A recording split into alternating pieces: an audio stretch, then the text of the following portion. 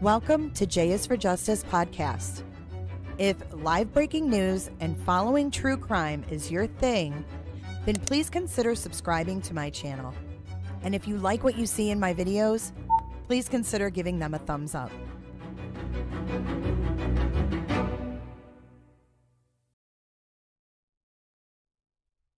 Hey everyone, welcome back to J is for Justice. My name is Jay, I'm your host.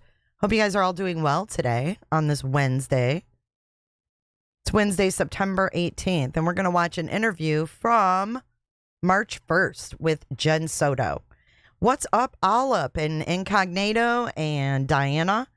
We've got a bunch of mods here, you guys. If you need anything during the stream, do not hesitate to ask them for some help. Yeah, get your spirits ready if you need them. This is going to be a bit triggering. It is actually, hey, ministry. This is going to be quite disturbing. So we're going to settle in now for, let's see, how long is this? Couple hours, almost 3 hours. So I hope you guys are comfortable. Your birthday tainted by Jenn Soto. I know, right? Well, we'll just play it, and I've got a few spots I wanted to bring your attention to. It was really, really disturbing because they ask her a lot about St. Cloud. Do you guys remember when we talked about Santa in St. Cloud? He lived in St. Cloud. His son and him were producing Child P, and the federal warrant came through. Henry Cox shot himself, and the dad, Santa, is in federal custody right now. And I believe he made a plea deal. I think we went over that.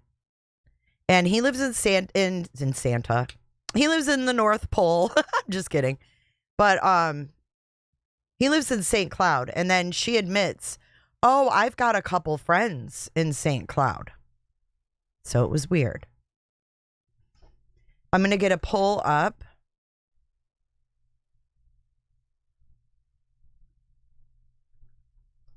I'm sure this is going to be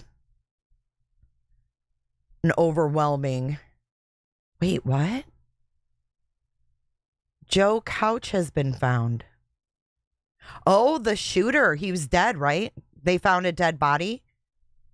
They found a dead body in Kentucky of the shooter. And then the other thing is, Diddy did not get bail this afternoon. Everybody waited around for hours and hours. No bail for Diddy. Diddy done, Diddy do. Do a diddy diddy dum diddy do. What's up, Captain Ganja and Rachel, Paisley Park and Sage? Yes, it was him for sure. Couch was found. Yeah, let's see if this poll changes by the end of the live stream. All right, let's get into it, guys. Thanks for being here. If you could hit that like button, that'd be great. Always helps get us into the algorithm. Bing bong. I know. Do you guys remember the 2 Live Crew version? Do a diddy diddy dum diddy do. No, he did not. Diddy's asking for some baby oil. Danny Dan says, I can't believe she says stash the body repeatedly about her own daughter. She makes me sick. Yeah, it's bad. All right, guys. Ganja's on his couch. Look at. Let's all follow. Let's all follow his lead. Here we go. This is Jenn Soto, March 1st, 2024. And this is interesting. This is in the ops soft room. This is what they call. So this is where they bring their witnesses that need a soft room, right? Because if they bring Jenn Soto into a cold room, she may not behave the same, right?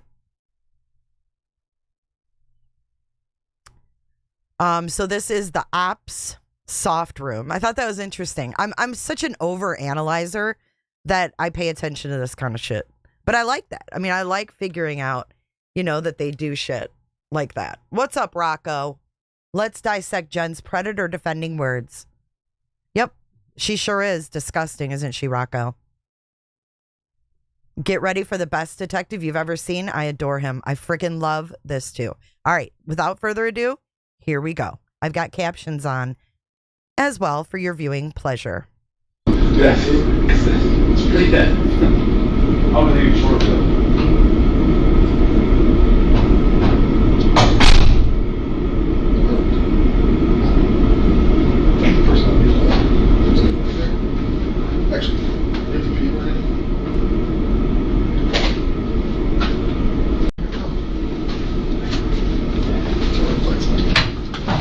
There she is, folks. There she is.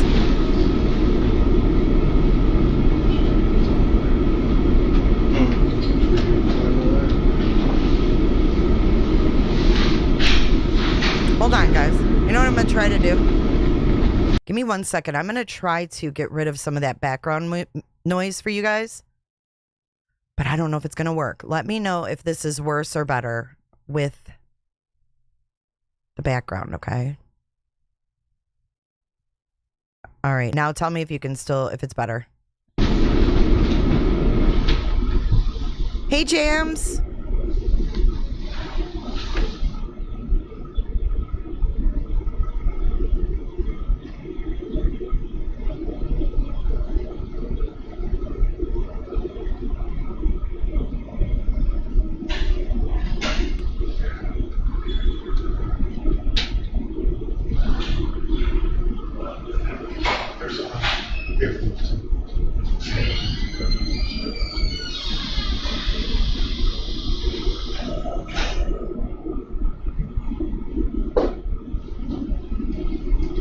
Sounds like we're underwater, doesn't it?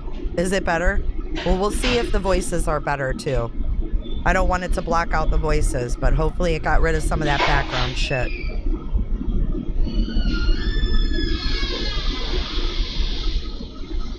Punani, good to see you, girl.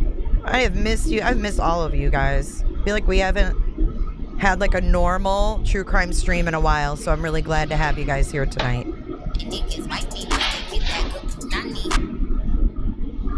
Thank you, GB. Hey, Cheech. You don't have to sit on your hands. You can vent away. Vent away. 97% of you so far think she should be in the clinker. Some high numbers there. Go into the clinker. Big house. Now let me know if you can hear the voices, okay?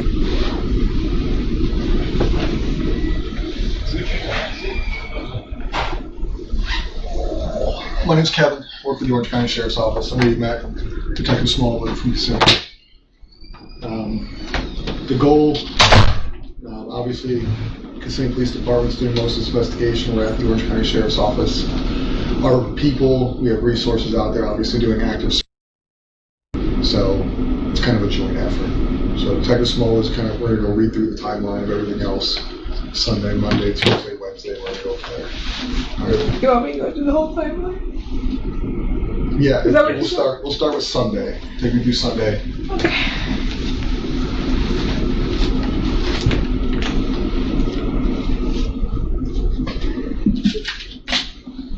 Sunday. Do you guys have tissue? Yes, ma'am. Madam Chief, grab some.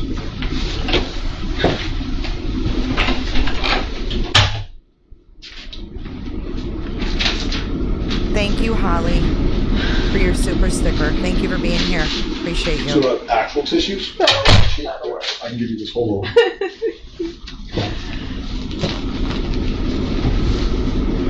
So Sunday, birthday party. She spent the whole day at my mom's house. They celebrated with the whole family. I was at work. I just started a new job last week or the week before. Okay. Where's that at? Walt Disney World at Coronado Springs, front desk concierge. Okay. I was finishing up my last day of, no, it wasn't even my last day of training. I was still in the middle of training. Sunday in the middle of training, I couldn't miss to go to her birthday party. So I went to work. I was with my family all day. She had the best day. She was so happy when I got home and I saw her. At my house around 8:30 that night. I wasn't home. She got dropped off alone. About 10 to 15 minutes later, Stephen showed up. At your house in Kissimmee? At my house in Kissimmee, he called me. Or he texted me, I'm not sure. But he let me know he was there and that she was getting ready for bed. She was doing her routine. So she took her nighttime meds and she got in the shower to get ready for bed. What meds? What does she take? She takes hydroxyzine. Okay. What is it for? It's for anxiety and for sleep. Okay.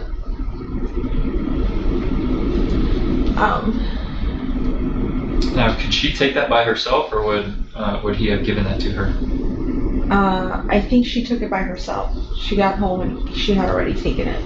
How do you know that? That's what he told me. That's what he told you. Okay. He was there when you got home? You got home, they were already at the apartment? Okay.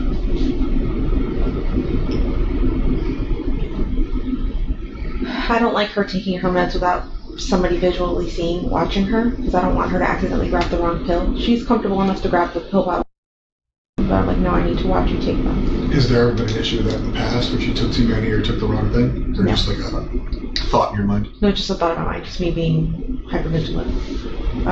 I want to physically watch her take her meds and watch her grab two, take them. I don't ever want there to be an accident of she took too many, or my biggest fear is that she would take Adderall by accident, her daytime meds. Got it.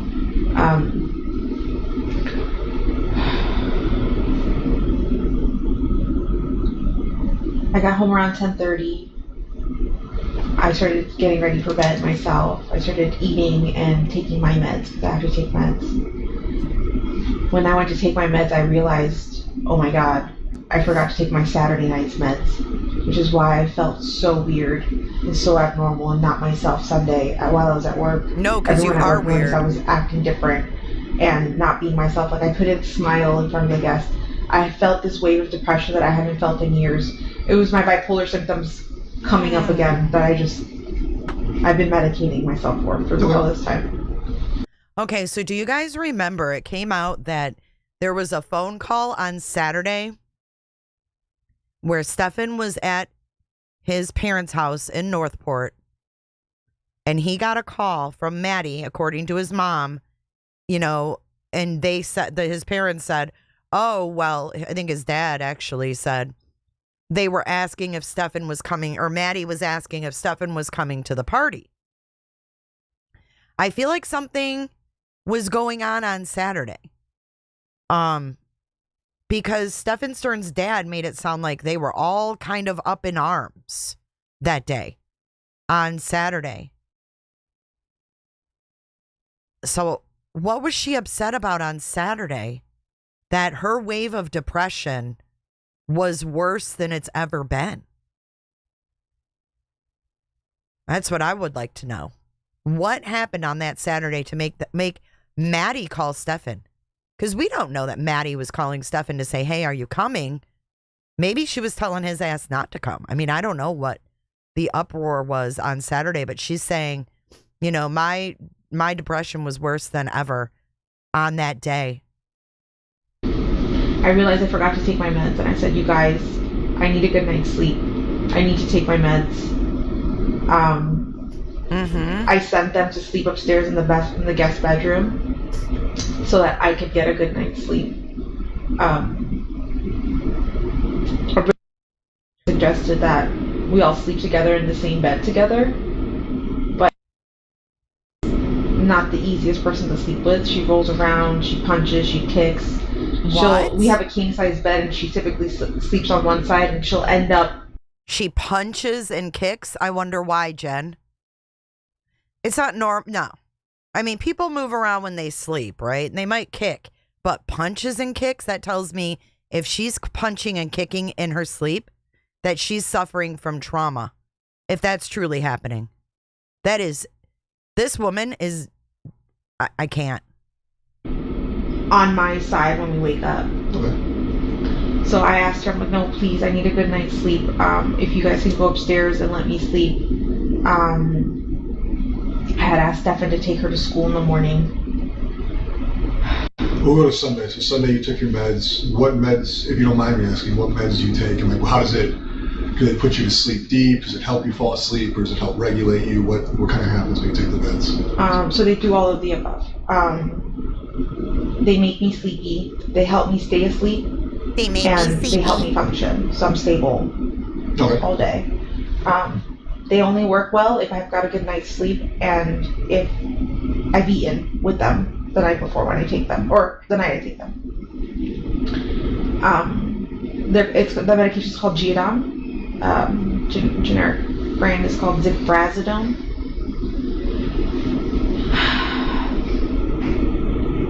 I took my meds, and then I told them to start getting ready for bed, to start heading upstairs and get ready because it was already almost 11 o'clock. It's past her bedtime. She needs to go to sleep. So I sent them upstairs. I think he may have come down at one point to pee before bed. Listen to this. And then he went back upstairs. He uses my restroom because the roommates upstairs don't want to share a restroom with a male. Okay. Yeah, so he uses my restroom. So you were so effing tired, you had to send your daughter up to room number 4 with Stefan Stearns, but you remember him coming down to pee in your bathroom. So your ass wasn't asleep?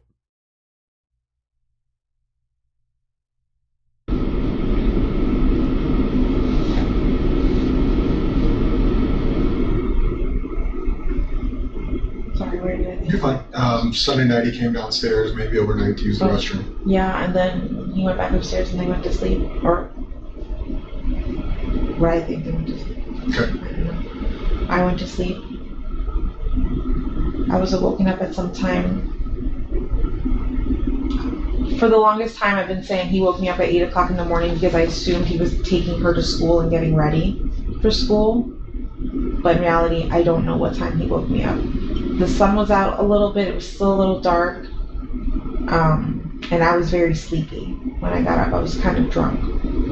But he came in You were to kinda walk drunk. the dog, to put the leash on the dog and walk him. Was the dog in the room with you? Yes.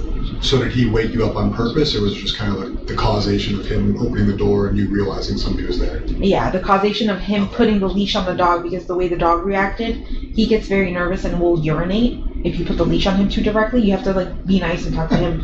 Yeah, he's a very he's a nervous dog. Yeah. So I got up to try to help him, and he said, "No, go back to sleep. I'm fine. I got this." And I said, "Are you sure?" He said, "Yeah." So I laid back down and went to sleep. I heard noise in the kitchen, but I'm not sure who it could have been. Getting ready, but it could have been Stefan. It could have been any of my roommates. Okay, you raise a child for 13 years and you don't know their voice by now? I fell asleep again, and I didn't wake up, I think, until 9 o'clock in the morning.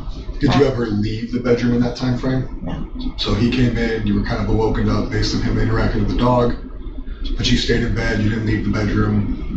So if you woke up at like 9, so you never... That morning. Monday morning. No. So the last time you would have been Sunday evening? Sunday. Okay.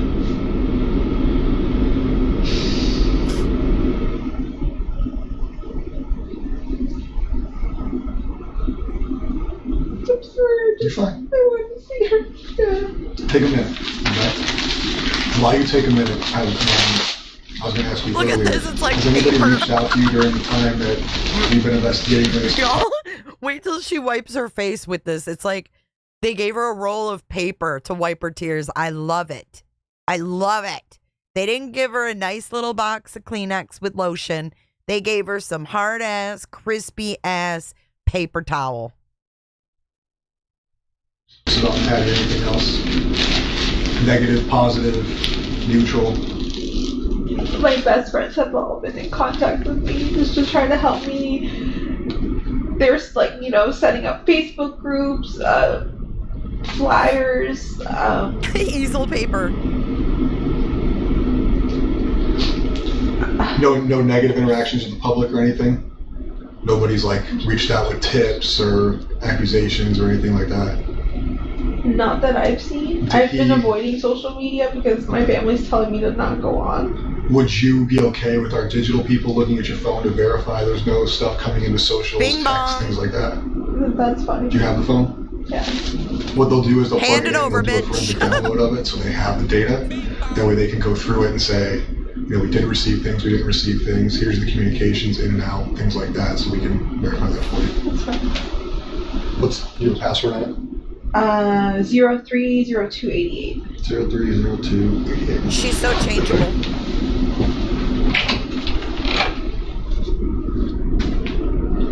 Is that a birthday?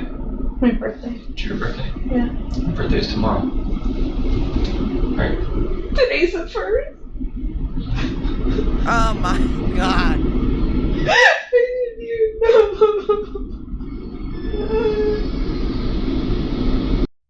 Wait a minute. Her birthday's the next day and the bitch is crying about her birthday? Hold on. Let me go back. Wait, is your birthday Today's the first. Wait, Yeah. My birthday's tomorrow. your birthday's tomorrow. Right. Today's the first. I didn't know.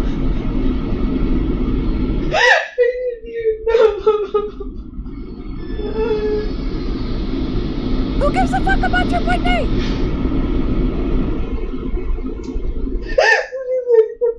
This is the worst birthday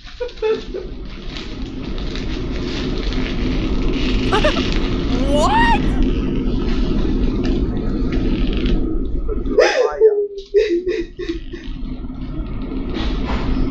She is so dumb.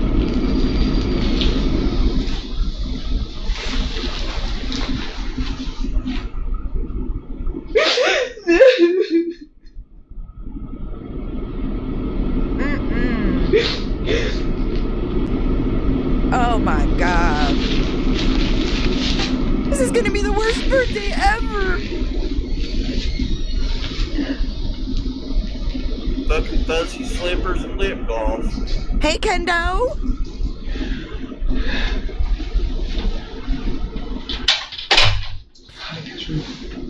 They haven't found Maddie yet. That way they can get that going so we can get it back to you before we're out here. We don't keep it from you. Okay. So you said about 9 o'clock on Monday you wake up. Yeah. I wake up. I have a doctor's appointment. I leave sometime between 9:30 and 9:45. And I head over there. It's blood work appointment. The appointment's for 10:15, but they take a while to see me. Where was your appointment at? LabCorp. LabCorp. And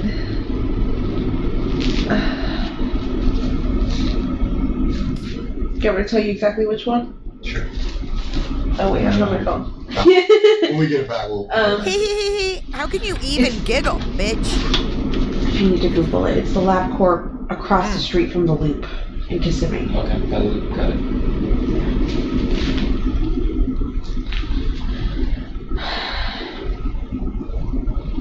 Had my appointment. I finished there sometime between 11:15. Then I headed home. When I got home, Stefan was there. I had talked to him a little bit earlier while I was waiting for my blood work appointment, and he let me know, "Oh, I'm so sorry, I left my phone at home by accident. School, everything went great. She got up super early, got up really quick. She slept most of the way in the car. I asked her multiple times if she wanted McDonald's, but she said no. Because that was the plan, was that they were gonna stop at McDonald's that morning to go get breakfast. He said that he had gone to the vape shop and they were closed and they didn't open. So he waited there for a while and left, and then said he was gonna go back later.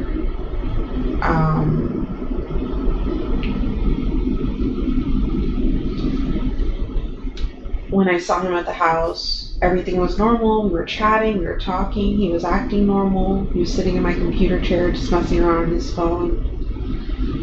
While we were hanging out, he mentioned something along the lines of, "Oh man, I've been avoiding this phone update for a really long time. I should probably update it now." And I said, "Do it, don't avoid it, just get it over with." And he updates his phone and then tells me, "Oh my god, I don't know what button I just pressed, but I just factory reset my entire phone." And I said, "How the hell does that happen? That gives you options now when you reset your phone?" He goes, "Yeah, apparently I wasn't paying attention and I just pressed the button and it happened." And I said, "Oh, that's unfortunate, that sucks."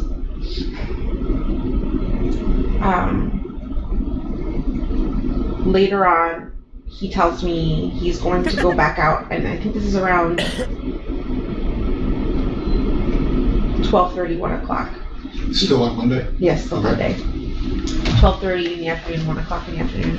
He tells me he's going to go back out. He's going to stop at a few gaming shops. And then he'll meet me at the house at 2:30 so we can get together.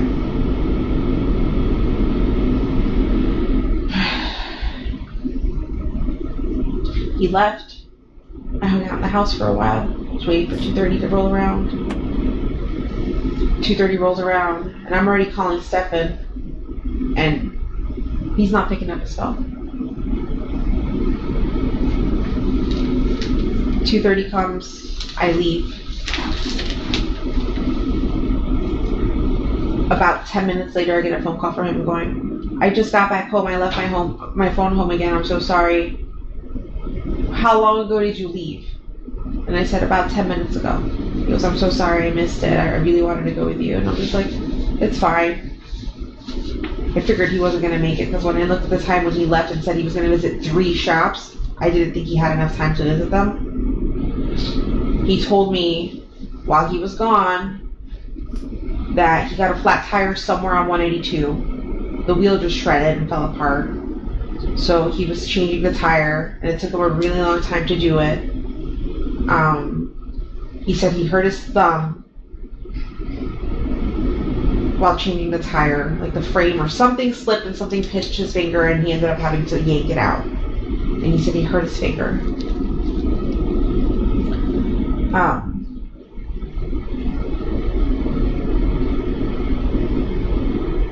I want to touch on something real quick. When you were calling him, he eventually told you that he left his phone there. Did you hear the phone at the house?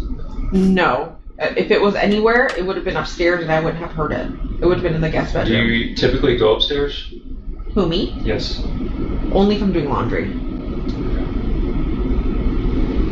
That was all. I was just curious if you had heard the phone when you were trying to call him that day. I didn't.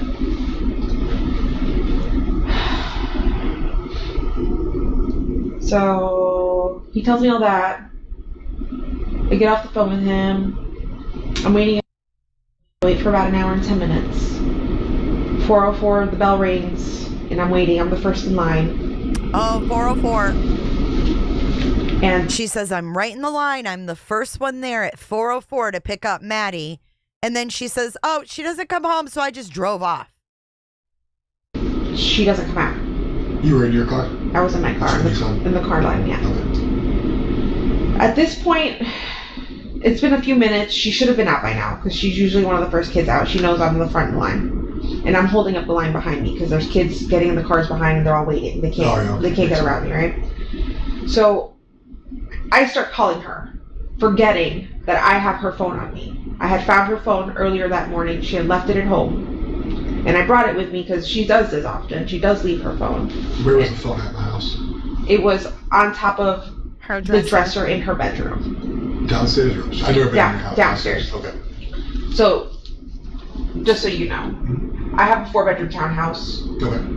The living room has a partition in it, a fake wall kind of thing. That's got her bedroom in it. That's got a bed, a dresser, and a desk on it. Does she sleep there? No. She'll hang out there. She'll use her computer and hang out there. That's her hangout spot. But she primarily sleeps with me every night in my bed.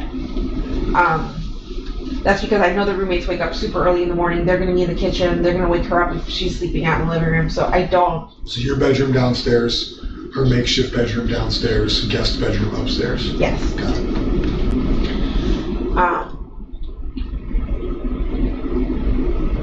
Her phone was on her dresser. When I found it, I was like, oh my god, she's putting her phone again. That's great. I brought it with me to the school because I was just going to yell at her and then just hand it to her so she could have something to do on our way home. 4:10 rolls around and she's still not out, or 4:09, and then at this point I'm feeling the pressure from the cars behind me. I'm like, okay, they're all full, they're all waiting for me to leave and she's not here yet. So I take off and I'm thinking, maybe I missed her, maybe I forgot to tell her I was picking her up from school today because I don't know if she knew that I wasn't working. I don't know if she knew if I was off. So I asked, I don't know if I told her that I was going to get her. So I left thinking maybe she walked. That's pretty close to school. If I can't pick her up at school, that's where I tell her to go. I drove the path she would have walked. I didn't see her. I got to the office. And she goes, no, it's a little too early. And I said, okay. Let me go drive back down and wait along the path she would walk and just wait. And I parked and I waited.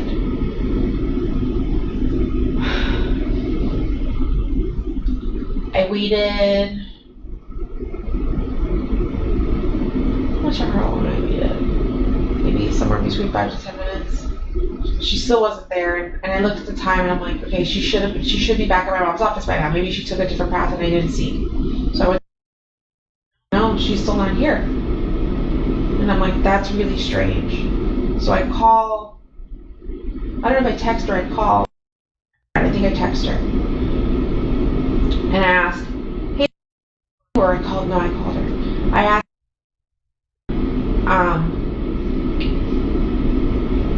and she said, no, she didn't make it to first or second period. And I said, what do you mean? She was dropped off close to the school. She should have been in school. Yeah, notice how she kept the script. She was supposed to be dropped off close to the school. She kept that whole narrative. Close to the school, not at school. She was dropped off close to school, and then she walked the rest of the way. She goes, no, she didn't make it the first, second period. I said, please check with the rest of your friends, see if she made it to any of her other periods.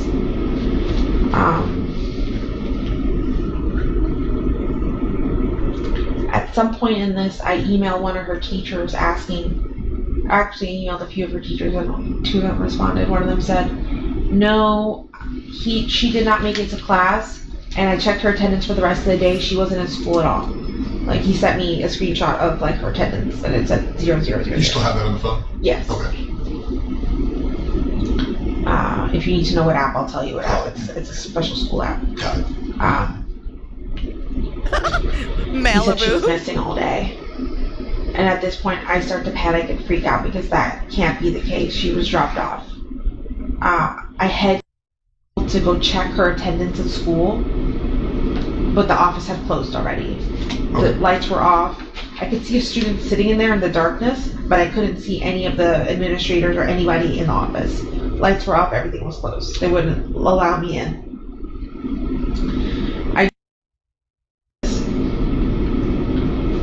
I think at this point the teacher had responded to me and told me she didn't make it to school at all.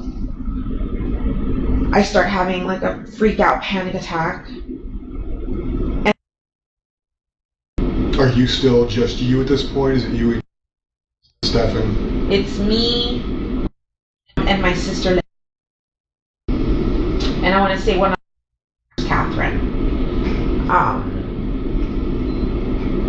I start panicking. Good night, Paisley. And I think at this point I call Stefan and I tell him, hey, because she didn't make it. She's absent today. There's no attendance of her at all today. I'm like, right now. And he said, okay, I'll be there. And he came to the office. And Yeah, instead after she saw the picture, she said Stefan needed a lawyer. for like 3 hours, I think. Eventually, I contact one of my friends whose husband works, or ex-husband works for OCP, or for you guys. Orange County Sheriff's Office? Yeah. Okay. And I messaged him and I talked to him and I asked him what I should be doing because you guys aren't responding quick enough. Would you know his name? What? Where he works? Yes. Nick Mann. Okay. Or Mahon. Not Do you sure. know what he does here? I think he works for SWAT. Okay. Sure. Figure it out. Yeah. She was texting with a SWAT member? He tell you to wait. I can't remember anymore. I think he let us know that there were other kids missing in the area, which is why you guys weren't responding quick enough. I think an 8 and a 9-year-old had gone missing around the same time too. In a playground, they forgot to tell. They didn't tell their mom they were going to the playground or something like that. So all the cops were over there on that side of Hunters Creek. So there were 2 other kids. There were 2 other kids that were missing that went to the playground and didn't tell their parents. So the cops had 2 children missing, and then they got the call for Maddie missing. And they had 3 children they were looking for that night. Yes, they gave her cheap ass paper towels, and they are crispy AF. My sister's boyfriend, ex-boyfriend, whatever he is, thought it would be a good idea to go to the park and talk to a cop there and see if he could bring a cop back, and that's what he did. Okay. And then at that point, that's when the cops started asking us questions, taking a report.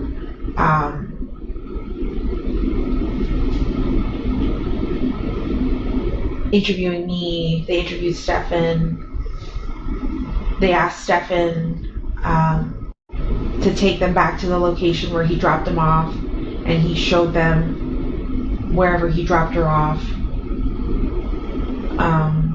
They were looking for cameras along the path, and I don't think they found any cameras along the way to see if there's any video recordings. I think. Did Stefan go with them in their patrol cars, or did he drive himself when they followed? How did that work? I think he went with them in the patrol car. Okay.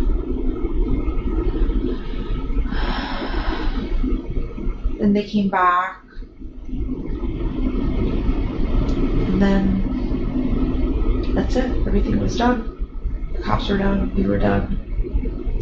What time? Do you remember what time that was on Monday? It was after dark. It was say 8 o'clock. What did you guys go do after that? We were in separate cars, me and Stefan. Okay. I ugly cried on the way home. I shouldn't have been driving. But I ugly cried on the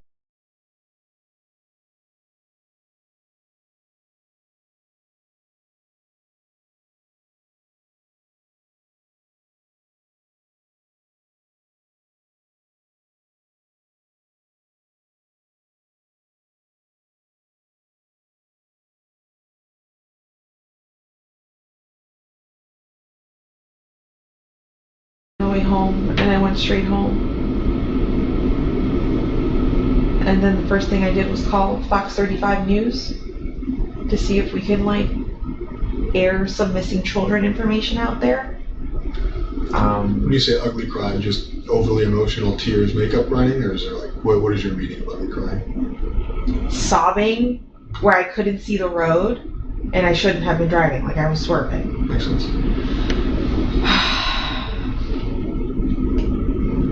Fox 35 come out to your house, or what was their response?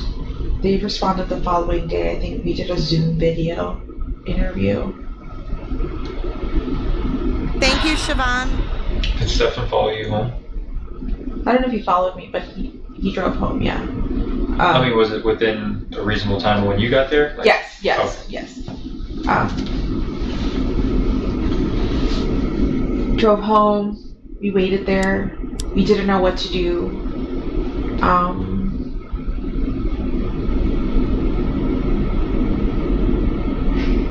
I stayed up late. I think I called Fox 35. What else did I do? I think I had to eventually eat and take my medication. Oh, she actually... He told me This bitch could actually eat after this. Her daughter's missing. I ugly cried, and then I had to eat because I had to take my medication. Look at Kevin, the investigator. He's the one right here in the green pants. He's like, are you fucking kidding me? going to go out cruising that night to go look for her. And I said, I even questioned that. I asked him, are you sure it's a good idea? You should probably sit tight. Let's just wait to see if she comes home. And he said he was going to take a drive out.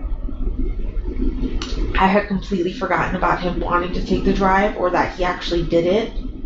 And it wasn't confirmed to me until the following day, where agents came to the house and we sat in the car for a good amount of time, and I noticed the chair was adjusted. And I said, did you drive my car? And he said, yeah, remember I said I was going out last night to... That's right, you did say that. Can he tell you where he looked? I think he said up and down 192, and I said, why there? And he's like, I don't know, I'm just looking. I was just trying to look anywhere. And I'm just like, okay. Did he say if he found anything or talked to anybody, or just roamed? Yeah, roamed.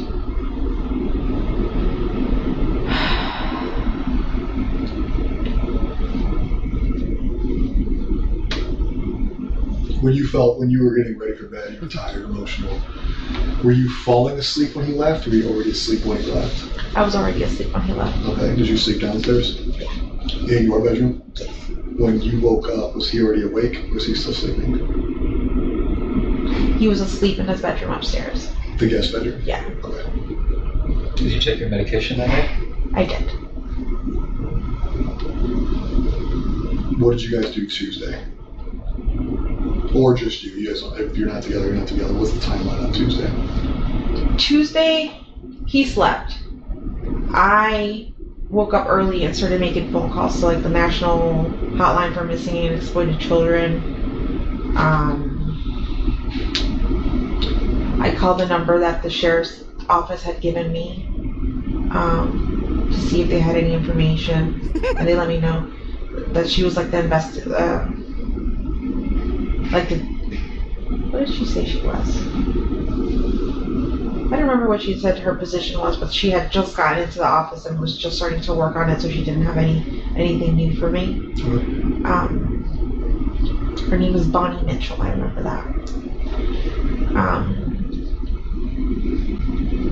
She asked me to send her some photos. The National Exploited Children's Hotline place asked me for photos as well. I think at this point, I had asked my friends and family to start contacting news outlets to try to get as much attention on this as possible.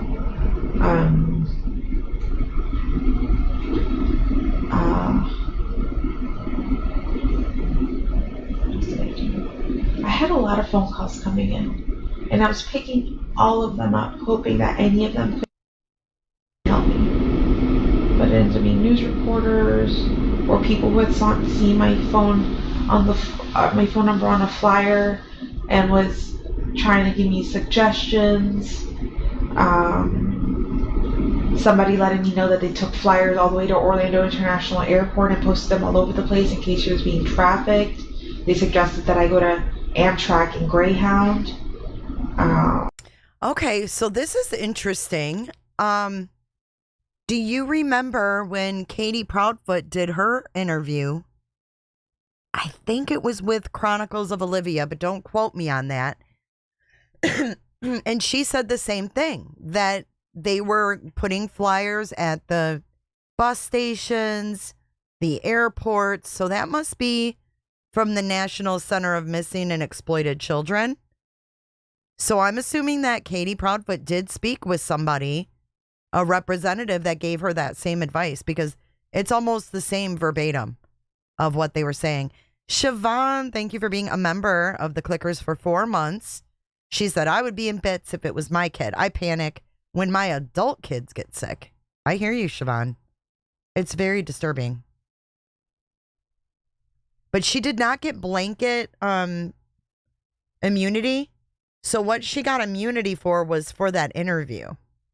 So anything she said in that interview, they can't use any of that info against her. But if they find something outside of that, whether digital evidence or, something else outside of that, they still can charge her. They just can't use the information in that interview. I hope that makes sense. I had my sister making all these runs for me. I didn't leave the house to do any of this. Stefan's still asleep. Yeah. Eventually, reporters come to the house and do an interview. And at this point, Stefan was awake. I did an interview with them. And then Stefan was crying in the background. And I said, Stefan, do you want to do the interview? You can if you want. And he sat in front of the camera and did an interview where he cried. Do you know which news outlet that was with?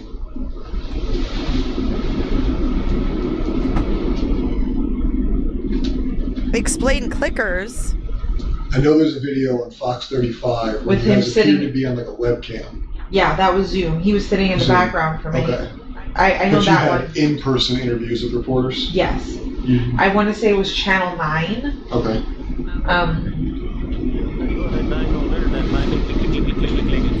Yeah, Channel 9. And he spoke to them? Yes. Okay.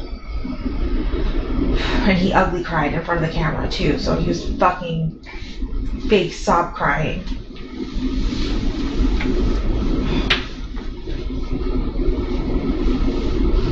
So are you saying that now, or do you? I'm saying that now. I didn't Okay. think that at the time. At the time, I thought he was truly heartbroken and not that he had done all this shit to her. Like, I look back at shit now, I'm just like, he was fucking lying. He was fucking faking. What else has he been lying to me about? I know he's like a master liar and manipulator because he's done it to his parents, and he's told me and shown me the lies he's done to his parents. But I don't know why I never thought, not me. The lies are about money, they're about where he's at, what he's doing. Was he? Yeah, all that. To his parents? Yeah, he's stolen money from his parents. They used to have a few $1,000s hidden in like a closet for emergency fund kind of thing. And during COVID, he stole, like, he wanted RC cars. See, if he wants something, he's gonna get it. No matter what. So he wanted RC vehicles, the remote control cars. Fancy ones. They were a few $100s. And I'm poor. I know I can't afford it. And he's showing up at home with these things. And I asked him, where are you getting the money from? Because we don't have this money. He goes, oh, my dad. And I said, your dad gave you money? He goes, no, I took some from his closet. And I was like, what? Like they have an emergency stash? And he's like, yeah. And I'm like, he's gonna notice money's missing. And he's like, no, he won't. It's so much money in there, he won't notice at all. I've confirmed with Chris later on that he did notice money, but he never asked his son. But I let him know, yeah, he was robbing you and just buying himself toys. He's also lied. Most recently, he lied to his parents about where he would be. He told them he would be at his friend's house playing video or board games or something like that, but in reality, he came all the way to Kissimmee to hang out with us. But you guys were together Wednesday? After all the interviews, did he stay Wednesday? Would you? I know yes. We had some detectives go meet you guys Wednesday, I believe it was. Yeah. Were you guys in the house together till detectives came? Yes. What kind of happened after detectives came?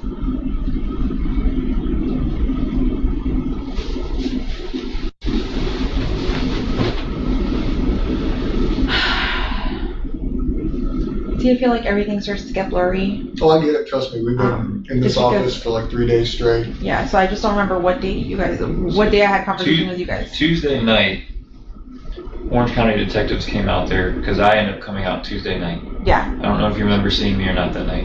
Okay. That was the first night we were at the apartment into the nighttime. Yeah, is that when you guys shut down the house for forensics? Yes. Okay.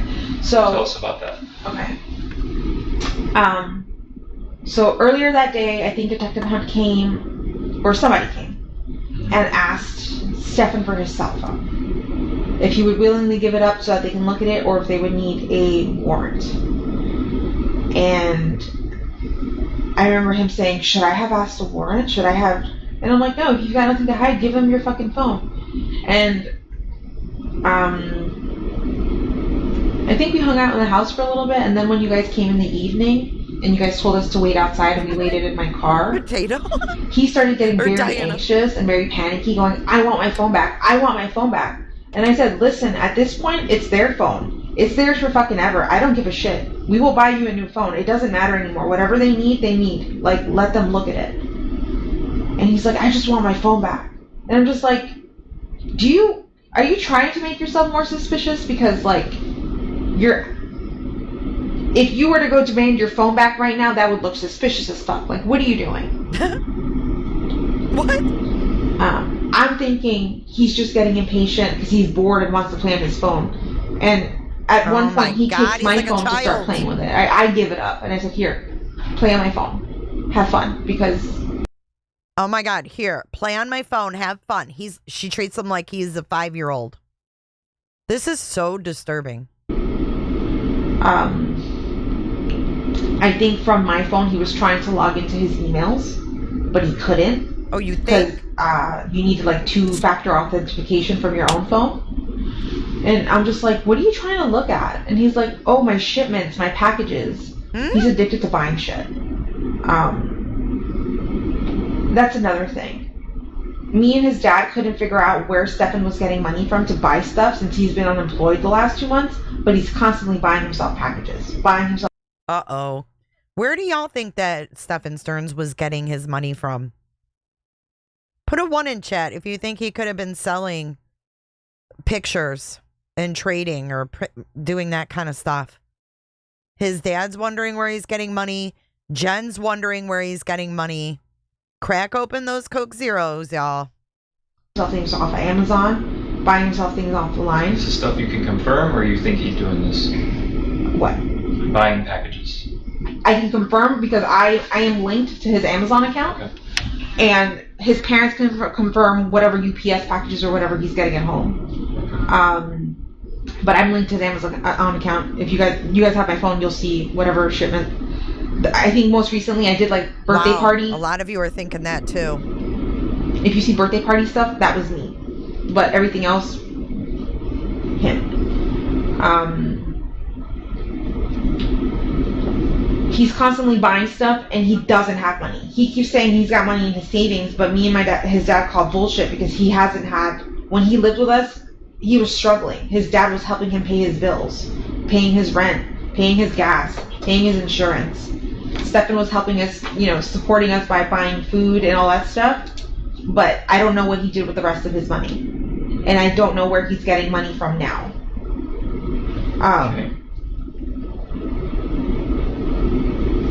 Imagine you were telling us that he was trying to log into his emails. So he's trying to log into his emails on. Imagine having to go home after hearing and seeing all of this, like being these two men and having to go home, and it is unimaginable. This case is unimaginable. His phone, and I said, two-factor authentication, you can't do anything. You're just gonna have to wait till you get your phone back.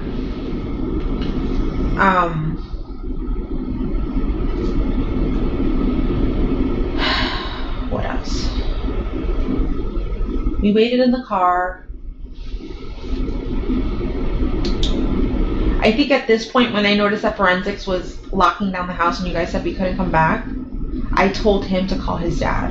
Because I had a feeling y'all knew something and it was going to come down on him. And I'm just like, they're focusing on the wrong person. They have the wrong person. In my head, I'm convinced you guys are just... No. She says, I thought you guys knew something.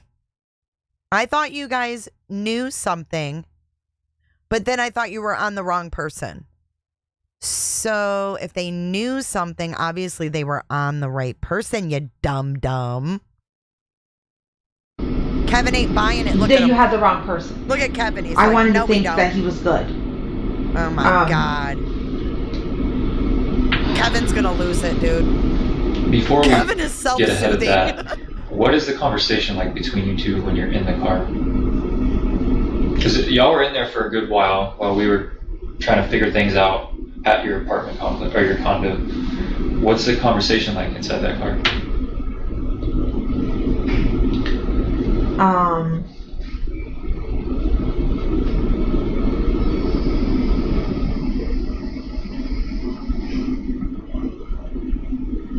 trying to think back to what exactly we were talking about.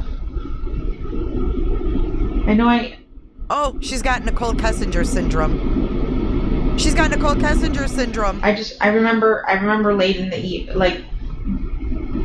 I don't remember what we talked when about. you guys let us know we couldn't come back, and I called his dad, or we called his dad. I started saying to him, like, I think they're focusing in on you. Like, we need to call your dad, and I think we need to get you a lawyer. Wow. I feel like they're focusing on the wrong person, and he kept saying the same thing. He kept repeating what I was repeating. Oh, I'm sure he was. That they're focusing on the wrong person. They're wasting time there.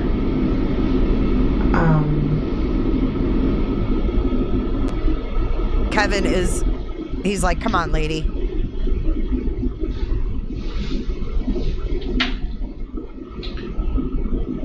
See how she's slouched? How do you feel when you say he needs a lawyer?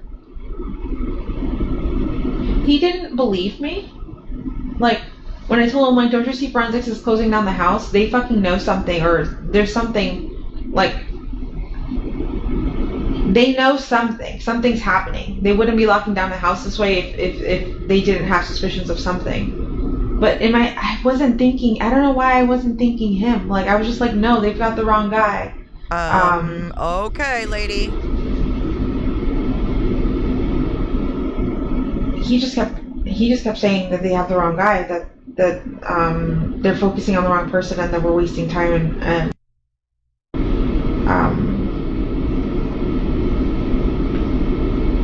we call his dad. We tell his dad to come down here. I His dad haven't. did come down here and met us at a hotel. That was another thing. Hey, Mesra. I don't have that much money. I live off of disability. And what else? I couldn't afford to put us up on a hotel. Like, when you guys said that we couldn't return, I was like, I didn't know where to go. I was trying to think if any family member would have a spare room or anything like that, and not that could take the three of us, or when I say three of us, I mean him and the dog.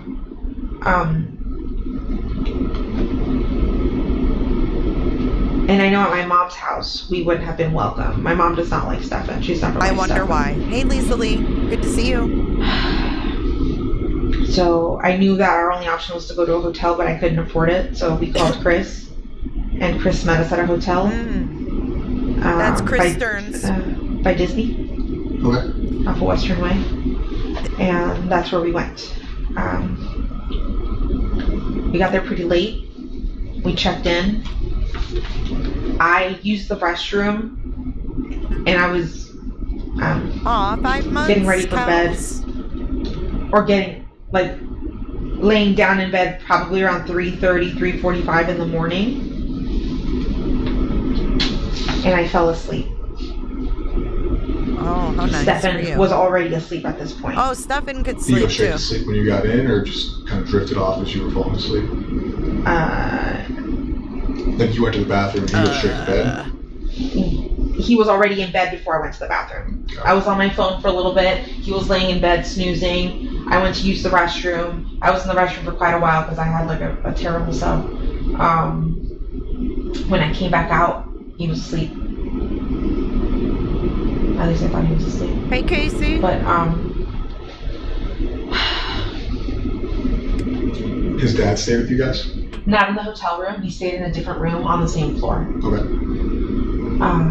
The following morning, I wake up, I think around 9 o'clock in the morning. And Okay, so they took possession of the apartment or the townhome, and then they had to go find somewhere to sleep. And she said, I didn't have any money for a hotel. I couldn't go to my mom's because she doesn't like Stefan. Well, guess what? If it was me, I would have said, F you, Stefan. I'm going to my mom's. But she didn't. So they called Chris Stearns, Stefan's dad, who drove up to Orlando from Northport to get them a room, and then he stayed there on the same floor. Stefan's not there. So this is the next morning, Tuesday. And I remember thinking, he left again without his phone and didn't tell anyone where he was going. That's suspicious as fuck again. Why is he trying to... Well, we took his phone, so he got a new phone? He didn't get the new phone until later that day, where his dad woke up, came to our hotel room, and then handed him a phone. Okay. And said, here, have this phone in the meantime until you get your old phone back. His dad? Oh, so you're just saying he's out and about with no phone? Yeah. So daddy got him a phone? Did I hear that right? Room, and then handed him a phone. Yeah, his dad. And said, here, have this phone in the meantime until you get your old phone back. Oh, so you're just saying he's out and about with no phone? Yeah, he's out and about with no phone, so there's no way for us to contact him. There's no way for us to... I didn't know if he even knew how to get back to the hotel. Because I drove that night. He's a little oblivious to when it comes to directions. Oh, boy. So I was just like, is he going to even figure out how to get here? But he rolled in around 11:15. Rolled in With a cup of Wawa. And said, oh, I'm so sorry, I was just driving around. I grabbed some Wawa on 182 and got lost. I didn't know how to get back to the hotel. But I'm here now. And I'm just like, detectives are about to show up. What the fuck would have happened if they showed up and you weren't here? Like, you would have been a fugitive. Like, what are you doing?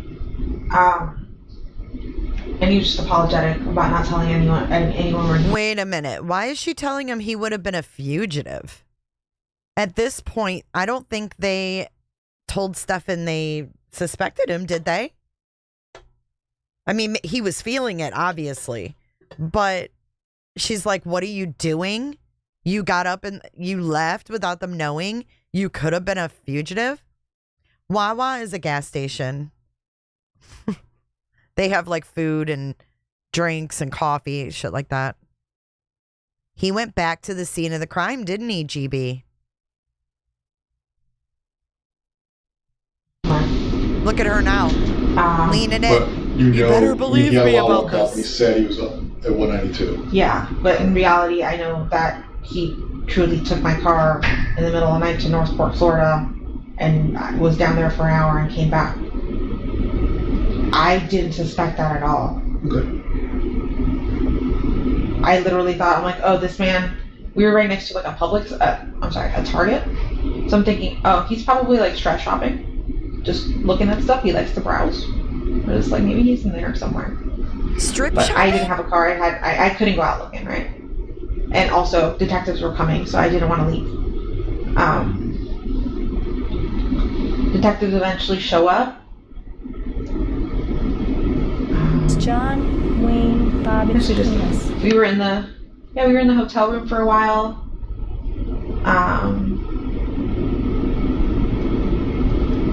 He went back to sleep and slept. I took a little snooze for a little bit that morning, and then I got up and then I went downstairs to the lobby and I saw Chris. And Chris asked if I wanted some lunch, so we went to the hotel bar and ate some lunch. The fuck? We brought up some. What? Hold on. Hold the fuck on. You snooze when you're like on vacation and you take a little nap, you know, like let's say you're going to Disney. Oh, let's go back to, you know, the hotel and take a little snooze. She took a little snooze. And then Chris asked her if she wanted to get some lunch. So they went to the hotel bar and got some lunch. This is fucking weird. AJ, thank you for being a member for 4 months. They sleep so much, Poon, because they're all on pills. The staycation. But seriously.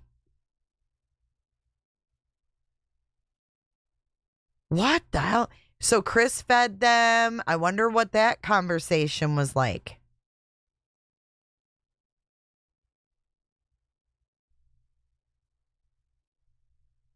Some lunch back for Stefan. Oh, Told him to eat a little bit. we got when he woke Steffi up, some he took like 2 food. bites. And he only took 2 bites. This is maddening. I'm ready to throw my computer through the wall. He only had like 2 little bites, and his mama was calling, and she was saying, "Make sure Stefan eats. Make sure he eats some." And the utter disregard for Maddie. Utter disregard. Then detective showed up. We went downstairs. And then we went souvenir They shopping. let us know that there was a press conference happening, which we already had an idea was going to happen. And they told us they would give us a ride and escort us to the conference here. And that you guys would let us in the back way so that media wouldn't see us. But in reality, now I know that was just to interview guys to us. But oh wow. Okay, so she's laughing at their little tactic. Watch. You guys told us there was going to be a press conference and you were going to give us a ride here. But now I know it was just because you wanted to interview us. Listen to that part again. ride and escort us to the conference here, and that you guys would let us in the back way so that media wouldn't see us. But in reality, now I know that was just to interview guys to us. But Kevin's like, yeah, real fucking funny. Yeah, then we showed up here and got separated. Haven't heard from him since. Haven't spoken to him since. Have no interest in speaking to him at all.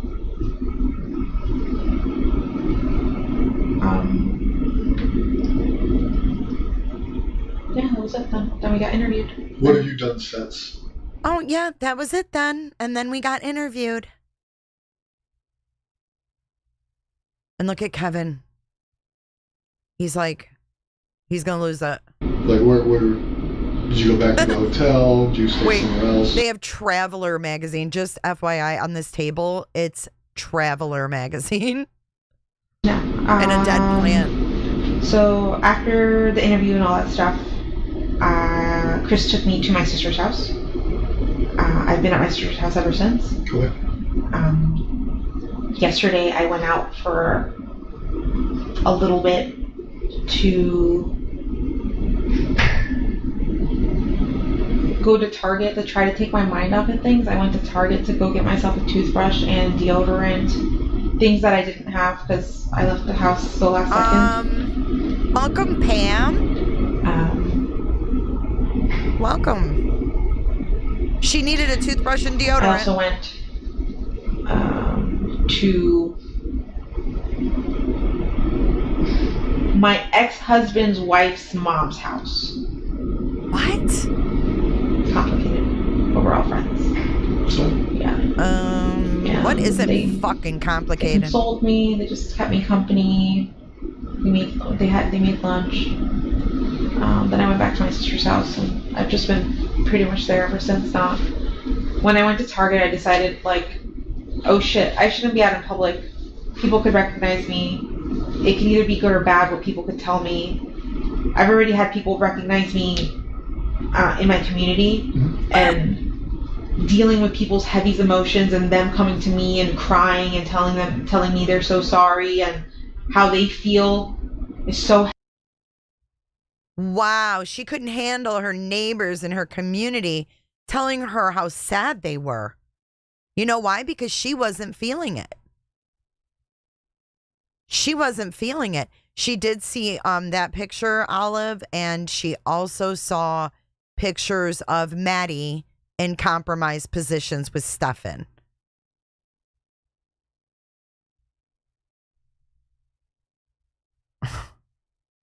I can't handle hearing people have emotion about this. How dare they? Gypsy, thank you for being a clicker for 4 whole months. Jen is a piece of work and can't stand her baloney. She's full of shit. Thank you so much for your support, Gypsy. Heavy because like I just have to kind of stand there and take their emotions and like I don't know, it's so heavy. What? When I realized that these are the interactions I was having in public, I'm like, I need to stay home because I just can't carry anyone else's emotions right now. I have my own to deal with, like I don't want my own mental health suffering right now, or for me to spiral and end up back being hospitalized. What? Okay. So Wait, hold up. Bing bong. Does that tell you where she went? Bing bong. I bet you she did put herself in a hospital. Pugopolis, welcome to the Clicker Club. Clicker crew, whatever you want to call it. Welcome. She is so worried about herself, but look at, I didn't want to end up hospitalized. Hey, Miss Nightbot. Hey, Rachel. When did you meet Steve or Stefan? I met Stefan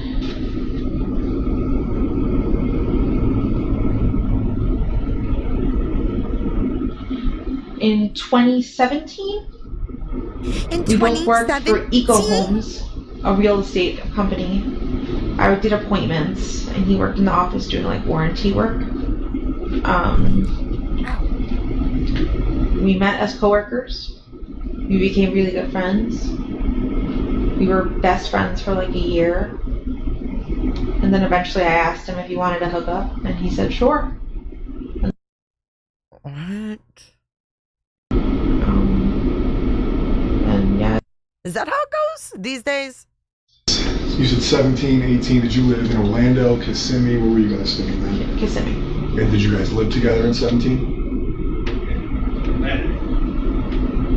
He technically lived at his parents' house, but he was staying at my house all the time. Okay. Same house you're in now or a different house? Wait, I take it back. In 2017, he wasn't staying over my house. It started in 2018 when we started hooking up, and he started sleeping over my house. Okay. And what were your next question? Was that in the current Yes. house you live in now? Yes. Okay. What? How long have you lived in that house?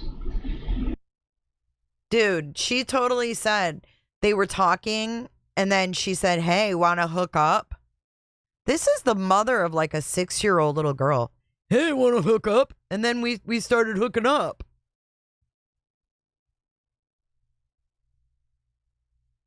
On and off. Because at one point we moved close to where his parents live right now.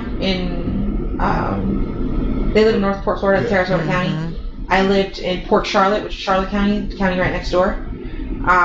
we had an apartment there for like 6 to 8 months. We moved down there because, again, Stefan was promised a job and that fell through. So we supported ourselves in this tiny apartment for a little while until I ran out of funds. Do you remember what year that was? 2020. Then COVID. So when did you live in Port Charlotte, 2020? Then COVID. Poor Maddie. I don't remember what month I moved in, but I remember moving out in November. Of 2020? Yeah. Okay. So it was some...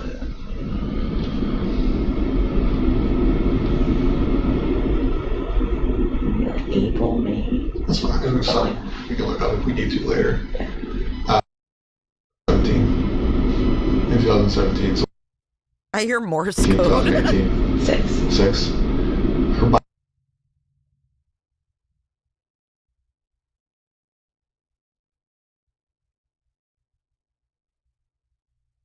It's muted right now, guys. They don't mute much of it.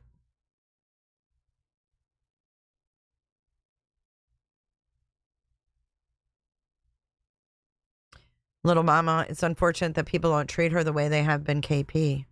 Interesting, isn't it? It's weird how people react on the tubes here. This is hard to watch a mother be emotionless. I think she knew more than what she says, in my opinion. Can you imagine during the pandemic?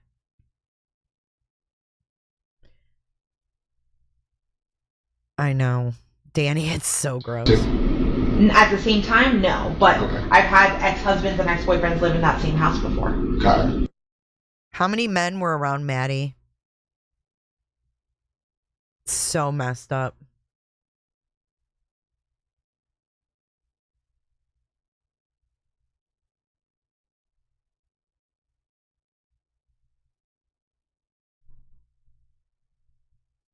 You moved to Port Charlotte sometime in 2020 for a few months. Yeah. And then you came back to the same house.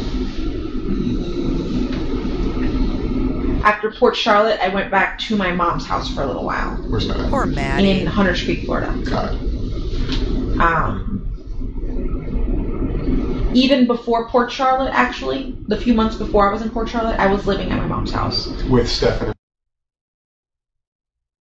Around March 20th, I decided he wanted to renovate the house and possibly sell it, so he told us to get out.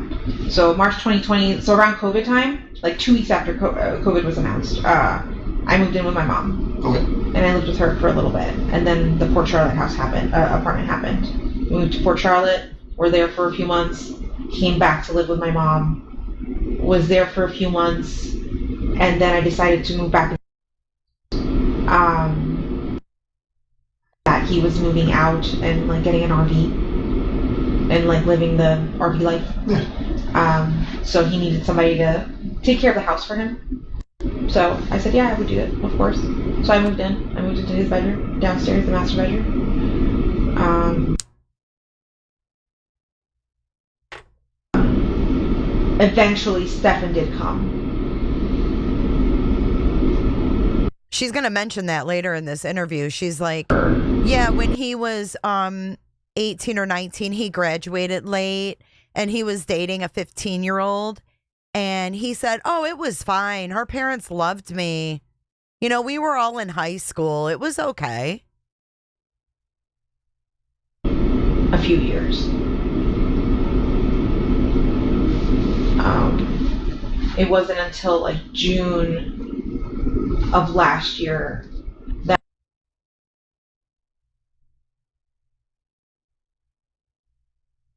I agree. It is tough to hear.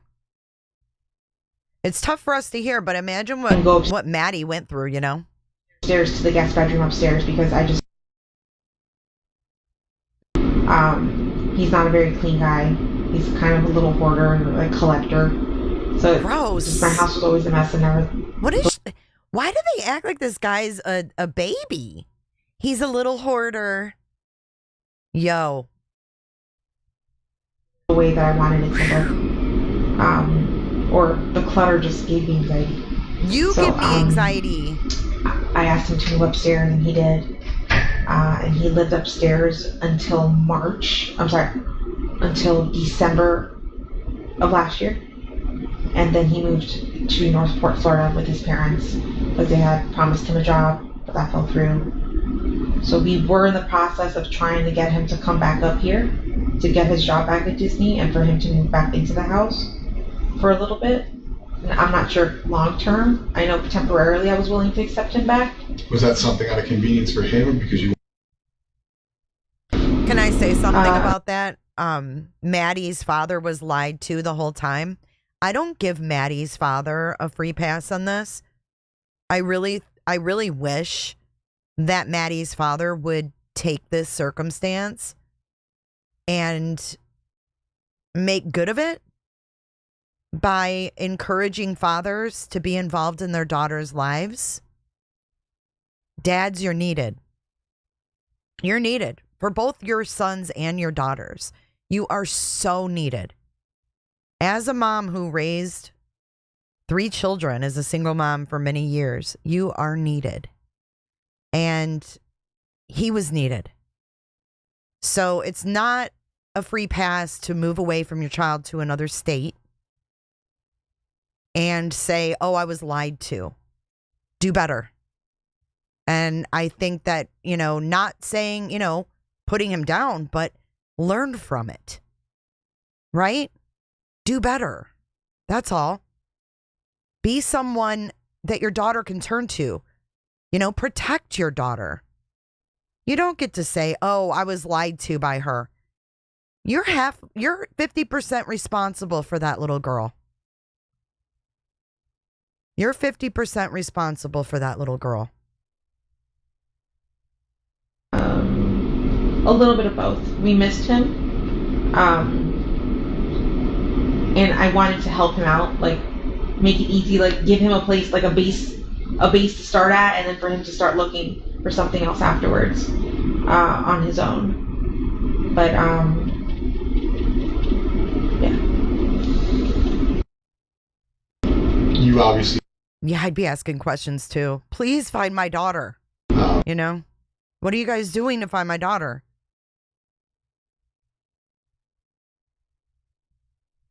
Relationship. Talk a lot. Is she a secretive teenager? What is your kind of day to day with her?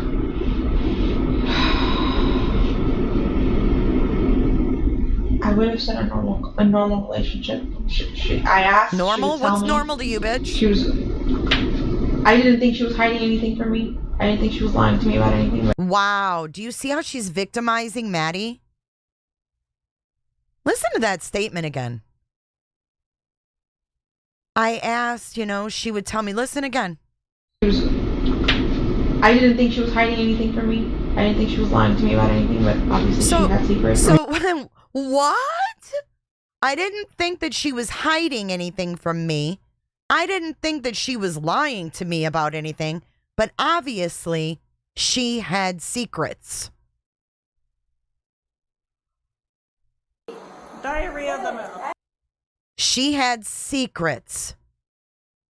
No, your boyfriend was lying to you.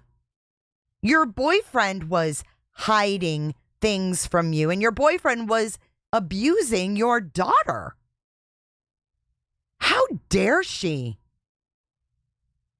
She has already seen a picture of Stefan's you-know-what in her daughter's mouth, guys. She's seen it in a photo. And has the nerve to say that Maddie had secrets? Oh, my God. The hindsight, all the stuff you found out over the past couple of days, we're taking that out of the picture, your relationship with her. Okay. Not looking back saying, okay, I was being lied to. Up until you found out some things that you've been told, you guys had an open communication relationship. You talk about everything. Life. Yeah. If anything, she was a little bit more open with Stefan because she told him about a boy she had a crush on. Okay. And that his name was. And she described him. And Stefan's like, are you aware that she has a crush on a boy? I said, no. He's like, yeah. She told me his name tall and that she likes his fluffy hair. He was When jealous. was this? Remember when this conversation happened? He was jealous. Within the last week sometime, but I'm not sure. Okay. Oh, fuck. In the last week, Maddie told Stefan she had a crush on someone at school and she liked his fluffy hair. This mother was, not mother, but Stefan, MFer, was jealous. Could that have been the motive? Gross. Look at Kevin. He's like, this is just absolutely disgusting. Look at him. Can't take it. Like within, so we saw, so within a week of that Sunday, I'm not sure if if she had told him via phone chat. It must have been via phone, like phone convert, like we don't FaceTime, we Google Meet. The Android version. The Android version of FaceTime, yeah. So was that on Saturday? So we would Google Meet often. Sometimes when we get home from school, just talk all day. Or sometimes not even talk all day. We would just bullshit. I would be doing my own thing. He would be doing. We're just keeping each other company on the phone. And I think in one of those conversations, she told him that she had a crush on a boy. But I checked those text messages with that boy, and nothing seemed weird either. So. But how did he? I mean, it could be new. I mean, she sees a guy at school. She thinks it's attractive. He shows her attention. I mean, she's young. How did he take it? Was he like? And I want you to think back before you know things you know now. Like, did he seem concerned about her? Did he seem excited for her? Like she's starting to, be a kid and have crushes and everything else. Like, he seemed happy for her. Okay. He's like, yeah, did you hear this? This is super cute. And I was like, oh. I hadn't. She hadn't told me. And I wondered, I'm like, why didn't she tell me? Why did she tell him and not me? And like, I want to know who she got a crush on. But maybe it's because I've told her she had a rule. She wasn't allowed to date for a few years. Okay. Until like... Oh, she wasn't allowed to date for a few years, but she can sleep with your fucking boyfriend. Lady, I hope you go to the clinker. I really do. I hope they get her on something. I can't take it. I can't take it. She's not allowed to date, but she could sleep in room number 4 with the lube and all the fucking tripod and... I think I had said 16 or something like that. But I didn't want her dating. 16? So then your relationship with her was open. Obviously, she's a child. She's not going to share everything. Yeah. With him, it seems like she has a very open relationship with him. They talk, they hang out.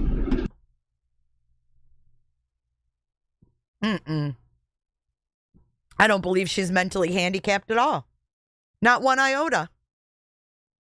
Why would you think that? So it'd be okay with you if they Mentally went out and did things handicapped? together outside, if you were at work or something? What gives you that idea?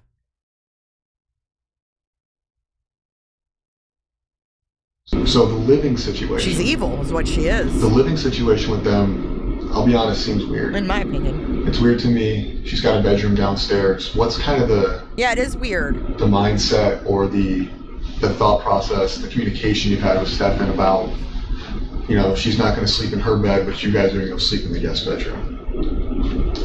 So, originally, the plan was that all 3 of us were going to sleep in my bed together. And I'm not just saying Sunday, I mean like...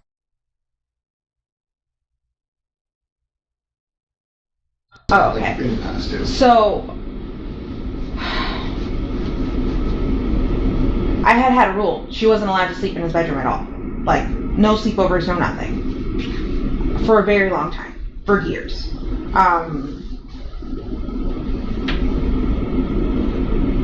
Since we're pausing, Yeah. what brought that on? Was that like a request of his, like, can we sleep in the same bed, request of hers, or you just saying... How did that start? And me being super paranoid, not to trust anyone. Oh my god! Super paranoid! For the longest... Shut the fuck up. Like, even though he treated her well, I still looked at him on, like side-eye, like making sure, like, is that normal? Is this, okay, that looks normal, okay. I wanted to make sure that nothing was happening and that I was missing something, but I was. But,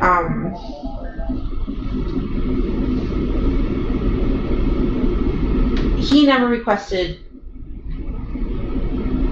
I'm sorry. Repeat the question then. So I guess when you said like you had a rule, like obviously we know now they've slept in the same bedroom together and everything else. I'm sure you're questioning a lot of things that like you haven't been told or that are going on. Hey, The B10, thought what's process up? of them sleeping in the same bedroom caused you to say that you had a rule for the longest time where they couldn't. Yeah. I have a son. He's a lot younger than her. He's 4. But I guess if I was dating somebody or had somebody over, I would never establish, and this is just me, a rule. He can't sleep in the bed with her, or she's not going to be. It wouldn't even be a thought process for me. So that's why I asked, because I wouldn't think of it even as an option. Yeah. So when you say you had a rule, I guess I'm asking what prompted the rule. Sleepovers before. Yeah.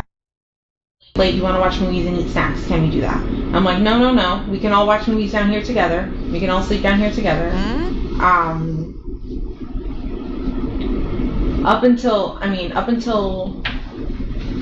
June,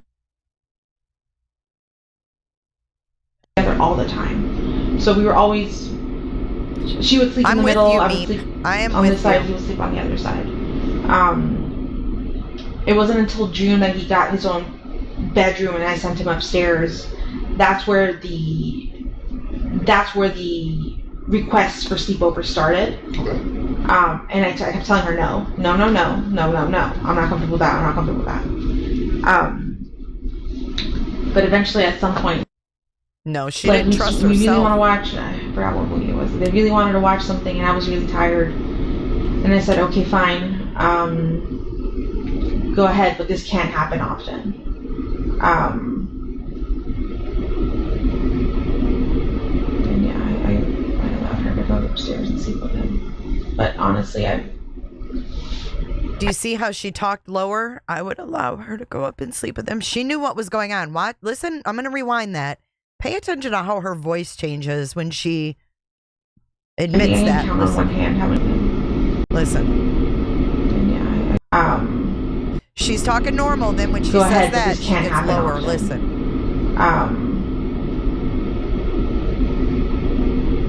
And yeah, I allowed her to go upstairs and sleep with him. But honestly, I think I can count on one hand how many times that's happened, and it hasn't been many times that I've allowed her to have a slumber party with him, to be alone in a bed with him. Slumber party with your boyfriend?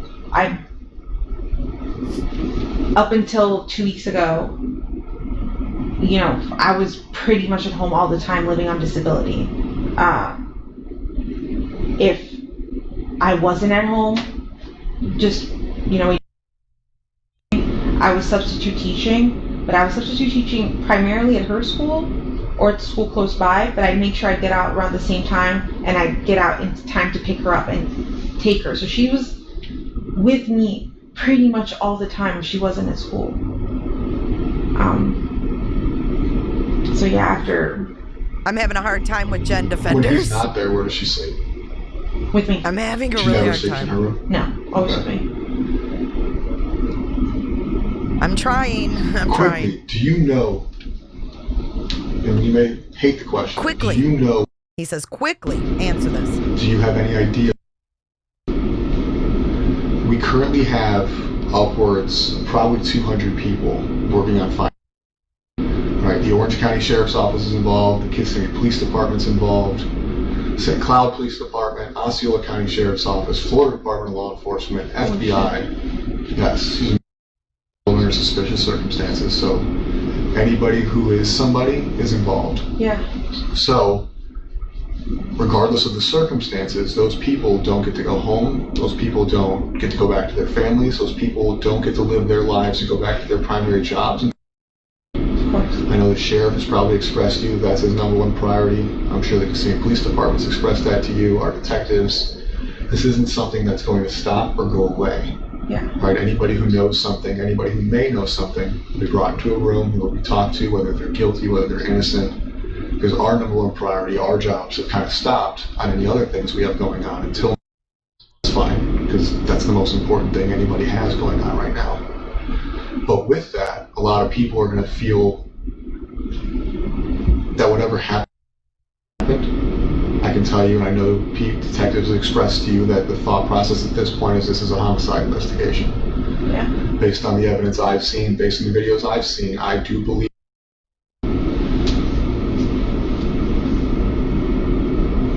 With that being said, and the reason I tell you that, not to be an asshole, is because the thought process with us leads it in a different investigation, a different way. Meaning, whatever has already happened, right? We cannot change what happened most likely on Monday. We cannot change the fact that I believe Stefan killed her. Oh my right? God. All we can do now is find her as quickly as possible. On the 2% chance we're wrong and that she is alive, that's phenomenal, right? That's the best thing that could happen. On the chance that we are 100% correct and she has passed away, finding her now versus later will bring closure to your family, will bring closer to everybody, regardless of how it happened or why it happened. Meaning, if you have an inclination, if you know where she's at, if his father knows, that doesn't mean those people get held accountable for what he did. It doesn't mean those people get held accountable for knowing what he did. It means we close out the investigation. But look at her. She was just told this is a homicide investigation, and we're 98% sure that your daughter is deceased. And we have 200 people out looking for her right now. And then she's like, but now look at her. She worried about herself. Look at her face. This isn't sorrowful. This isn't grief. This isn't, oh my God, my daughter, my baby.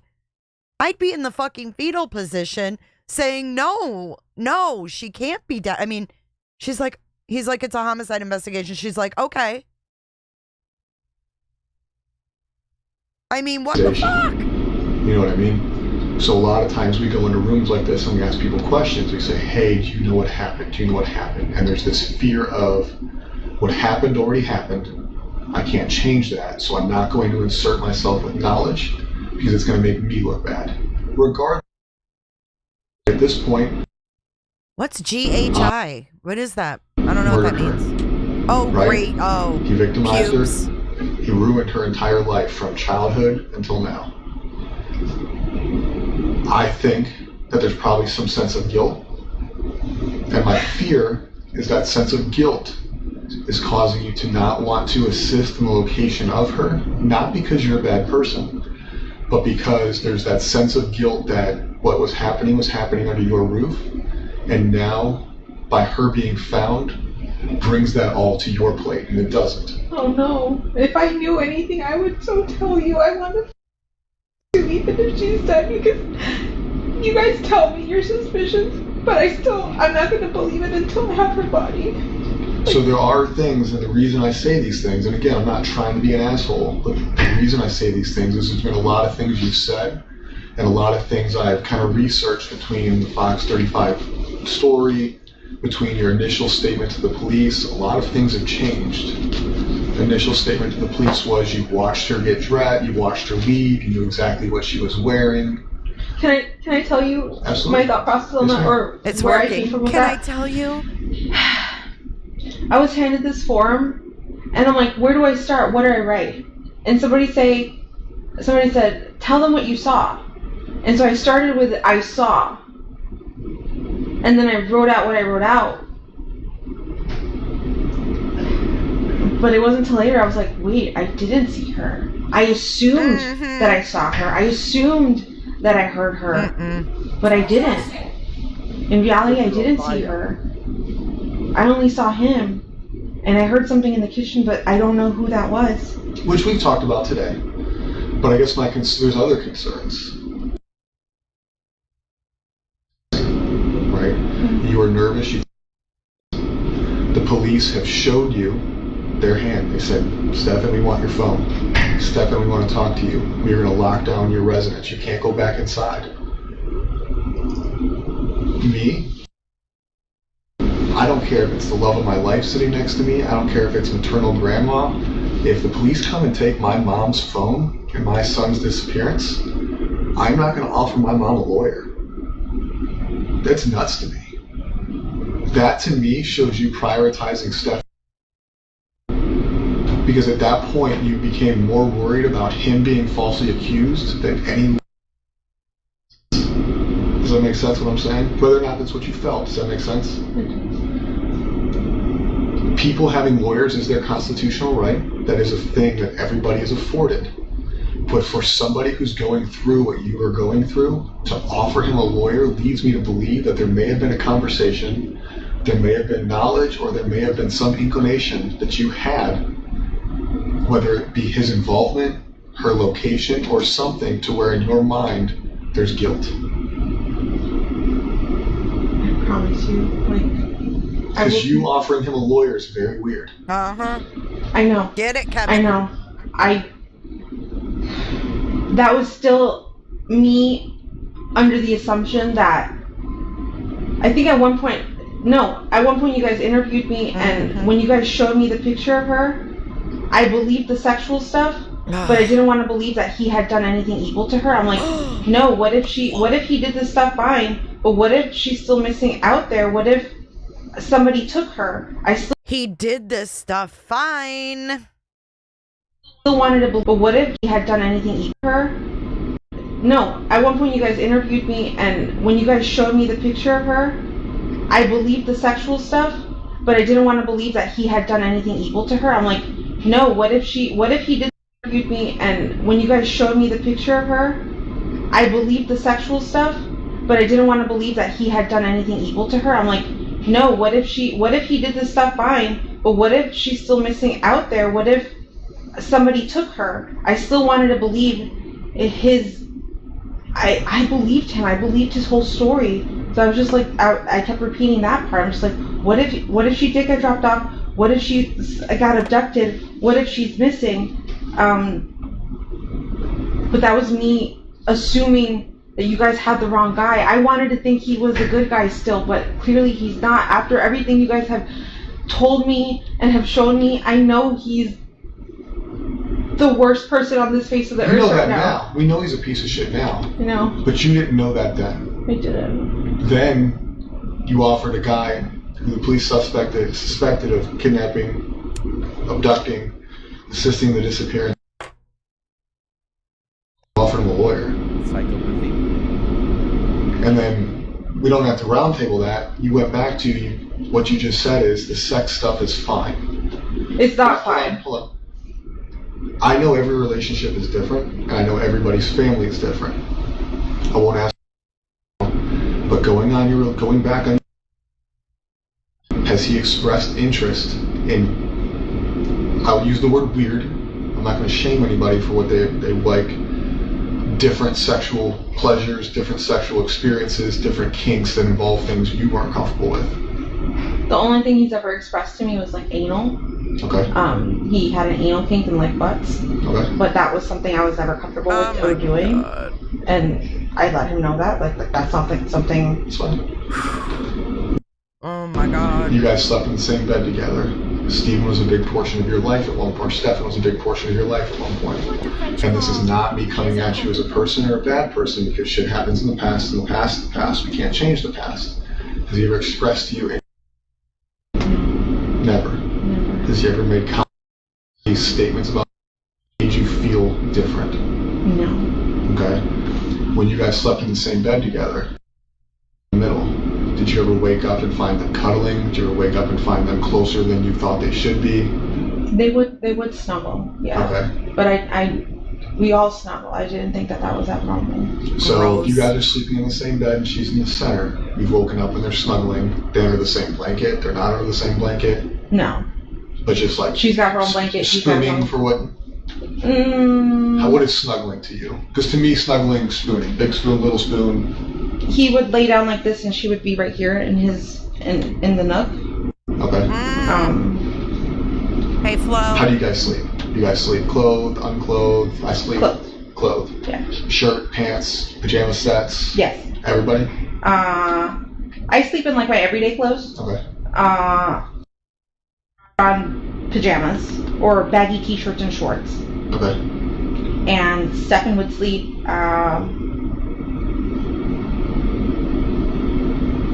with his t-shirt or boxers, sometimes with his pants on.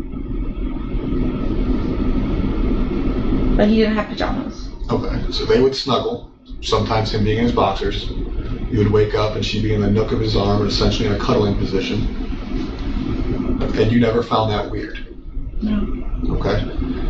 Again, you and I may find things different. Why? And I don't want you to look back on it because now you know you victimized her for a long time, right? Under your roof. With you home, most likely, because you said you're always home. You just got this job. You've been living off disability. I know the Kissimmee Police Department has showed you pictures. I know they've verbally explained to you some pictures. I can tell you that today, they're still downloading his Google Drives. We are still going through his social medias, his cloud-based servers, and everything else. And we can now piece back her victimization in your house under your care to 2020. I believe you've gone as far back as in when she... Yeah, that's groomer talk, isn't it, Rainbow? That's groomer talk. Snuggling, cuddling. So when I ask, they've woken up cuddling, did you find things suspicious? Did you have an open relationship? Did he talk to you? Has he made inappropriate statements? It's almost like cheating, right? Like, have you ever been cheated on? Okay. Somebody can only cheat on somebody for so long until they fuck up, or until something comes out, or somebody says something, right? So we go back to 2020, we're looking at a minimum of 3.5 years. 3.5 years where I'm sure you guys are sexually active. You guys... Yes. So for 3.5 years under your care in your house, not only is he being sexually active with you, he had a sexual relationship. Oh my God. This is tough to listen to.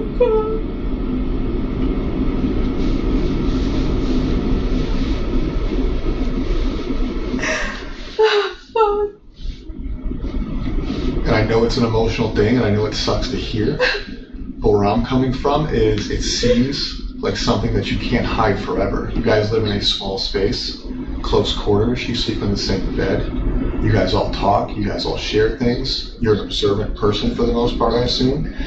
Outside of taking medications and going to sleep, it seems very difficult.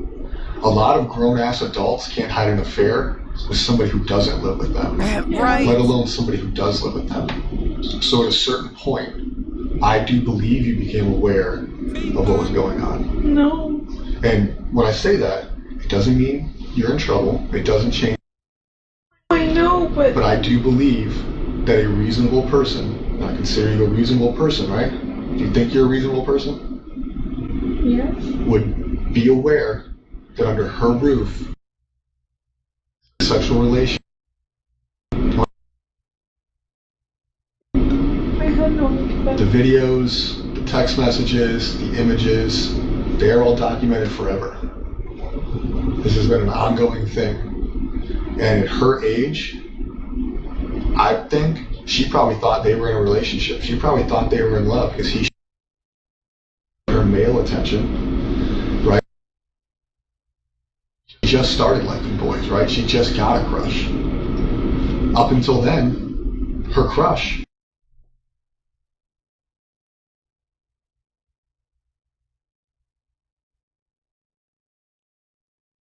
Yeah, she turns on and off the at the faucet. same time, you guys are sleeping in the same bed together. You guys are all cohabitating. She's not sleeping in her room. But you felt the need to establish a rule that they couldn't sleep in the same room. But when you established that rule, for 3 years, she's already been dating him, essentially. I had Whether no that's idea. legal or not. I had no idea. So I truthfully believe, and this is my belief, I'm not speaking for other detectives, not speaking for the sheriff's office, the state police department, or any other agency I've said. This is Kevin's belief. I believe that you became aware of their sexual relationship. I think at a certain point throughout this relationship, you became aware of it. And for whatever reason, your reasons are your reasons, whether it was discussed that it would stop, whether it was discussed how it would go, that you feel some sense of guilt. A lot of the news statements you've given kind of, again, my opinion only, I don't speak for anybody else, whether it's in this room or out of this room, bother me. It seems like some of your emotion, up until this room, I think some of the emotion in this room is sincere, I think a lot of it's because I'm being an asshole. I'm telling you things you don't want to hear that shouldn't be said out loud. But when you talk to the news, when you talk to deputies, it feels, based on my experience in this job, that it's not sincere. I feel like some of your sadness is not real sadness. I feel like when you gave the interview with Fox 35, it was not sincere. Looking at that video one time, I didn't feel like your cries were sincere. And I'm not saying that because you're a bad person. I feel like sometimes people struggle to show real emotion when they're aware of what the truth is. So it has to be fake. This is demise for the past, let's say, 5 years, right? But her going missing, her disappearance, if you have knowledge of how it happened, where it happened, an inclination, that emotion's not going to feel sincere because you're already aware of what happened. I would. It's almost becomes a lie at that point. If I knew anything, I promise you, I would tell you. Like, I am willing to take a lie detector test, whatever the fuck you want, but I don't know anything. He's never mentioned anything. I've never seen any signs. I tried watching her like a hawk. I thought I was doing a good job, but I wasn't. I was oblivious to everything. 4 years? Minimum. I was. That emotion's not going to feel sincere. She says, I'll take a fucking lie detector test. I wonder if they gave her one. Do you guys think they gave her one? But I was really stoked when this one came out because we've had a lot of audio of Jenn, but we haven't been able to see her body language for this long in an interview, I don't think, on audio and video. Yeah, I mean, just because you have PTSD, and especially if you were assaulted on a date, you would be even more on alert, right? I mean, if you have PTSD from a sexual assault, you're going to be on high alert, not only for yourself, but those around you. It doesn't make sense. Let's listen to that part again. So he's calling her out on her bullshit. Look at her face right now. Deer in headlights. Because you're already aware of what happened. I would. It's almost becomes a lie at that point. If I knew anything, I promise you, I would tell you. Like, I am willing to take a lie detector test, whatever the fuck you want, but I don't know anything. He's never mentioned anything. I've never seen any signs. I tried watching her like a hawk. I thought I was doing a good job, but I wasn't. I was oblivious to everything. 4 years? Minimum. That's just how that far back the cloud goes. And I find it hard to believe for me that you were so worried about how many pills she took at night, but not where she slept or what relationship she was. His interest in her. I thought we were all safe. I thought because in that he hadn't shown me anything so far. Like, everything seems fine. Like, he seemed like he treated her like he treats you. In his mind. It's so fucking disgusting.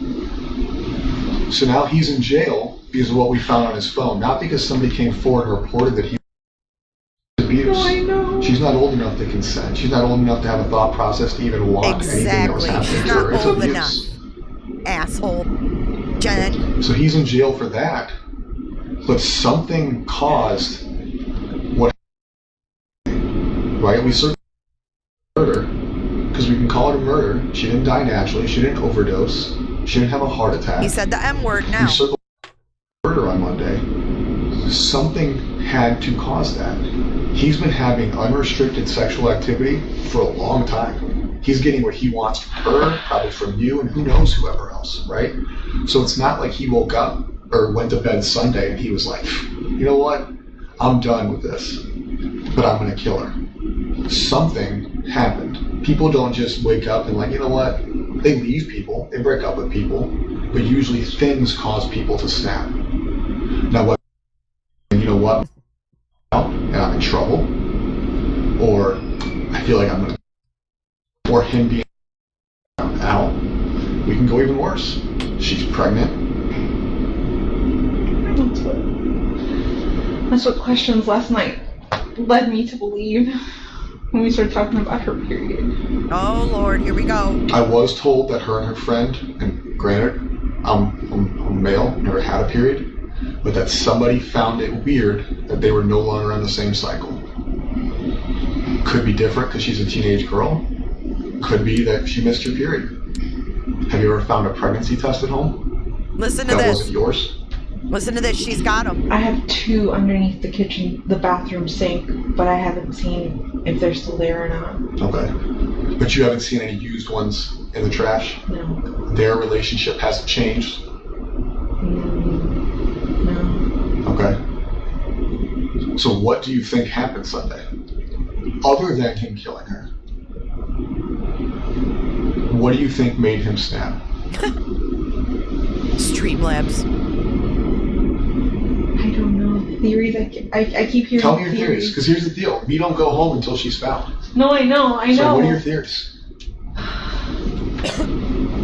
What I've heard is, what if she upset him and threatened to tell me and say that she was going to tell me and he needed to shut that down? What she's heard. Listen to that again. What do you think? Wow, what? Oh my God, look at Kevin. He's like, are you fucking kidding me? What I've heard is that maybe she was going to tell me. And say that she was going. What if she upset? What I've heard is, what if she upset him and threatened to tell me and say that she was going to tell me and he needed to shut that down? That's the only thing. What do you think? Yeah, what do you think? Not what theories you've heard, lady.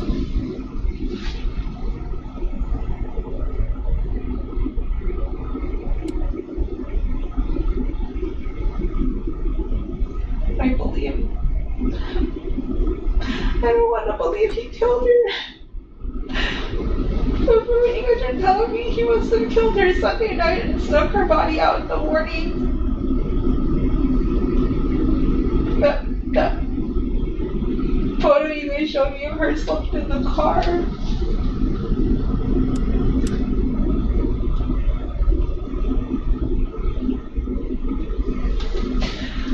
You don't want to believe he killed her.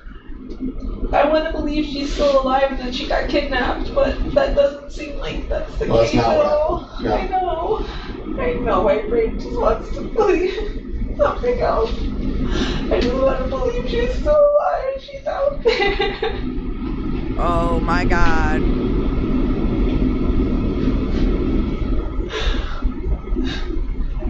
Did he tell you he fucked up? No. He acted so normal that day. He was like, I'm so impressed. We got out of the house so early. Like, she made great time. We had so much time to go to McDonald's, but she didn't want to. McDonald's. His story was so, like, every detail was so believable. No, it wasn't. He's just been lying this whole time. Like, What about that day in the car when you offered him a lawyer? Did you disclose anything to you there that made you feel like, oh fuck, he needs a lawyer? No. He kept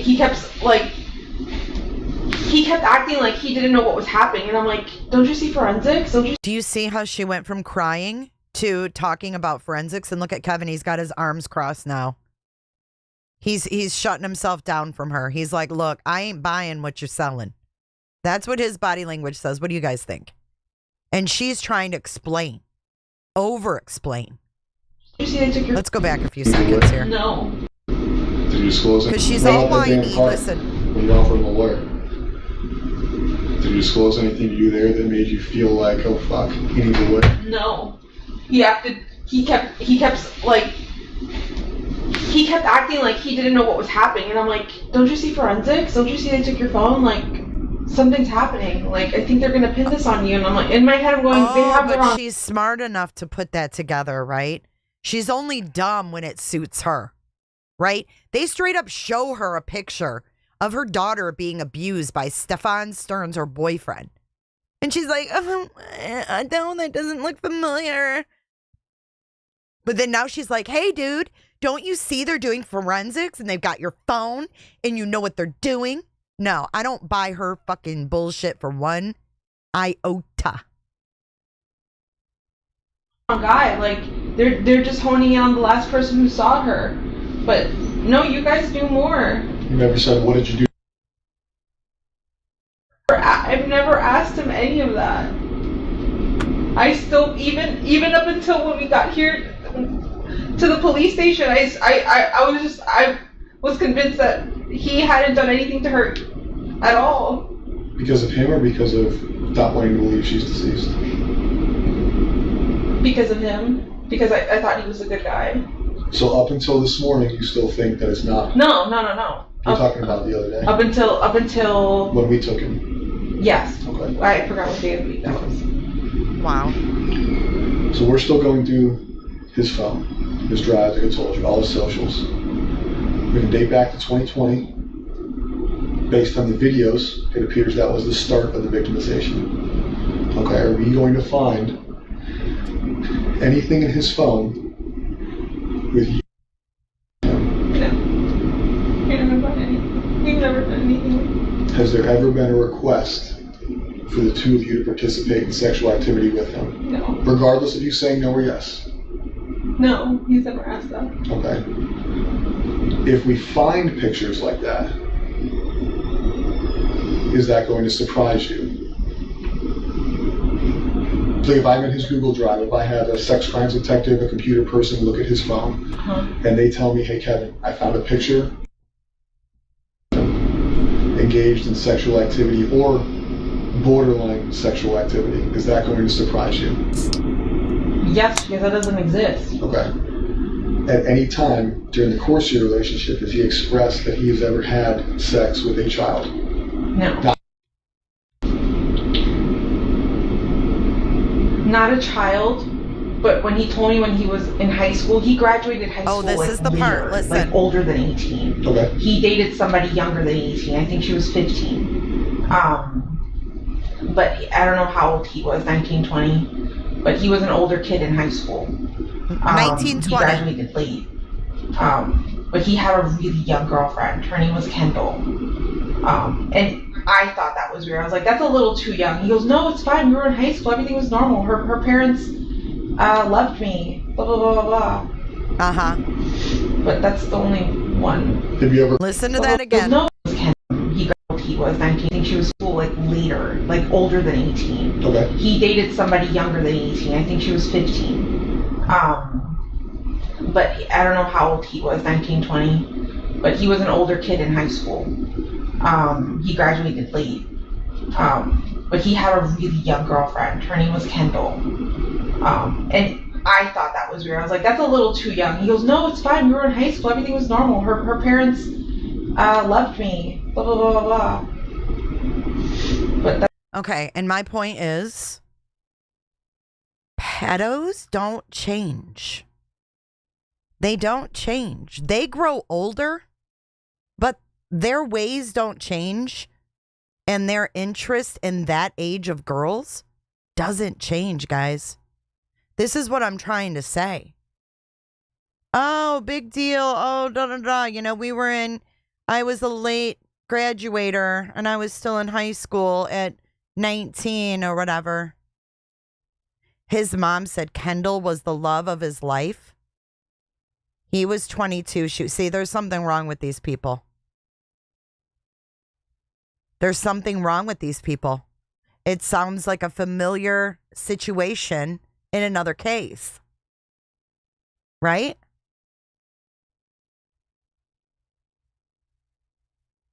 Oh my God. So I wonder if Kendall could actually press charges as well.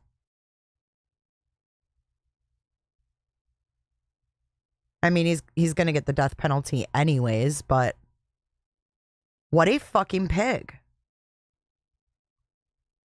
But that's what I'm saying. They don't change. Like, if he's 20 and dating a 15-year-old, like, he's not going to be 40 and not looking at young. You know what I'm saying? Like, it's just not.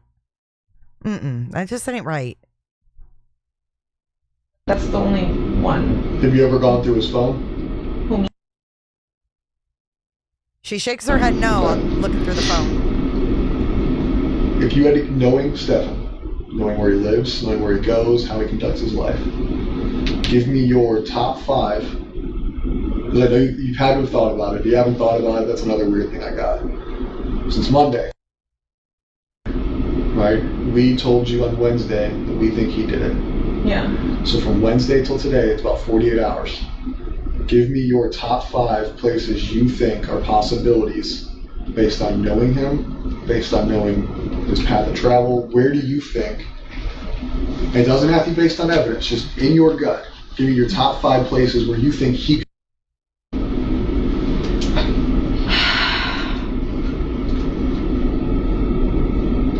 In this area, Doesn't have to be this area. No, I know. Anywhere you want. I'm saying in this area, I have no idea. Orlando, Kissimmee, no idea where he could have taken her. But his trip to Northport is weird as fuck. You're weird as fuck. I feel like in Northport, he knows more people. He has more friends.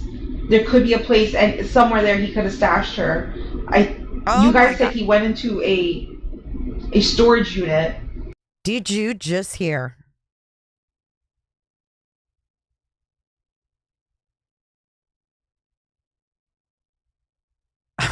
Stashed her? This is your baby girl. I don't ever want to hear anyone say that this woman loved her daughter.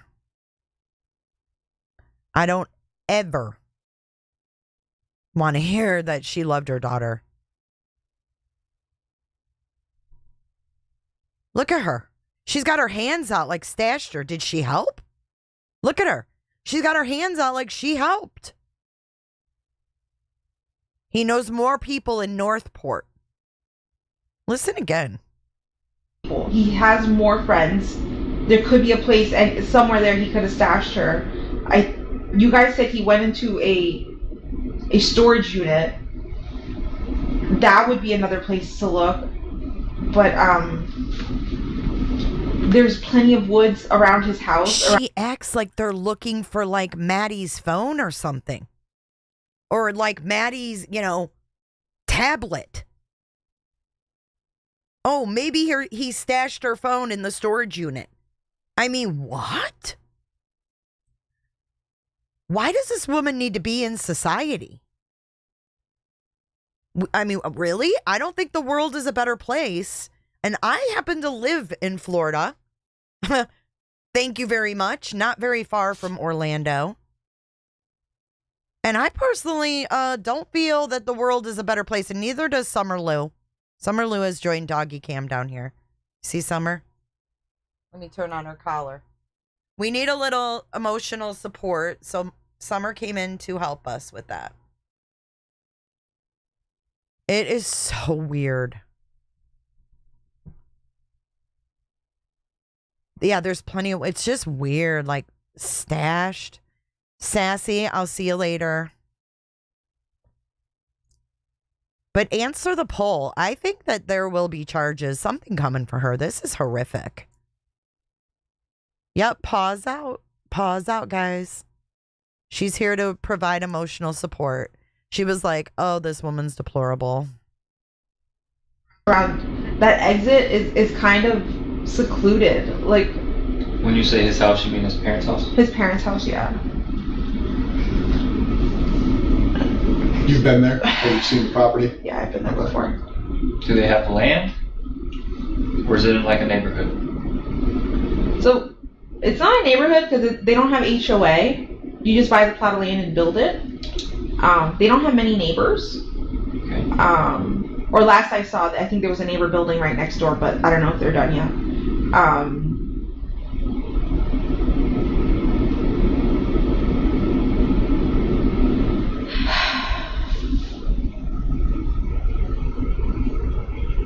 I just feel like he had more, there would have been more spots in Northport for her to be dumped.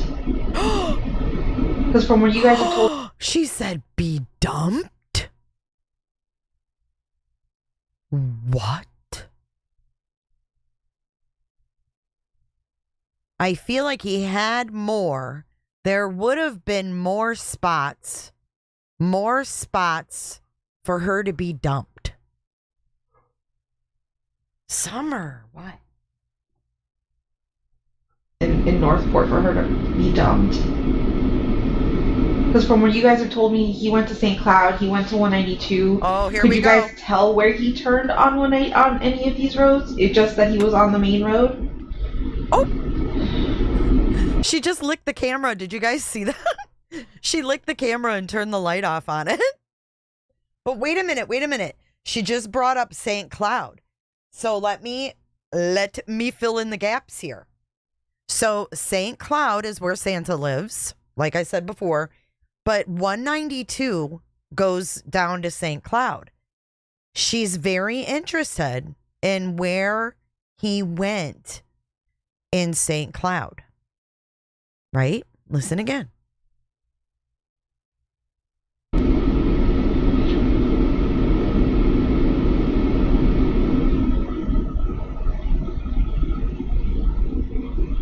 I didn't think he ever, even knew where St. Cloud was because we've never driven down that way ever. No, you live in Kissimmee, right? Yeah, I know, but to me, he's never had a reason to ever drive down to St. Cloud. Ever. Oh! There's no store or anything he goes to down there. Everything is in Kissimmee or Orlando by the mall. Oh, she's really distancing him from St. Cloud. I have no reason why I'd ever think he'd want to go to St. Cloud. Oh my God. Hold on. Let's go back again. Because we've never driven down that way ever. She says, I don't even know if he knew where St. Cloud was. Even though she later says that she used to go hiking in St. Cloud with her friend, Courtney. And that she's talked about St. Cloud and going hiking with her friend, Courtney, on numerous occasions with Stefan Stearns. But now she's saying, oh, I don't even think Stefan knows where St. Cloud is. Really? It's Kissimmee, St. Cloud area. They're lumped together. A lot of people say Kissimmee, St. Cloud. That's how fucking close they are. Wow. Yeah, I know she was found in St. Cloud. And so was two pedos who were making, producing, and selling child pee. She guesses St. Cloud and says there's wooded areas. Crochet away, Lisa. I didn't think he ever, even knew where St. Cloud was because we've never driven down that way ever. No, you live in Kissimmee, right? Yeah, I know, but to me, he's never had a reason to ever drive down to St. Cloud. Ever. Yeah. There's no store or anything he goes to down there. Everything is in Kissimmee or Orlando by the mall. Florida Mall? Yeah. Orlando Mall? Yeah, Florida. I sent the last detective 3 spots. I could have recalled him telling me he wanted to visit Monday when he left the house in the afternoon and got the flat tire. He had mentioned a few of those shops, so I sent them over to you guys.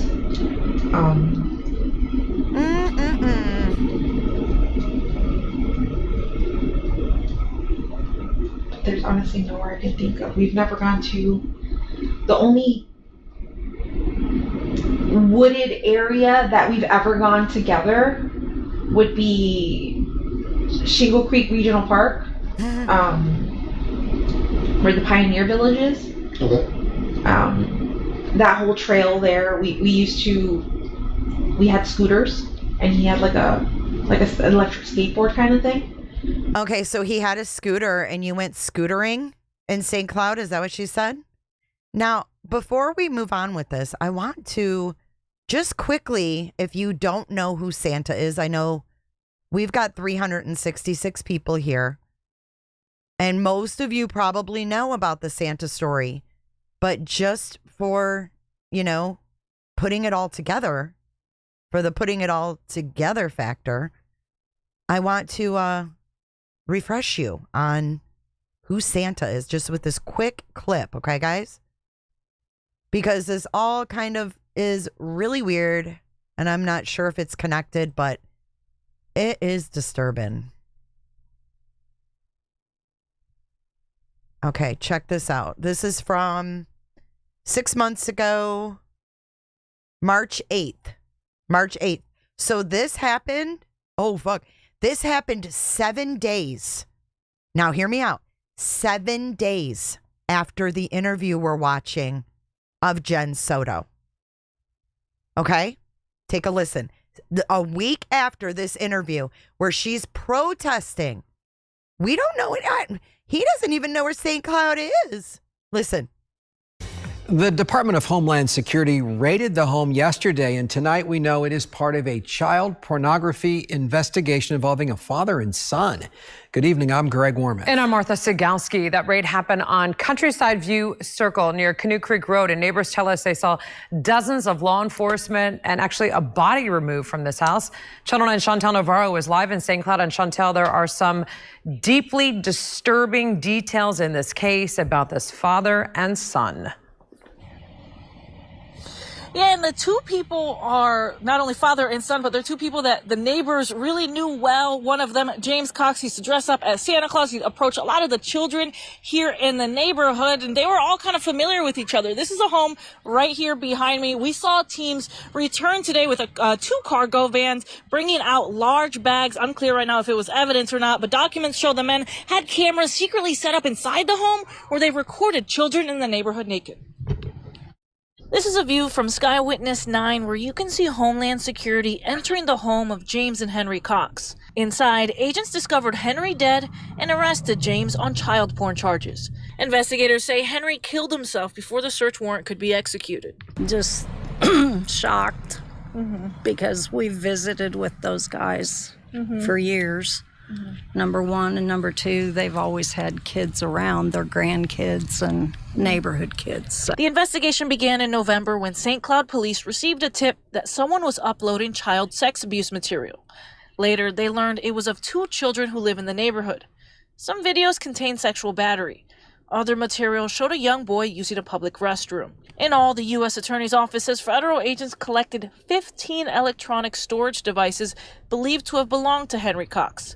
And on it, more than 50 photos or videos. Neighbors say James Cox was friendly, known to dress like Santa all year round and approach children.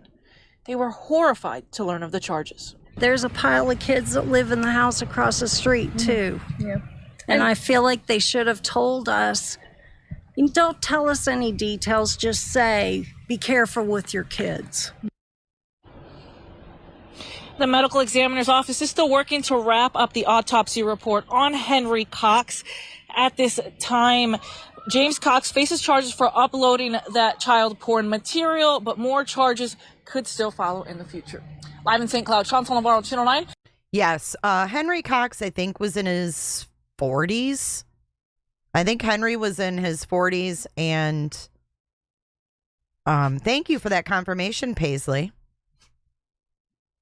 Yeah, it's crazy.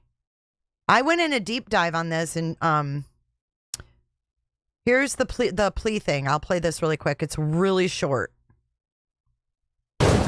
New at noon, an Osceola County man, once known as Santa to his neighbors, has pleaded guilty to child pornography charges. 80-year-old James Cox was arrested in March and appeared in federal court this morning. Investigators raided his home in St. Cloud following a tip that he'd been downloading videos of children being abused. When agents arrived, they say Cox's adult son, Henry, who was also under investigation, killed himself.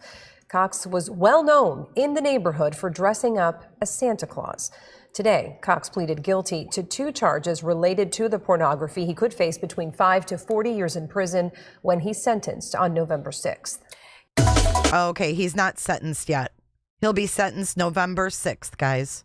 So I just wanted to share that. I don't know if it's connected or not, but remember, Stephen Stearns had children as young as 5 on his phone. I don't know if you guys knew that or not. But he had children as young as 5 on his phone.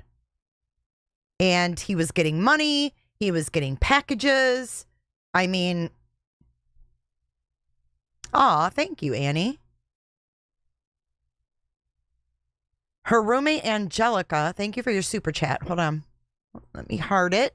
Her roommate, Angelica, said all of Jenn's fam had met at the condo and told Jenn to stop allowing Stephen Stearns to sleep in the same bed as Maddie 2 years ago. They should have called and reported it then. Thank you so much for your super chat, 99 pink balloons. Thank you, Annie. I know, this is bad. They got a fire down below. What's up, Sarah? We would all cruise. Oops. We would all cruise the creek, explore. We've taken a canoe up that creek before. Then the Kissimmee Trail. There's a trail that runs right behind my house that starts right behind my house and goes all the way to that bridge on John Young Parkway that says Kissimmee on it. That whole trail, we've done that as well.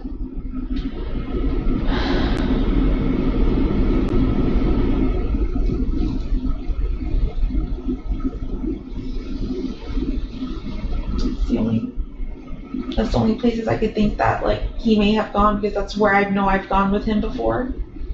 But anywhere else, I have no idea.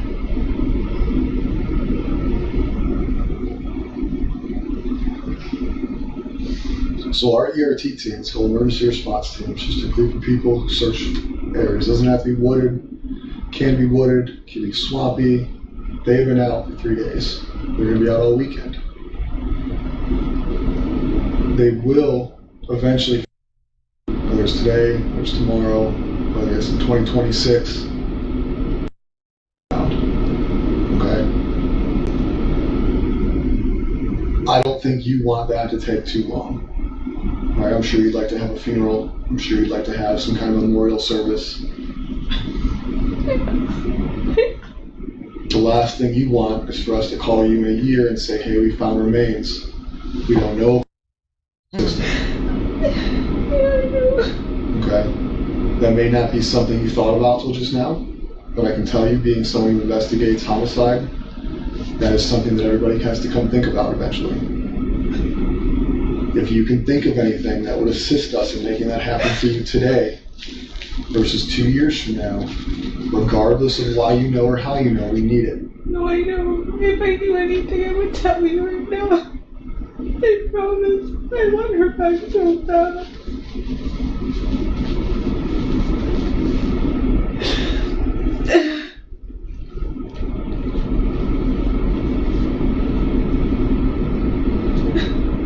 I don't want to think about planning a funeral.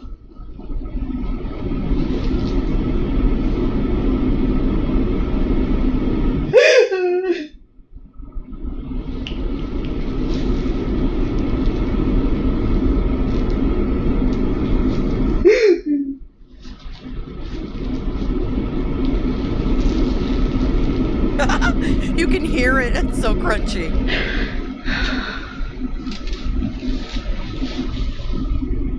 What has your communication been like with his father since this? I've limited contact over the last 2 days because I know too much and I don't want to tell them anything. You don't want to tell them what we've told you, or you don't want to tell them what you know? No, I don't want to tell them what you guys have told me. I can't. I don't want to share any. It's so difficult because I've known them for just as long as I've known Steph, and they feel like absolute shit right now. I know that they kind of got into a fight because Chris started. Are you sure we know our son? Are you sure we know our son? I don't think we know him at all. The mom was defending him, but now with everything, with the evidence on the phone coming out, they know. They know he's a piece of shit. We've talked to his dad. I mean, his dad knows as much as you know. He knows his son's a rapist. He knows his son's a murderer. He's talked to us. He's been very open with wanting to help in any way he can, whether that's technological, whether that's verbal. Yeah, he even had, I was with him when he turned in his knife to you guys. He remembered he had a knife on him and gave it to you guys. I thought that was... Have you talked to Chris about Stephen needing a lawyer? Yeah. When? That big sigh again.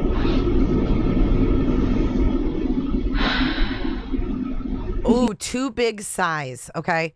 Yes, Luna girl. I think his parents knew all along, she says. Well, how can you have someone living in your home that has a whole sex torso and you don't know? Now, if there's a fucking sex torso in my home, I'm going to know about it. Just saying. And the dad's like, do we really know Stefan? Like, y'all, his mom was in there cleaning his room. You think she didn't see that torso? He had a whole torso. I mean, what is going on with this? This is the weirdest shit I've ever heard in my entire life. I didn't even know what that was, so I had to Google it. I don't recommend it. I do not recommend it. Just trust me, it's gross. This was March 1st, 2024. I think when you guys showed me the photos. So we showed you photos of Stefan raping. And No. the first thought you had was to ask his father if he should get a lawyer? No. Woo! I saw a picture. I didn't see the rape. I didn't know she was getting raped until yesterday. Oh my God. So he says, so we showed you a video or a picture of her being raped.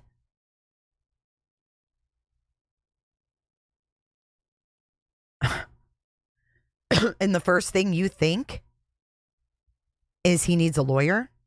Yes, bullseye. They find her about 2 hours after this interview. His parents knew that he was 22 and had a 15-year-old girlfriend. His mom said that this 15-year-old was the love of his life. I guess not, Moth. He had a sex torso. It was in the bedroom in Northport. And his mom was in there cleaning up his room. In their interviews, they talk about how the mom's been in there cleaning because Stefan's a pig, blah, blah, blah. Hey, Vicky, hashtag replay. Hashtag best audio. Y'all need to share this with people and say, look, J is for Justice, you know, she's got the best audio in this ish. Just kidding. No, I'm not. Share this shit. And you know what? It's hard to talk about, but we have to talk about it because if we don't talk about it, the shit keeps going and being swept under the rug like this lady did. Yesterday. No, she. No. Stefan raping. So we showed you photos of Stefan raping. And No. the first thought you had was to ask his father if he should get a lawyer? No. I saw a picture. I didn't see the rape. I didn't know she was getting raped until yesterday. I saw the picture of the oral sex happening. And I knew that was true, right? That's evidence. That's for real. That's fucking happening. But I kept thinking, they're going... I don't know why I can't tell you why my brain kept thinking, no, he didn't kill her. Not that he didn't kill her, but she's still missing. She's still out there. She was taken. Yes, he's done this to her, and that's not okay. But I swore she was still, I felt in my body she was still alive. She was still out there. I told Chris to get him a lawyer because I felt like you guys were still out there. But I swore she was still, I felt in my body she was still alive. She was still out there. But I swore she was still, I felt in my body she was still alive. She was still out there. But I swore she was still, I felt in my body she was still alive. She was still out there. I swore she was still alive. Like, oh, I thought she was still alive. That's just such a weird slip, isn't it? Bing bang. I told Chris to get him a lawyer because I felt like you guys were chasing the wrong person. But you weren't. You're not. We showed you a picture. The picture you saw, she was giving a blowjob to a grown-ass man and you told his dad to get him a lawyer. Holy shit. Missing, right? Now you, but then you just thought she was missing. And we were showing you our investigative lead being raped. A blowjob is rape. Not consensual. Whether she wants to do it or not, that is not consensual. And you prioritized him again. You prioritized him by offering him or telling his dad to get him a lawyer. Not, what the fuck did he do? Not, hey, we need to figure out what happened.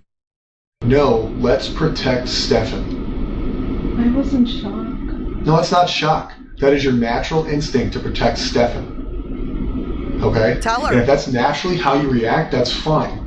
But that goes into what I've been telling you this whole conversation is I don't believe a lot of the things you're saying, and I don't believe a lot of the things you say you weren't aware of. And that is because you've now shown me twice that your first reaction, no matter what you were told or shown, missing and we're seizing a cell phone, or we're showing you pictures of her giving him a blowjob, your first reaction is to protect Stefan. So now, ordered by Stefan, you're aware of this, you were shown pictures of this, you were shown pictures of her body in his car with a seatbelt on, right? Oh my God. We have played it out for you. Now you're in a stage where he's in jail, you know she's passed away, and now you can feel emotion, right? Until that point, when you were shown that she was deceased, your continued first reaction is to protect this guy. You just said, I only saw a picture of him, whatever your verbiage was, I say blowjob, of his penis in her mouth, and your first reaction was, fuck. Oh my, victimized? No. She's being abused? No. It's Stefan needs a lawyer. Who the fuck cares if we think he killed her? He's I don't know why I said that. But that's the problem. You don't know why. So the reaction in your mind is you are continuously protecting this guy. You don't know. Who the fuck cares if we think he killed her? He's I don't know why I said that. But that's the problem. You don't know why. So the reaction in your mind is you are continuously protecting this guy. So why do I sit here and believe that you don't? Because right now, you know Stefan killed her. You know Stefan's been raping her. You know without her body, can he be charged with murder? I don't know. Exactly. So you don't know what we can do. Do I think we can charge him with murder? It's not up to me. Should he be charged with murder? Yes. Please. Does your role in her life lead this to happen? I'll be honest. Yes. I know. Since she was a child, since her victimization started, it occurred under your roof and you acted like it didn't exist. And knowing the victimization, knowing how ongoing it is, knowing that you saw a picture of it, not just us telling you, not me and him saying, hey, listen, he's being, I think they had a bad relationship. They showed you a fucking picture of it. And you still protected him. So how am I supposed to not think that the thought process in your mind is until she's found, Stefan can't be charged with murder? Because we both now know that you don't want him to be charged with murder because you want him to have a lawyer. No, I don't. That was the blowjob. That was then. He can't be charged with murder. That was then. Everything that you guys have shown me since then and have showed me that he's so we had to lying show you a whole picture time? of her dead in a car for you to finally not take his side? Enough? Do you not see where I'm coming from? Like, I'm not trying to be a dick here. No, but it makes absolutely no sense that your name is Stefan. I don't know. Where does your mind go? Stefan. There should have been no doubt in your mind when they showed you that picture of what he was doing to you that you had any care in the world other than I want that motherfucker to die. Whether you believe in the death penalty or not, he protected him. So now we're talking about her disappearance and where her body is.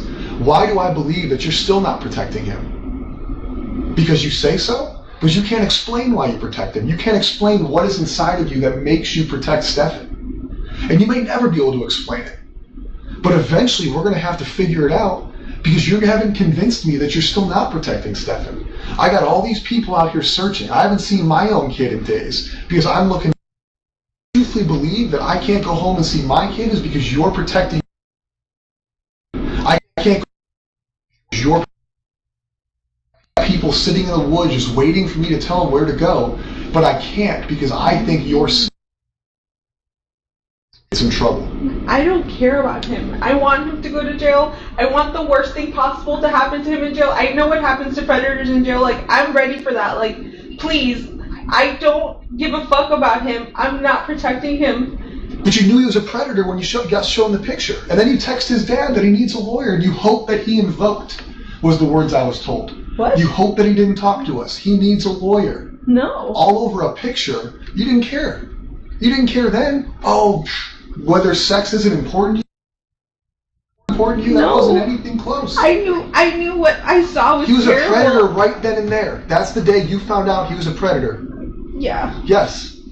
And after you found out he was a predator, did you not say he needed a lawyer? I did. So why today, Friday at almost 3 o'clock, 5 days into the disappearance, 2 days since you probably found out, or 1 day since you found out she was murdered, do I believe you that you're not telling me where he went, or that he didn't disclose to you where she was, or what caused this to happen? Is listen, I know you know I've been doing whatever, or listen, this fucking happened. How do I believe that that didn't happen when everything you've shown me is protect Stefan? Now, once have you shown priority in this conversation, in this investigation? You're coming here looking for her. You reported her missing. Trouble for not doing that. But outside of you reporting her missing, and I may be wrong, I haven't been involved in all aspects of it, but you have not shown me one bit that you prioritize her over him. And that sucks. Not because we're working our asses off for your family, not because we have people out there sweating their asses off for your family, but because I feel like all I care about is your care is to make sure Stefan doesn't get held fucking accountable. Well, I don't care anymore. Anymore. Because we're being assholes, because I'm not being nice. No. But up until Thursday, it was okay that she gave him a blowjob. No big deal. Get a lawyer. No, it wasn't. It wasn't okay. I saw that and I was in shock. And I don't know why my first reaction was to tell him to get a lawyer, but I saw that and I was in shock and I was just like, I don't know what to believe. I don't know what to believe.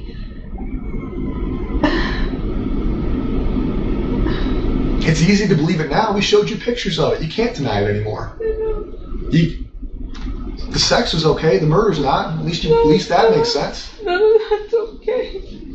I want to know what it is. And not because I think you're a bad parent, not because I think you're a bad person. Dead or alive, she's missing. Her body is out there. Her body needs to be recovered so she can have a proper burial, a proper funeral. She needs to be laid to rest. Your family needs to be able to mourn her. And we need that information. That is life. That is not life of the law. That's not life of the sheriff's office. That is common decency. That is what she deserves. That is what you deserve. That is what your family deserves. But the longer that happens, the longer it takes us to find her, the less likely that's going to be for you guys. And I'm sorry if I'm wrong. I truly am. But deep down, you haven't showed me that I am.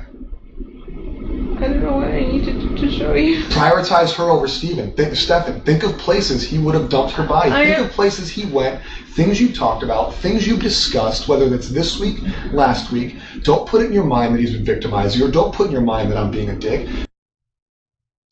What can I think about to find out where Stefan put her?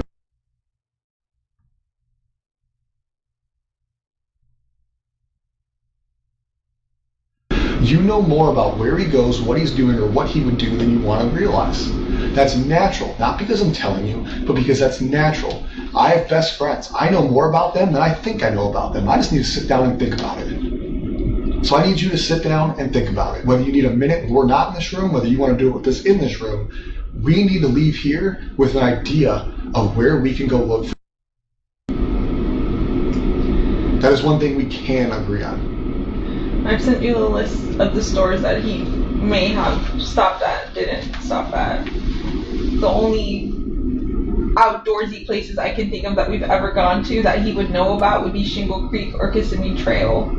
I don't know if he knows where Lake Toho is, but that could be another option. Because you think it's a wooded area? Because it's a place you guys have talked about together? Because it's a wooded area with a lake, with gators. Like, we haven't discussed anything. This topic, I never asked him if he directly. I never thought he could have. I always assumed the best in him. Oh, jeez. You worried more about him than your daughter. But I didn't ask him directly. I didn't even suspect. Not until you guys showed me that picture upstairs. We're here. I don't know. I'm just thinking of, if I name places, it's going to be wooded areas that I can think of, but he hasn't told me anything. Like, he has not told me, or we haven't discussed. So him going to 192 that day, all you know is that he went to 192. He said he wanted to visit House Card Rules. That was one of he named 3 stores, and that's one store I can remember him listing on that list. House Card Rules? Yeah, I don't have my phone. We'll get your phone with that. House Card Rules. What kind of store is that? I don't know if that's like a video game. Can I tell you guys, the lake that she was found near is called Alligator Lake. The lake she was found near is called Alligator Lake. Game or card game or board top game store. But that's on 192. Close to one. I think close to 182 somewhere. And he said he wanted to go to 3 stores. Yeah.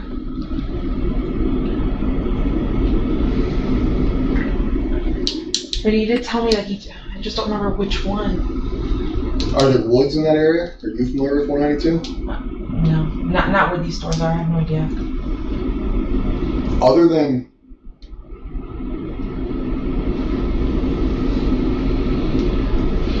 you came up with wooded areas that you know of. Yeah. You came up with wooded areas that you think he could dump a body in. Because I've been there with him, yeah. I need to know wooded areas. Been where with him?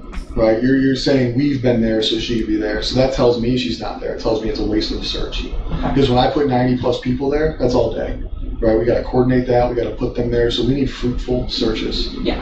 So I need likely places that you think, and I need places you think based off of conversations with him, not because you can picture in your mind that there's trees there.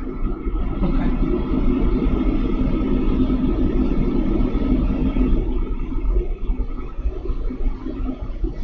But I wonder if the Coxes didn't get a heads up on this.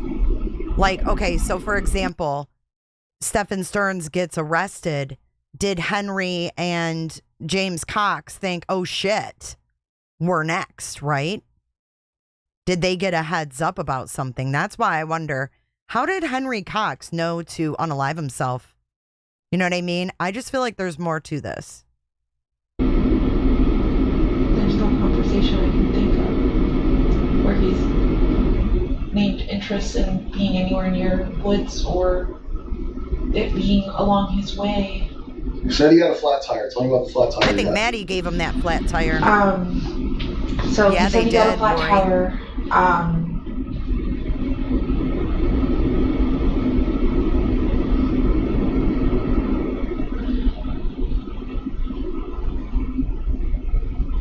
I'm not sure when he got a flat tire, but he said he got a flat tire and then came directly home, and he got home around 2:40. So flat tire, he said he was driving down 192 and it just popped and shredded and fell apart.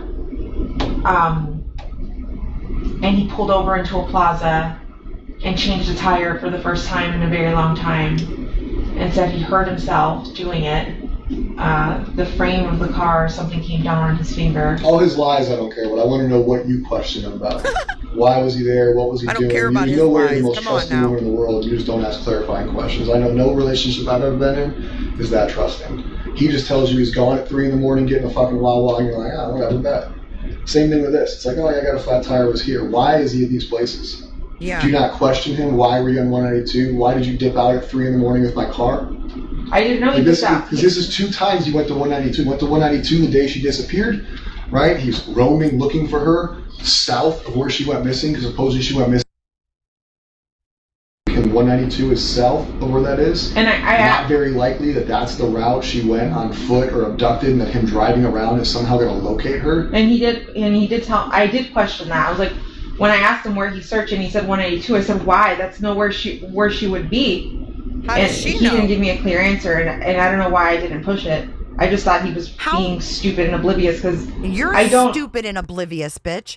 Why would you say, oh, why are you looking on 192? Because you know she's not there? That makes what? Why would you look there? You know she's not there.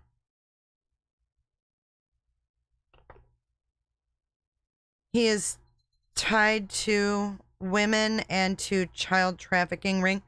So, real quick, let's take a little break from this and watch this video really fast. This is audio of Jenn Soto in a different interview, and I just put a little something together. This is 2 minutes long. Bear with me, but let me know. This might give you a little more insight, and let me know what you think about there being maybe a Santa connection. Take a listen. We used to go hiking. Okay. But we haven't done that in a while. Okay. Where did you go? Was it around here? Where would we go? We'd go hiking in like St. Cloud. James Cox used to dress up as Santa Claus. He'd approach a lot of the children. One neighbor told me people call James Cox Santa, but investigators confirmed they raided his home, this bright blue house in a quiet St. Cloud neighborhood, as part of a child porn investigation. Investigators say the people who lived there may have been secretly recording kids. We'd go hiking in like St. Cloud. Court documents say the people who lived here were making and uploading videos of child pornography, and some of the victims might have even lived in this neighborhood. That raid happened on Countryside View Circle near Canoe Creek Road, and neighbors tell us they saw dozens of law enforcement and actually a body removed from this house. This is a view from Sky Witness 9 where you can see Homeland Security entering the home of James and Henry Cox. Inside, agents discovered Henry dead and arrested James on child porn charges. We go hiking in like St. Cloud.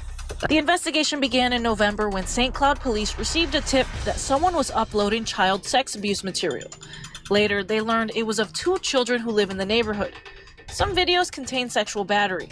Other material showed a young boy using a public restroom. In all, the U.S. Attorney's Office says federal agents collected 15 electronic storage devices believed to have belonged to Henry Cox. And on it, more than 50 photos or videos. Neighbors say James Cox was friendly, known to dress like Santa all year round and approach children. Is she outdoorsy at all? Does she like camping? We used to go hiking. Okay. But we haven't done that in a while. Okay. Where did you go? Was it around here? Where would we go? We'd go hiking in like St. Cloud. Lake Lizzie Preserve is what it's called. Oh, yeah. Well, that's not too far. It's about 35 minutes away. Yeah, okay. On 182. Lake Lizzie Preserve. We've also walked Shingle Creek before, but we haven't done that in a very long while.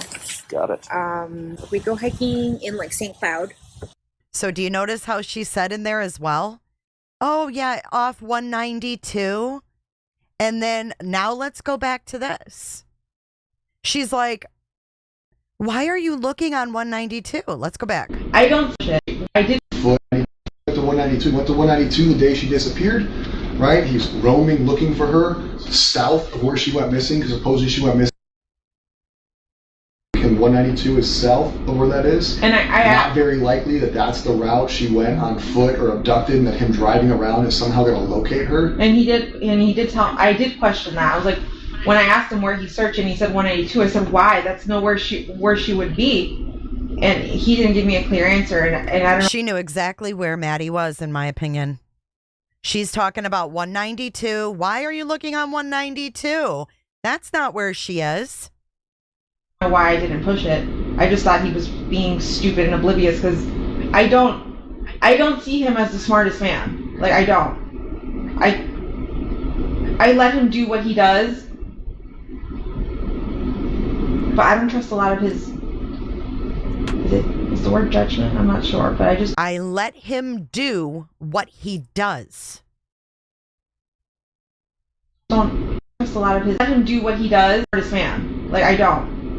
I let him do what he does. I let him do what he does. But I don't trust a lot of his, is the word judgment? I'm not sure, but I just don't trust that he makes the smartest decisions sometimes. Like, he likes to act like the smartest man in the room, but I don't think he is. Do what he does. Yeah, exactly. You said, I let him do what he does. Yeah. Bing bong. If he wants to just get up and go to the store, I'll ask where you're going, but I won't stop him. Just let him go on his way. I'll let him do what he wants to do. What do you think happened?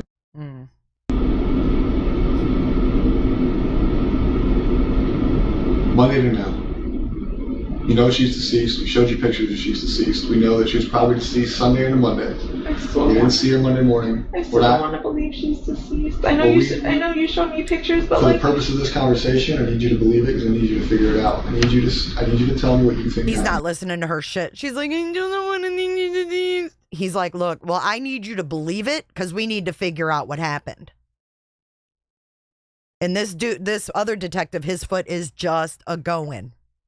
I think he killed her that night.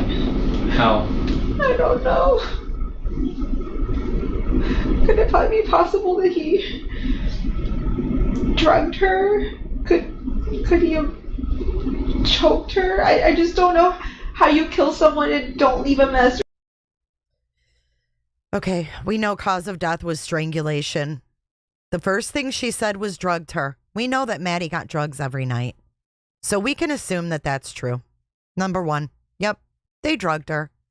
Number two, he choked her. Or someone choked her. And what I want to know is, what was the leash incident about? Did Jenn help him choke her? That's what I want to know. Or don't leave evidence, or I just drugged her. Could he have choked her? I just don't know. Could he have choked her? I just don't know how you kill someone and don't leave a mess or don't leave evidence, or I mean, don't leave a mess. Don't leave a mess. How can you even say this?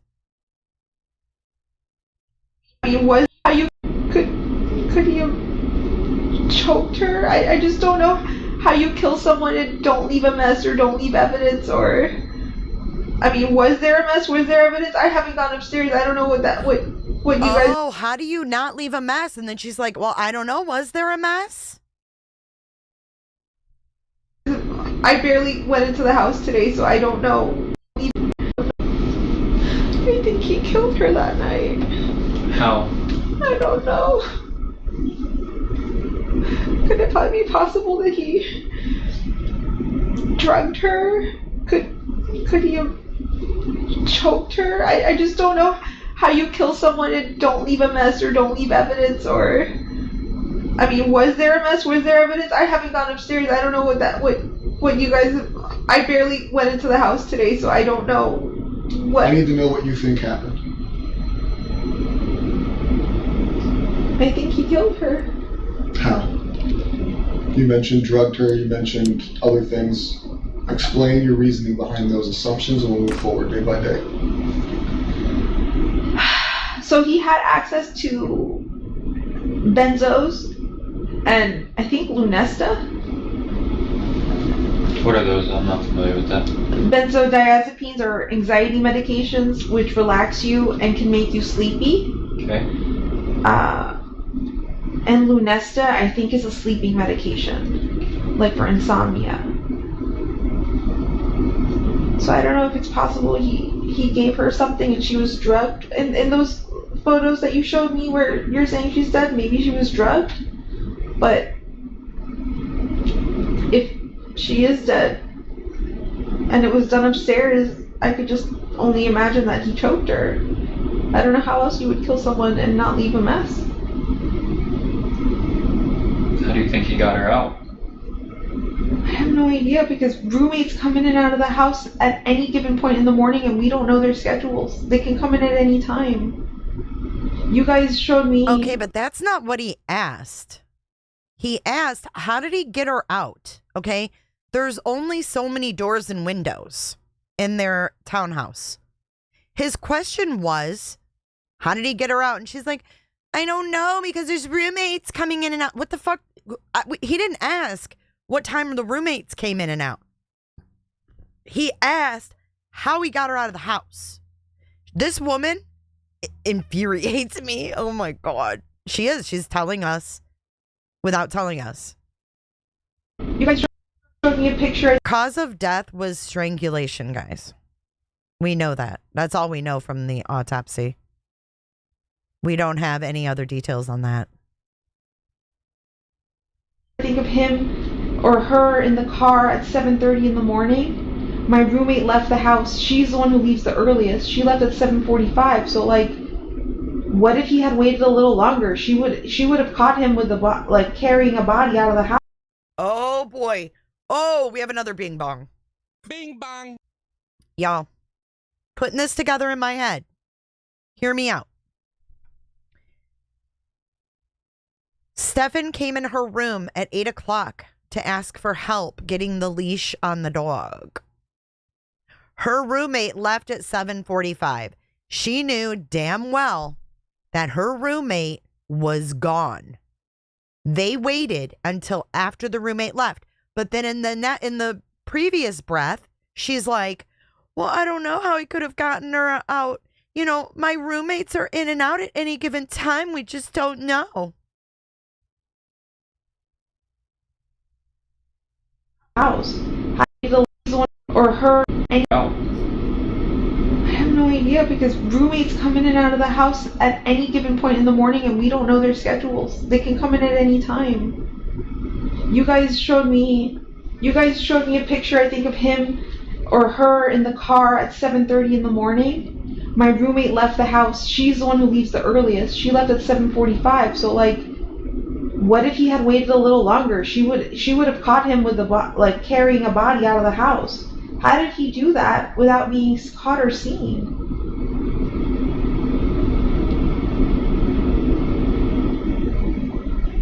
That's what I don't understand, because like, did you guys check and see if any of my neighbors have Ring cameras? Do you hear her voice? She's playing the innocent little doe act. Did you guys check to see if my really, bitch? Really, bitch? He's flipping her off. Look at Kevin. Look at Kevin. He's like, fuck you. Oh my God. Nothing? I don't know what data we've gotten from him, but at this point I need to know what you think happened to her. I don't need you to ask us what we found. Okay. What we found has happened. I need you to come up in your words, in your mind, what do you think happened that night into Monday, because we do not know. We do not know if her murder occurred Sunday or Monday. All we know is that when you went to bed, they went to bed together, and she's no longer here. So I need to know what you think happened to her, how he got her out of the house, where he went, how he got her into the car, what is your thought on what happened. I think she was killed Sunday night into Monday morning.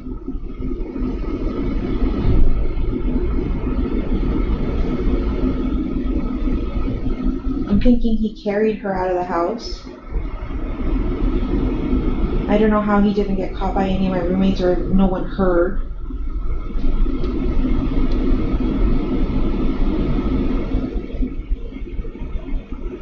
Hold up. Wait a minute. You're saying he drove around all around town.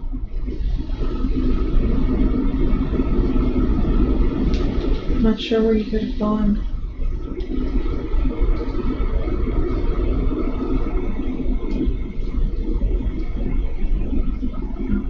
And then him coming home and leaving, and coming home and leaving, what do you think? Knowing that he killed her.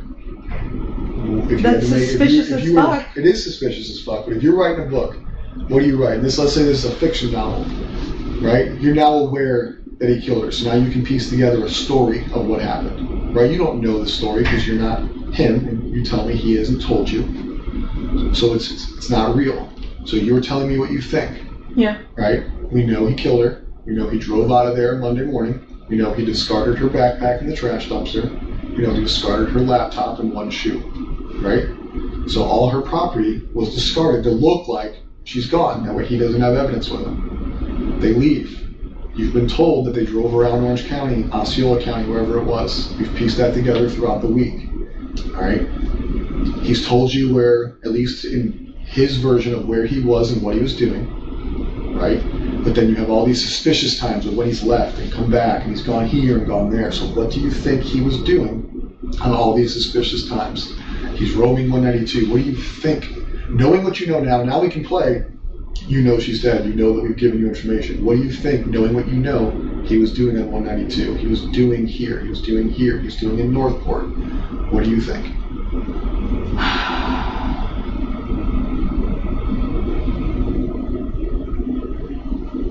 So him leaving early in the morning and driving around aimlessly somewhere. I feel like he stashed the body at that time. Stashed? When he came back and then left again. But see, it's daytime. Like, how could you move a body or move something in daytime and not be seen? But like, I feel like he went back to check to make sure he did a good job or to move the body again. I don't know. What? To check. Wait, I gotta hear that again. Something in daytime and not be seen. It's daytime. Like, how could you move a body or move something in daytime and not be seen? But like, I feel like he went back to check to make sure he did a good job or to move the body again. I don't know. My cat grabbed the mic. Look. But him leaving the house multiple times without his cell phone is sketchy as fuck. It's so suspicious. Which is an intentional act. It's not accidental, so that can play into what you think happened. Yeah. Do you think? Did she say change? Hang on. But like, I feel like he went back to check to make sure he did a good job or to move the body again. I don't know.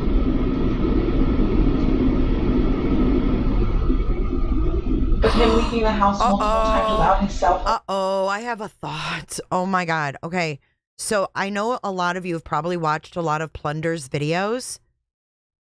She said, and I haven't read like the initial report or whatever. I can't remember what she called it, like the initial police report or something, or complaint. I can't remember. But I remember Plunder saying that it was weirdly worded. And Sirius, thank you for being a member for 8 months. 27 minutes ago. I missed that. Thank you. But listen, she said that it was weirdly worded about Madeline's clothing. And it sounded like Madeline's clothing was like laid on her. Do you know what I'm saying? So did he remove clothes because they might have had evidence in them? Like, because I just remember her saying it was really weird how they described Madeline's clothing. She said it was almost like she was covered up with the clothing. And she did start to say change, but then also Stefan Stearns was wearing a red shirt and then he changed into a blue shirt. So I'm not sure. I don't know.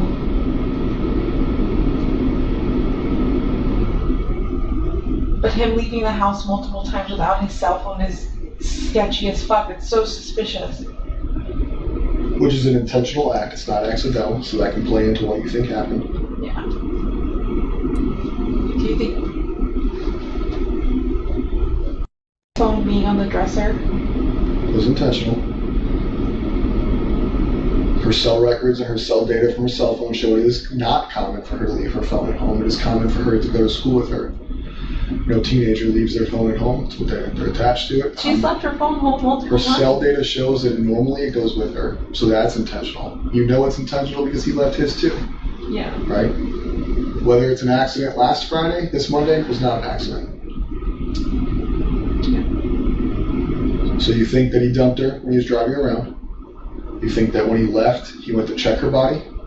Possibly. Okay. Why would you go back out to 182 without your cell phone? I don't disagree. So he goes out to 192. We think he may have checked where he dropped her, dumped her. He comes home. He tells you he's just roaming around aimlessly. Right? Yeah. So that's twice on 192 in one day. Is that he right, went to look at Sarah? the House of Cards bullshit or whatever it is. Yeah. And then he went to do the roaming to look for her on this random highway that he never goes to. Okay. Okay? We go into the next day and the next day. Think of the suspicious things he's done. Tell me what you think he's doing.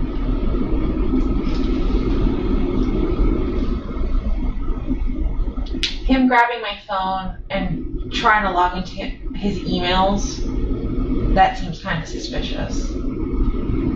What was he trying to see? What was he trying to do?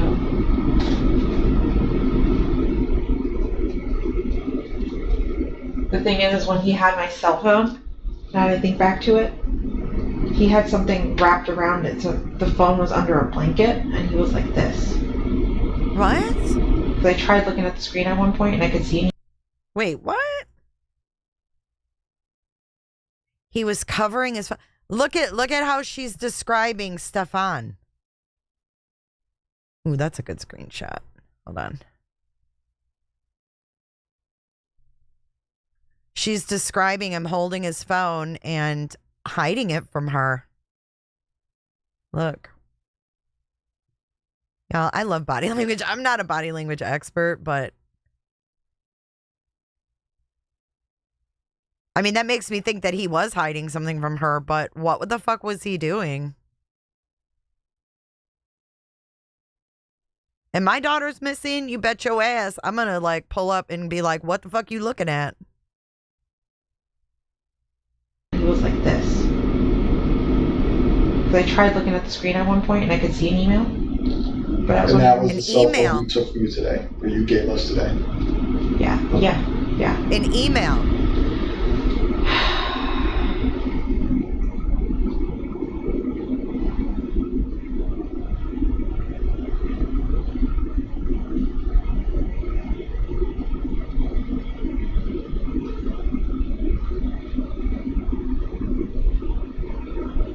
Can you guys tell me if this is true? Because I recall a family member telling me something, like my sister. Was the last thing searched on it Amber Alert? Her cell phone has Amber Alert searches in it, but I looked through her cell phone last night. I do believe that she may have been clicking on links for Amber Alerts that came through. I don't think she was actually searching them. Okay. They could have just been links she clicked on. Because I wasn't sure if that was him Googling on her phone about Amber Alerts or if that was her. That we will never know. He is not obviously cooperating. Can you guys explain what happened yesterday? Before that, I need you to continue going with me. Yeah. Where are we at? Suspicious utilization of your phone. Of the phone. Him disappearing multiple times. Him disappearing to Northport. What the hell was he doing? That is suspicious. I mean, now that I know that that's where he went, that is suspicious as all fuck. Why did he go to a storage unit facility? What was he grabbing? What was he trying to dispose of? Or what was he trying to hide in the That to me is suspicious. Do you put more weight on that than 192? 192, no, because 192 would be something happened in Northport. There'd be no reason he would take. Do you understand what I was asking with that phrase? Putting weight on it? Like, do you feel like it's more suspicious what he was doing in Northport versus 192?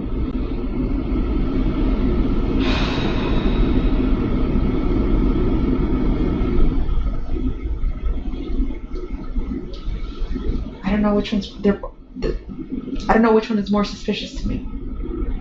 They both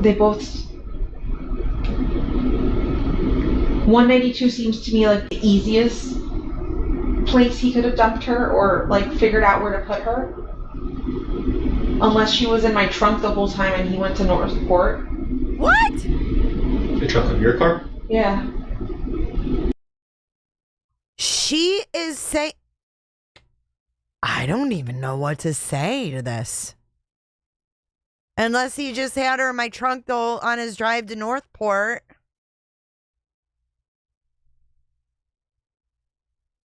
Special place in hell. Didn't you drive your car at some point? Did you guys sit in your car at some point? I did. So that's what I'm saying. Like, I would have probably smelled something, but I didn't. So I'm just trying to think. I'm like, did he stash your body? I smelled something, but I Did you guys sit in your car at some point? I did. So that's what I'm saying. Like, I would have probably smelled something, but I didn't. Did you guys sit in your car at some point? I did. So that's what I'm saying. Like, I would have probably smelled something, but I didn't. You sick bitch. I'm just trying to think. I'm like, did he stash your body in Northport? No. He was probably hiding something or destroying something. So I guess 192 would probably be the most important right now.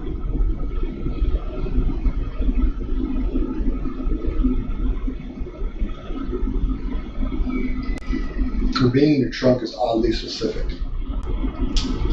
The only reason I say that is because from what you guys have told me, he went directly from the hotel to Northport. I don't think he made any stops anywhere in Kissimmee or anything first and then went to Northport. All we know is what we can piece together through accessible cameras and data. So his movements, his driving patterns, his actions, we can only 100% say what they are if they're on camera. Okay. So we can say he went to Northport because the car was in Northport. Where he stopped, where he went in between, that cannot be factual from us if we don't have a camera. It can just be an assumption, which is why I want your assumptions, because you know him, I don't. Yeah. Yeah. Big sigh again. Give me one more sigh, liar. Come on. If I fell asleep shouldn't do it. at 3:30, 4 o'clock in the morning at the hotel, what was that, Monday night? Tuesday night? One of them.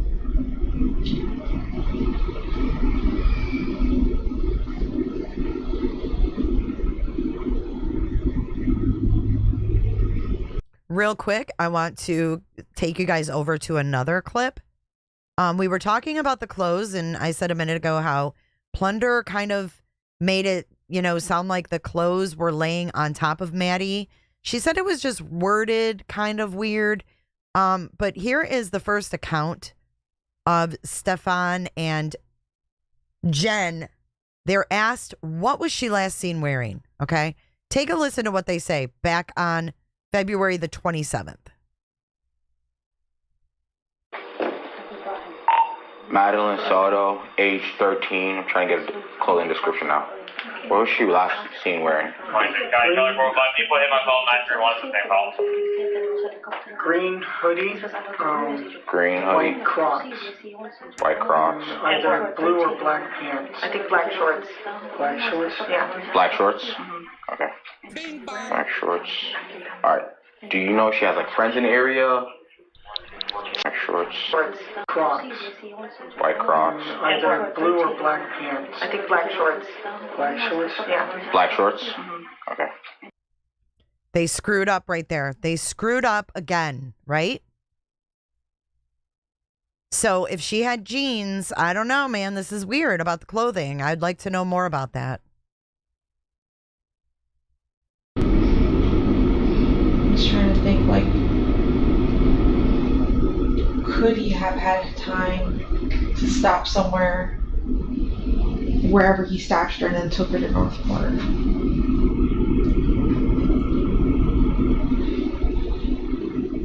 I think he had time.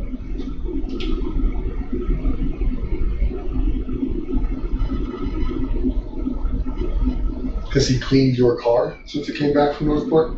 Has he brought it to a car wash? Has he detailed it, paid somebody to come out? No.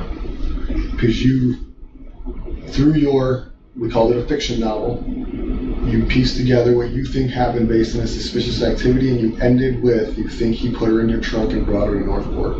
Yeah. I know I asked you to make assumptions, but now I want to know why. Why is that how we finished this? What is in your mind leading you to believe that is the ending of the story? Because 192 seems like a really busy strip, and I can't think of anywhere immediately, like, other than going deep into St. Cloud, like passing St. Cloud, like going into Holapa or Harmony, that I could see some passing. I can't think of anywhere. The story. Because 192 seems like a really busy strip, and I can't think of anywhere immediately, like, other than going deep into St. Cloud, like passing St. Cloud, like going into deep into St. Cloud. Oh my God. Holapa, like, because 192 seems like a really busy strip, and I can't think of anywhere immediately, like, other than going deep into St. Cloud, like passing St. Cloud, like going into Holapa or Harmony, that I could see some stashing the body somewhere around there. But Northport has so many wooded areas, and I feel like, I don't know, he would be familiar with both areas. I just don't know him to ever drive down 182 super far down, like into St. Cloud. Oh my God, she said it again. But I've known him to drive around all around Northport. Oh! She wants these guys down searching in Northport, wasting time and resources while her daughter is decomposing in the woods, in the trees. Oh my God.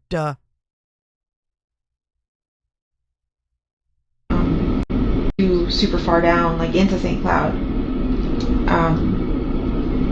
But I've known him to drive around all around Northport.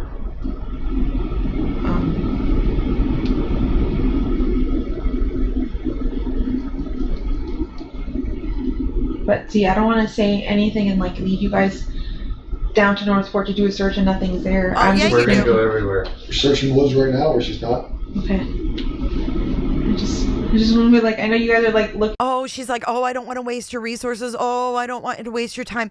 Oh, he drives around Northport, but don't waste your time down there. Because she knows she's fucking leading them on a wild goose chase. And they say, don't matter, we're looking everywhere. We're looking right now in woods where she's not. Listen to that again. This detective is on point. Looking for Northport. Watch his face, too. Watch his face. But see, I don't want to say anything and like lead you guys down to Northport to do a search and nothing's there. We're gonna go everywhere. You're searching the woods right now, or she's not? Okay. I just want to be like, I know you guys are like looking at me for the details, but I'm like, I don't want to send you on a wild goose chase. Oh my God.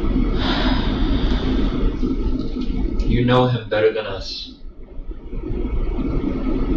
You gotta really think.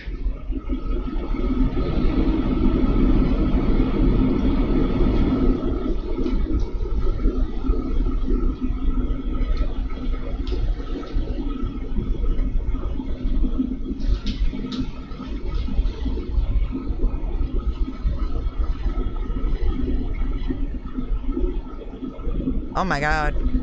Crickets.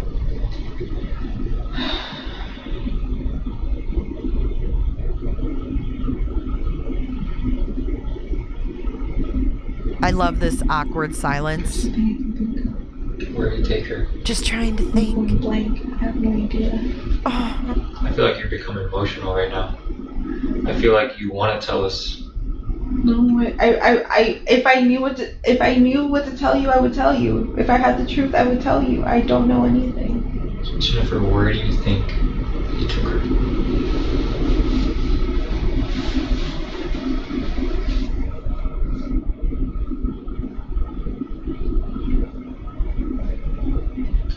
If I were him and I had to stash a body, but I would never do this.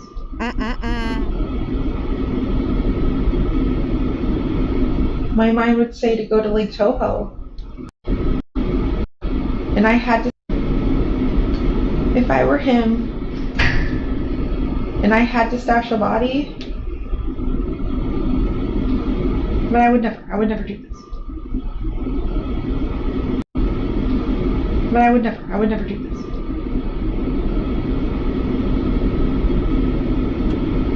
My mind would say to go to Lake Tahoe. There's a lot of woods there, there's a lot of gators.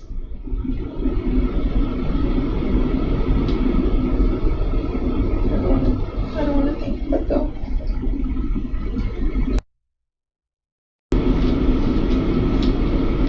No, I know. I just don't want to think about him getting eaten by gators.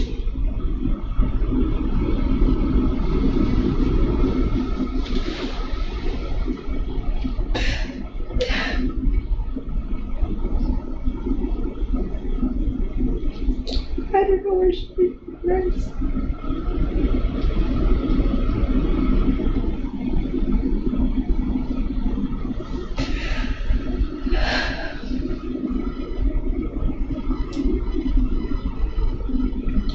Like I told you, it's going to come to a point where we will.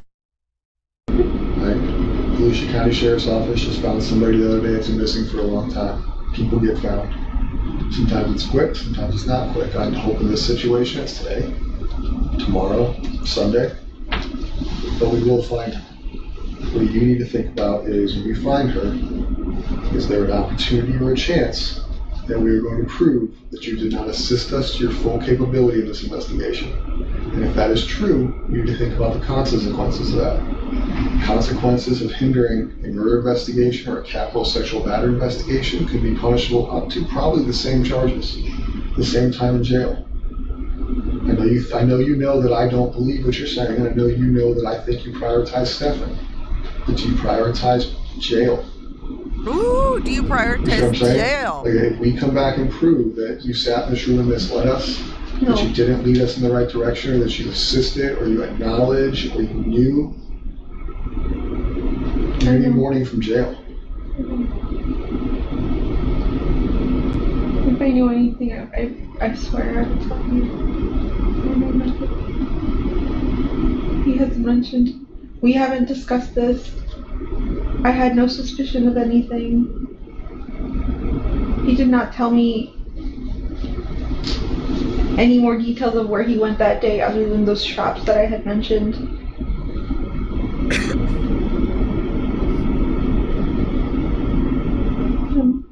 I'm giving you my truth.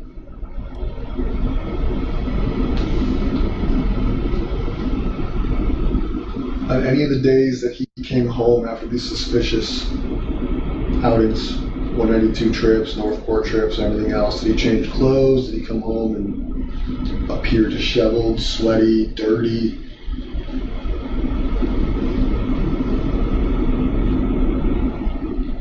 I don't believe he showered. He didn't bring that many changes of clothes with him, so I know he's repeated his outfit over and over. Gross. It's possible he could have come home all sweaty and disheveled after the supposed changing the tire thing, but I wasn't home to see that. But other than that, I didn't see him come home dirty or sweaty or anything like that.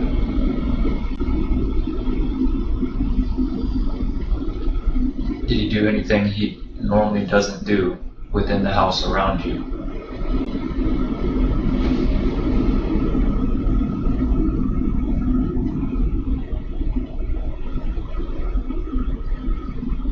No.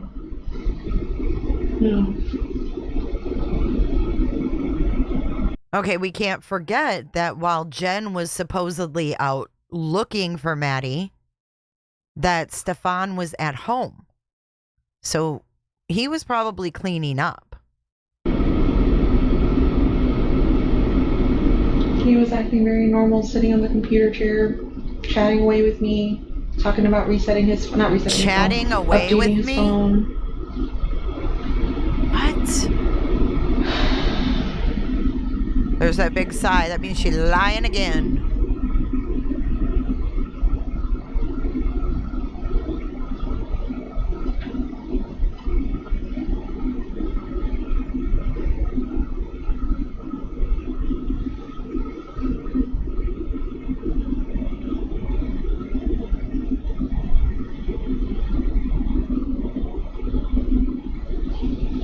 Ooh, this silence.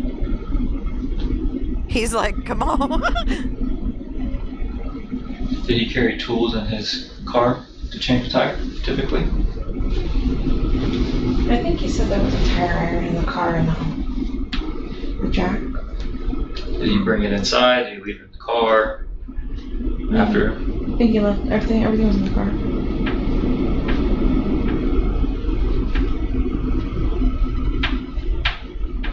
Did you ever go look at his car? Of course not. To verify that he changed his tire? I don't think I did. Never dawned on you to go double check. Except by the time he would have got back from the tire, you were gone, right? Yeah. What you told us? Yeah. And then she was reported missing. Yeah. During that time. Yeah. It never dawned on you to be like, damn, did he really change his tire? Let me double check. No. We got home really late that evening and I didn't even think of doing that. This is part of our problem. Exactly. You did so many things and you never questioned it. I didn't suspect him. How can we believe some of the stuff that you're telling us or believe that you don't know?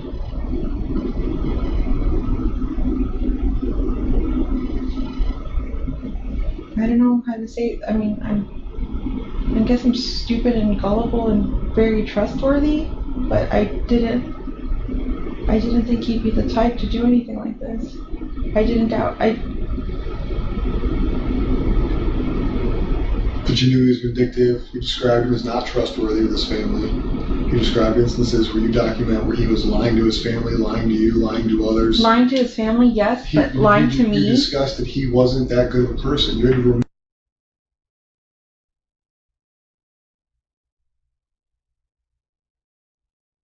This woman is deplorable, guys. It wasn't this family. You're not describing him in a positive light at all. So this trust, this caring, all this stuff makes no sense because you, regardless of the victimization, describe him as a good person. He's stealing from his parents, right? But he never stole from me. You guys have no money. You're always doing is ordering things, right? He's buying himself things. He's not. You described him as a selfish thief. You even called it a robbery, that he robbed his parents. So you're trusting this dude who you're describing as untrustworthy. But I thought he was. What happened to her? Where did you ask that? I can't fathom that. I can't wrap my head around that. Neither can we. Neither can we, sir. I think I only asked him if he took her to school. When I called him and told him to come to the office, I asked him, like, you dropped her off at school, right? Because she never made it. And he said, yeah. And I was like, she never made it. Where did you drop her off? You guys sat in your car Tuesday night when I was out there. I was out there at least 4 hours. Just you two in that car. Yeah. You can't tell me you guys did not have any conversations about this. There's no way. Exactly. A reasonable person would have been questioning him. You were the last person with her. What the hell happened this morning? You never did that in that car. No, I didn't.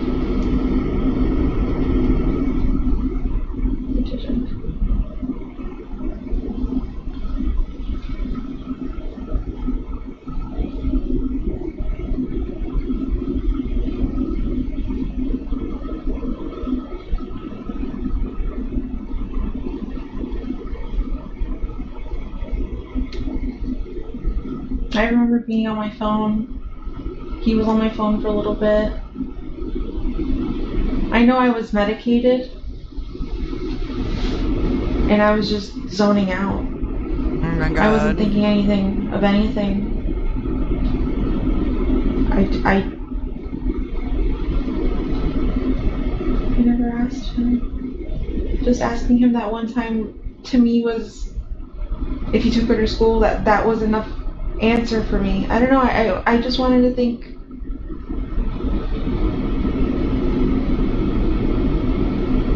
Not think the worst, I guess?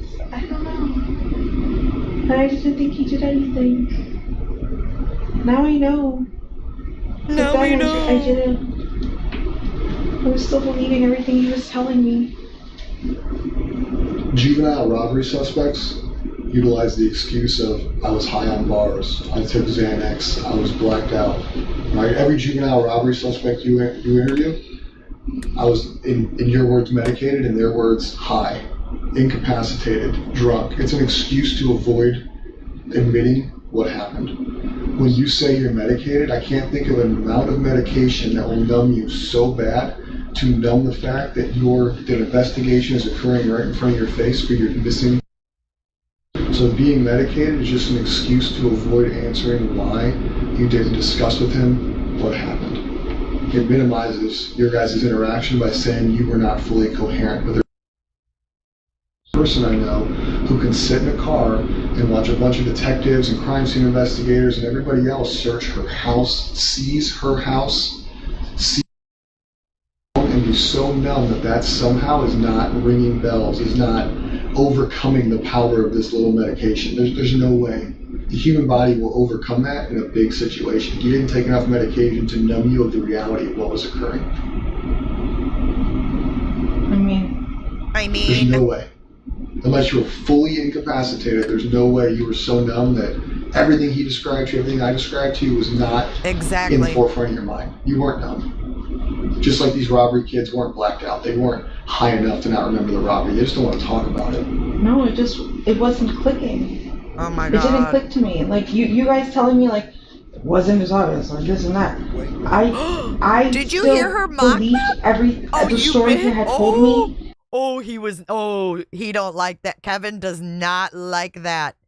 Oh, and this clock has been on 2:53. It's stuck on 2:53. 2:53. Is that significant? Hold on. Let's listen to her do that again. I'm in the car, believe me, like it wasn't out. They weren't high enough to not remember the robbery. They just don't want to talk about it. No, it wasn't clicking. It didn't click to me. Like you guys telling me like it wasn't as obvious or this and that. I still believed everything wasn't as obvious or this and that. It didn't click to me. Like you guys telling me like it wasn't as obvious or this and that. Oh my God, I hate her. I hate her. You guys telling me like it wasn't as obvious or this and that. I still believed the story he had told me, that when we were sitting in the car, I still fully believed everything he had told me. I didn't doubt him. I really thought you guys were going after the wrong guy. I'm like, they're wasting time. The real suspect is out there. She's being sex trafficked. That was my biggest fear, is that she was being sex trafficked. I didn't think that she would actually be dead. The real suspect is out there. She's being sex trafficked. That was my biggest fear, is that she was being sex trafficked. I didn't think that she would actually be dead. That was my biggest fear, is that she was being sex trafficked. I didn't think that she would actually be dead.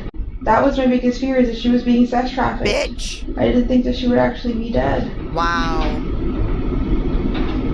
But she thought enough to get him a lawyer. I really thought you guys were going after the wrong guy. At that point, from the jump, we've been trying to find her.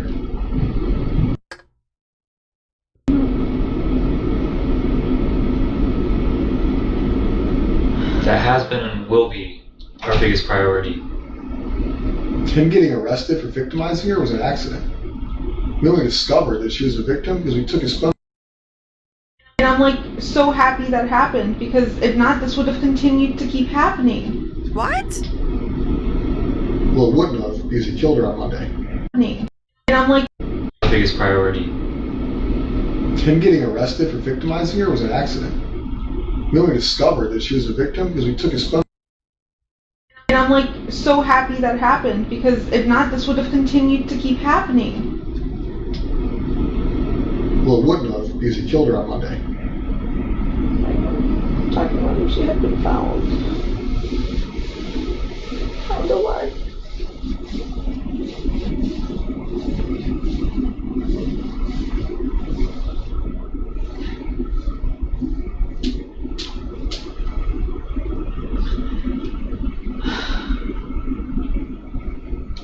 Hey, let's be careful with our words when we're talking about Maddie. I don't want to see comments like oft in here. I mean, she's been disrespected by everyone and victimized. Please refrain from using those types of terms when speaking about her. Thank you.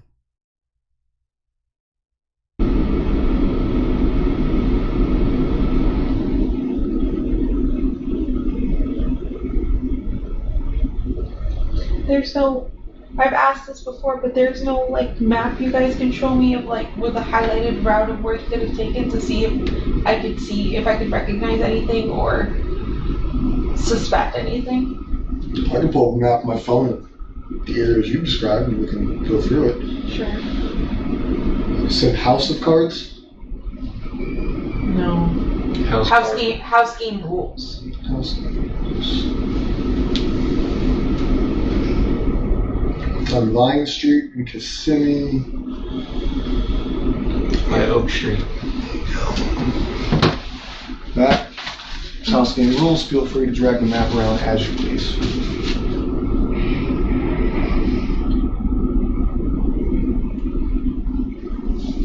That's all of it. Oh my god.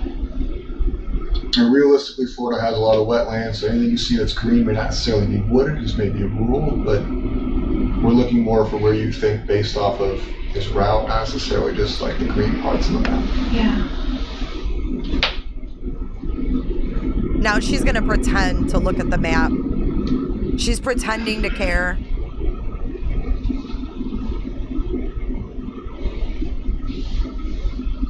In the back of House game rules, I have access to the lake. I agree, Diana. That is the one shop I can remember him specifically naming that he was going to that Monday. He said House game rules.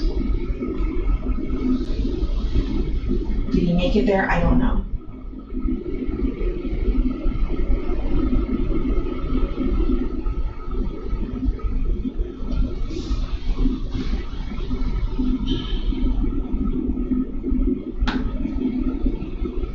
See, if we ever went down 192 together, it would typically be in this direction towards 535, towards Disney. That's why I find it really strange that you guys say St. Cloud, because we've never... Oh my god. I've never gone into St. Cloud with him before. Oh my god, we're back at... Look at Kevin. He's like, oh my god, yes you fucking have. Gone into strange that you guys say St. Cloud, because I've never gone into St. Cloud with him before. So you told me you have a friend in St. Cloud. I do. I don't know if he knows, but explain to him where she lives, who she is. Explain that relationship to him, because I don't think he's aware of it. No. Oh, okay. So one of my really good friends lives... Here we go. Off of Old Canoe Creek Road, off Nolte. Off Nolte? I don't know what neighborhood though. Oh, let's take a minute and let's look at Nolte, shall we? Let's look at this is time for us to bring out the maps. 'Cause I'm the map, I'm the map, I'm the map. I'm the fucking map. We have Alligator Lake over here. You can see it right here. This is Alligator Lake, the big lake right here. She was found in this area. Here's 192. Okay. This is 192, this highway right here, going east to west right here. Now let's see where Nolte Street is.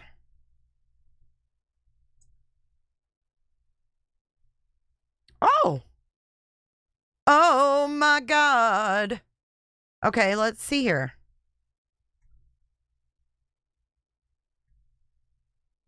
There's Nolte. Let's zoom out. Oh, fuck. What am I doing here?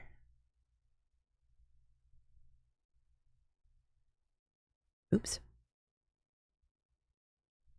There's Nolte Road. Okay? And then there's Alligator Lake right here. Now, Santa lives, or lived rather.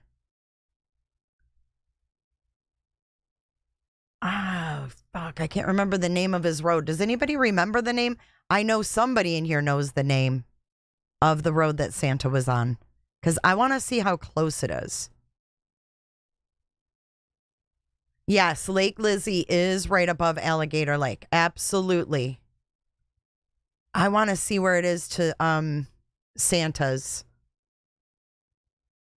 Old Hickory, was it Old Hickory something? I know somebody in here probably remembers. I'm going to wait a second and see if you guys, if it pops up in chat. Kendo, it's so good to see you here tonight. We've missed you. Do you guys remember? Chat is really moving slow, or I'm frozen. Hickory Creek? Is that what it was? Old Hickory Creek? Let's see if that comes up. Old Hickory Creek. Old Hickory Court.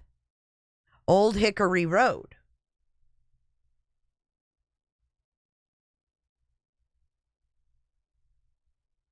Old Hickory Tree Road. Countryside. Okay, we were totally off. Thank you. Honey Duke Pondu. Thank you so much. 3326. Countryside View Drive, St. Cloud. You guys are awesome sauce. They live 9 minutes away from each other. She said her friend lives on Country View Drive. Here, look. Let me zoom out.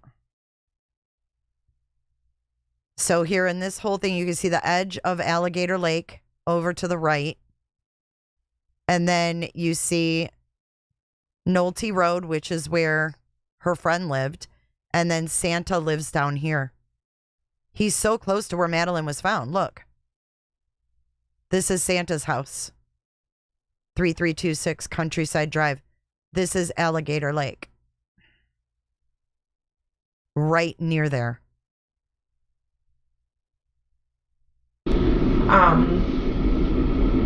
She's one of my really good friends. She's somebody I know that lives in St. Cloud. She's one of like 2 people I know that live in St. Cloud. Oh, the St. One of 2 people. Stop it. St. Cloud. She's one of like 2 people I know that live in St. Cloud. She's hung out with us, as in me and Stefan before. She's come over to hang out with me, and Stefan would be hanging out there too, so we would all kind of hang out together. But yeah, she's just a friend.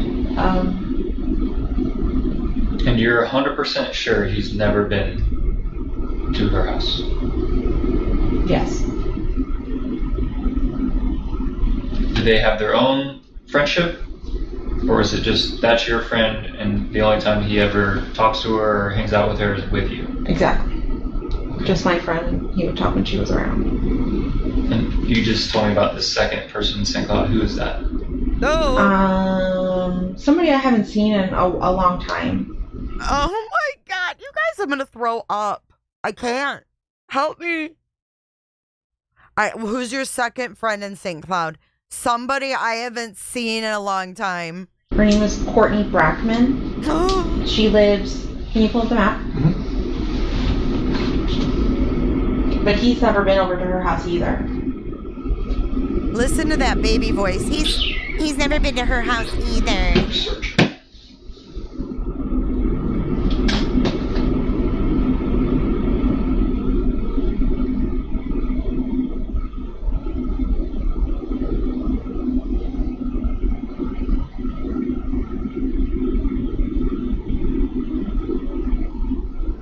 This is too much. Exactly, Lori.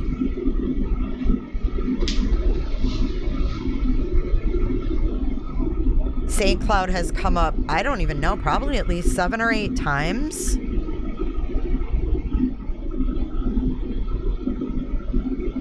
He lives somewhere in this area over here. Oh, they're interested. They're like, where? Lake Lizzie to me is familiar. I would go hiking there often. There's a preserve there. Yeah, a few years ago, we would go hiking all the time with my friend Courtney, the one who lives right by there.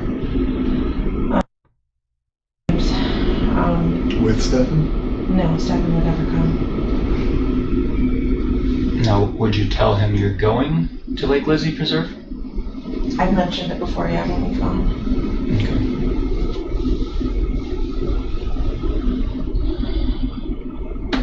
When we talked about St. Cloud and, he had asked for your top 5 places, why did this ever cross your mind? Lake Lizzie? Any of these places in St. Cloud that you're familiar with? I mentioned them the first time St. Cloud was brought up. I mentioned my 2 friends that live there. And then, I don't know if I ever mentioned Lake Lizzie. Not sure. Do you know if Lake Lizzie was special? She did enjoy going out there. Was she verbal about that? Like, did she make that known to you guys? She always told me that if we were to go hiking out there, to let her know, because I've gone hiking without her. I want to go. But it's been a really long time since I've done a hike down Lake Lizzie with her. Okay. That's been at least 2 years.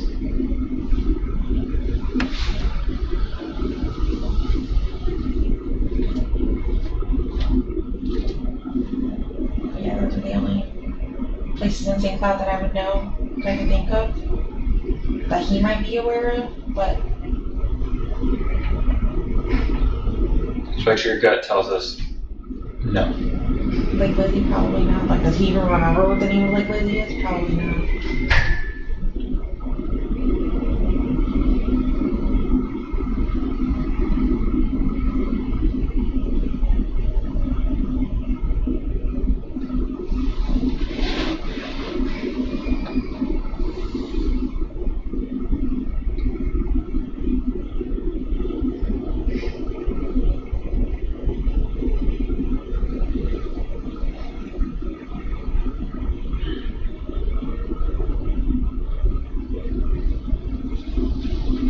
Is it okay if I look up past card rules again? Yes.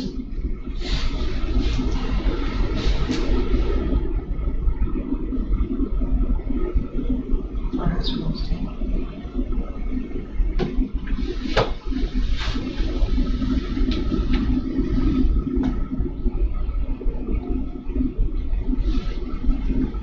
Was he in the video games? Yeah. Yeah. World of Warcraft, into tabletop games like Dungeons and Dragons and Warhammer 40k, card games like Lorcana, which is a Disney card game. That's what he told me he was going to go do Monday. He was going to go look for Lorcana cards, and that's why he was going to go to House Rules Gaming.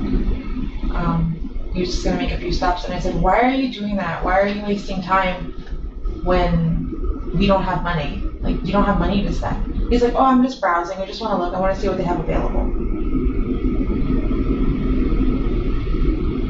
That's all he said. Every time I did question him, he always had an answer.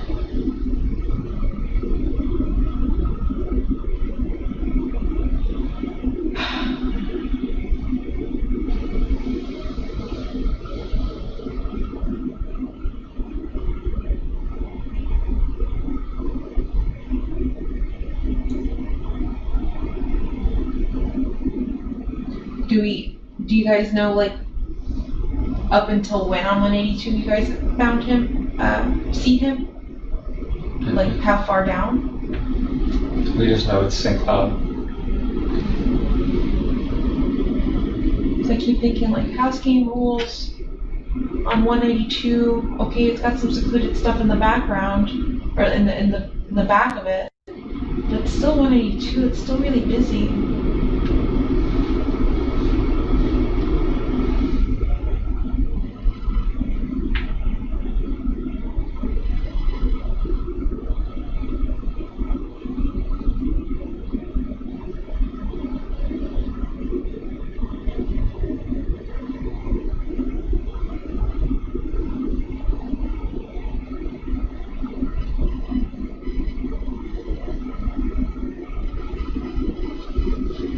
really busy till you pass St. Cloud.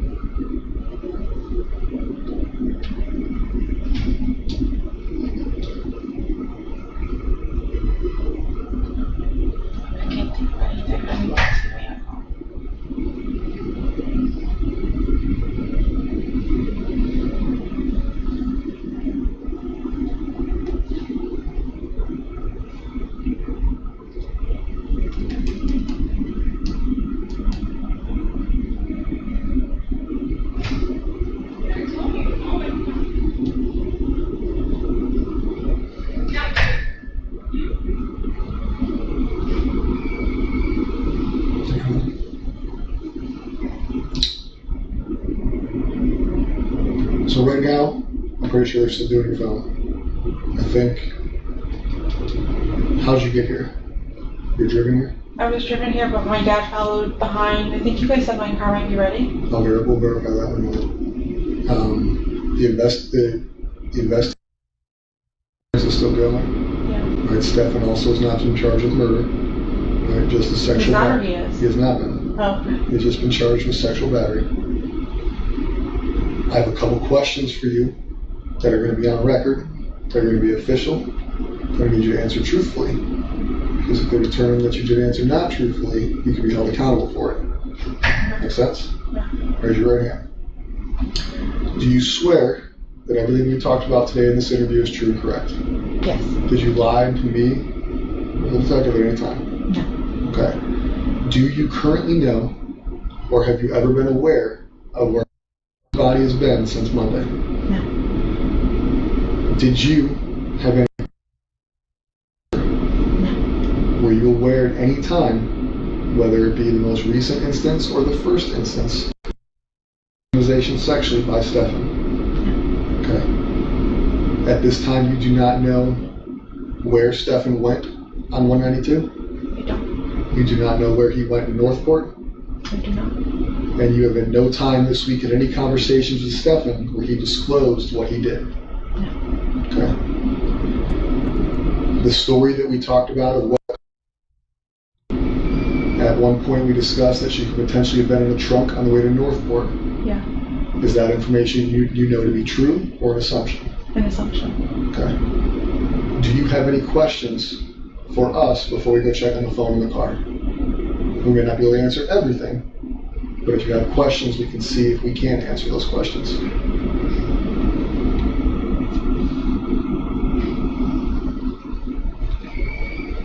It's not your only opportunity. Your only opportunity phase was you saying you swear. Yeah. Okay. And lastly, the only opportunity, you obviously have numerous detectives' phone numbers, you have numerous agencies' phone numbers, things like that, so realistically, there will be other options for you to ask questions. I don't think I have questions right now. Okay. I don't want you to think I was purposely an asshole to you. No, I know. All You're right. doing your job. Like I told you, like the sheriffs have probably reached out. You've been in communication with numerous people here. Those are my opinions and my opinions only. They don't reflect Sheriff Mina, the chief of PD, Kyle, any other detectives who talked to you. All right. I personally don't know. All right. We will be here all weekend. We will be here all night. My only hope is that you truthfully did not lie to us. You truthfully don't know where she was, and that you truthfully did not know what was happening to her.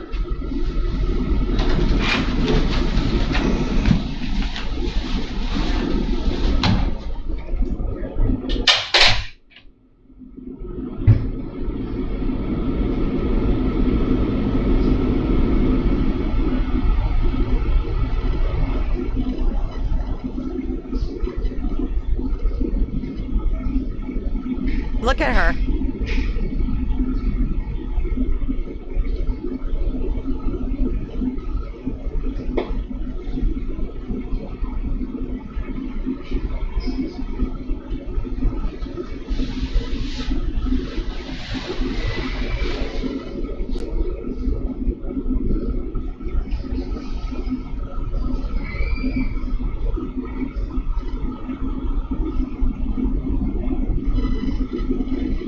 Do you guys hear the the Morse code? Look at her. She's gonna take a little snooze. She's taking a little snooze.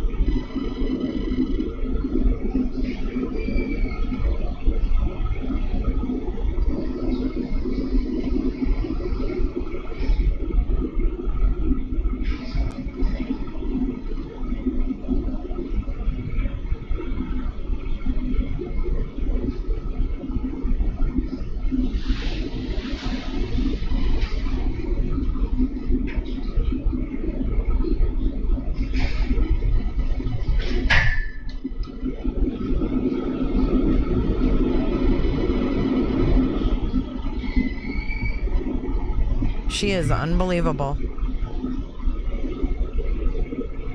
Ooh, I'm behind on chat. Sorry, it was I had it scrolled up. Now they're all coming through at once.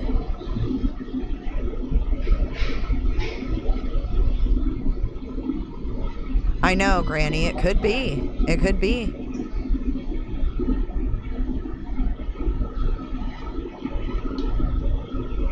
Yeah, is she thinking just close my eyes and it'll all go away?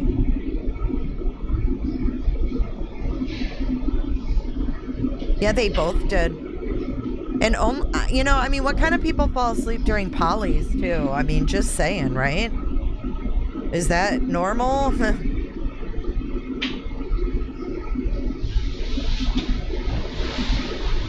Oh, let me get comfy. Yeah, that's my dog, Nancy. That's Summer.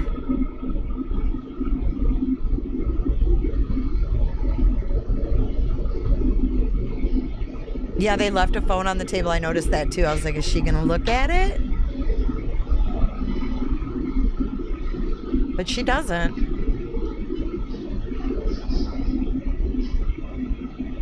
Yeah, as soon as she hears them coming down the hall, she starts the fake cry. So pay attention. When she starts hearing them out in the hallway, she cries as they're opening the door. She's so stupid. She doesn't realize they're watching right now, watching her sleep. Can't stand her.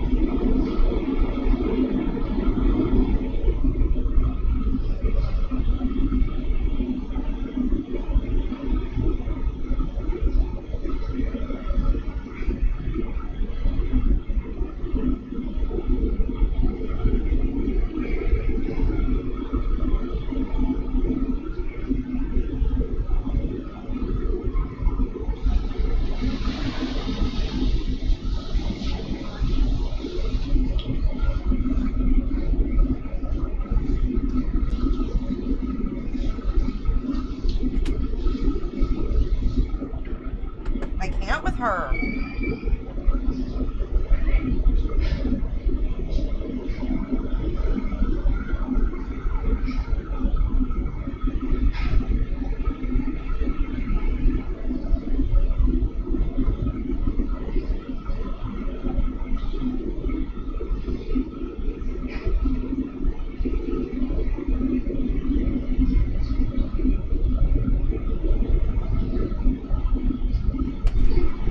Owned by Disney? I don't know. I've never heard that before. Why would Northport Storage be owned by Disney, though?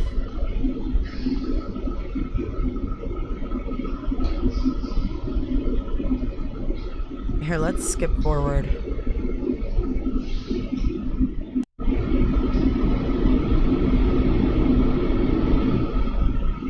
She's unbelievable.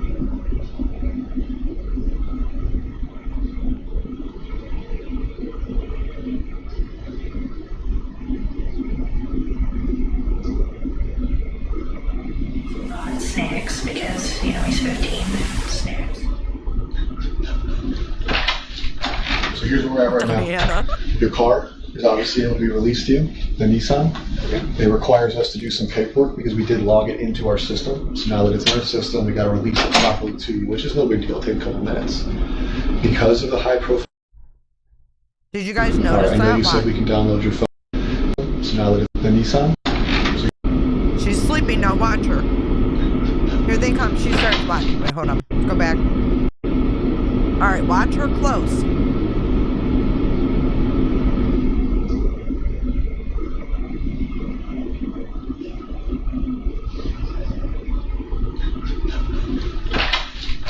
Here's where we're at right now. I can't stand this woman.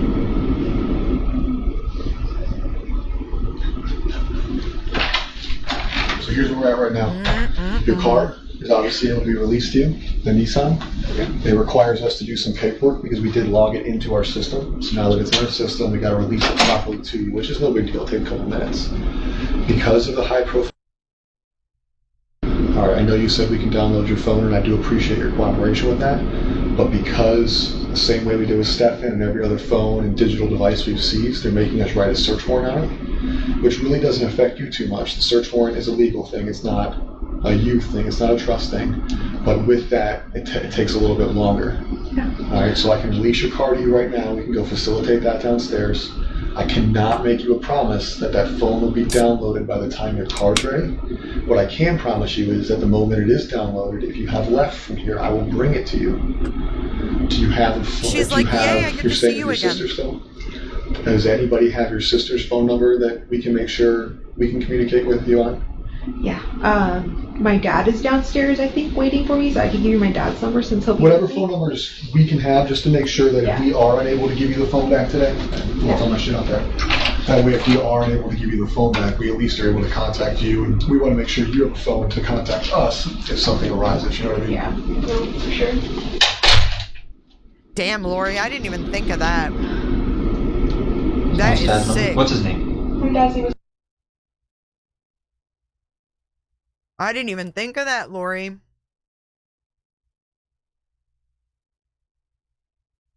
Lisa, yeah, I think so too. And if you can't get a hold of him, you can take my sister's number. She's. Where was that comment? I was just gonna pin it.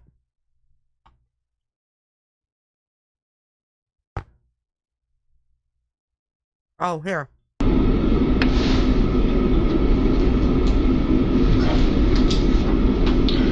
Are you going to be going back to your condo? Or are you going to go to... I don't think I'm returning to my townhouse ever again. I want to. I want to be staying with my sister. So what we'll do is we will walk you out this back parking lot. If the car is in the back corner, so I'll walk with you. We'll go through the back so we don't go through the front lobby.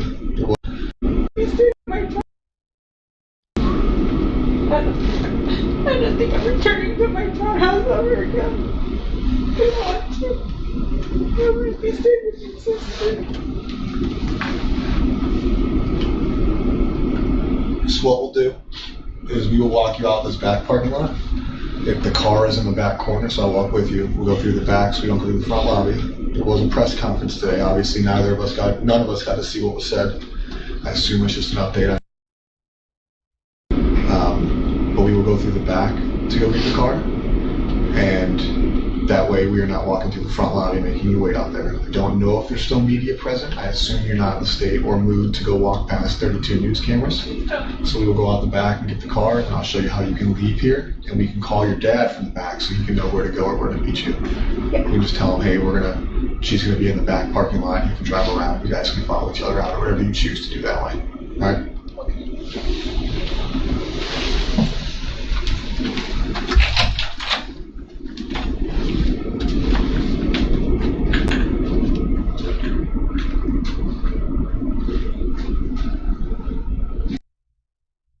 All right. That's the end of that one. So I guess they were done processing it. Hang on, let me come back. I'm sorry, I was eating a snack. Oh my gosh, I was starving, guys. Let me come back on camera. So yeah, the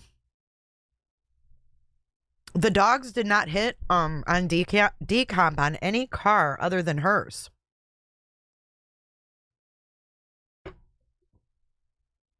Right. Can you imagine just getting the keys and being like, oh, hey, I'm just going to go home now? Are the tears more of a relief that she wasn't arrested? Yeah, maybe. Maybe she was a little bit relieved. Like that, all that pent up anxiety, right? My dad's number since he'll be Whatever phone numbers we can have, just to make sure that if we are unable to give you the phone back today. Because look, she was all sitting back, and now she's like on the edge of the seat. Like, yeah, I'm ready to go home. You know what I mean? Well, my shit out there. That way, if we Puts are her able to give you sleeves the down. phone back, we at least are able to contact you, and we want to make sure you have a phone to contact us if something arises. You know what I mean? Yeah, for sure. Look at her. Look at her face. We're gonna crop and zoom because this is the face of someone smug, in my opinion. We're gonna zoom right in on this. Because that's what we do here at J is for Justice. We zoom, we slow shit down, we replay it, we analyze it, and then we analyze it again.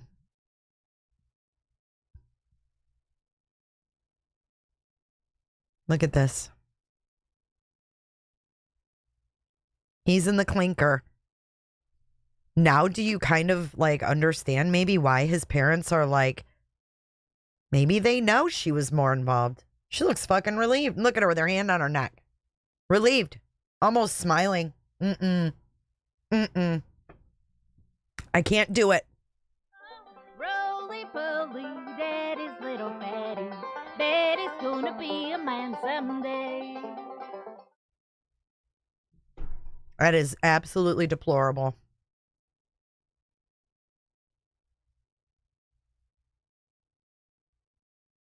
She blubbers on. She can't return to her townhouse. Yeah, watch. Watch her.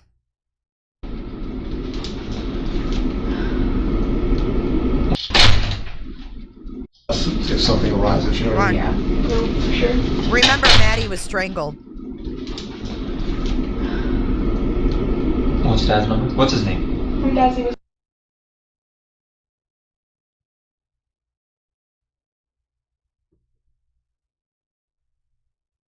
And if you can't get a hold of him, you can take my sister's number. She's.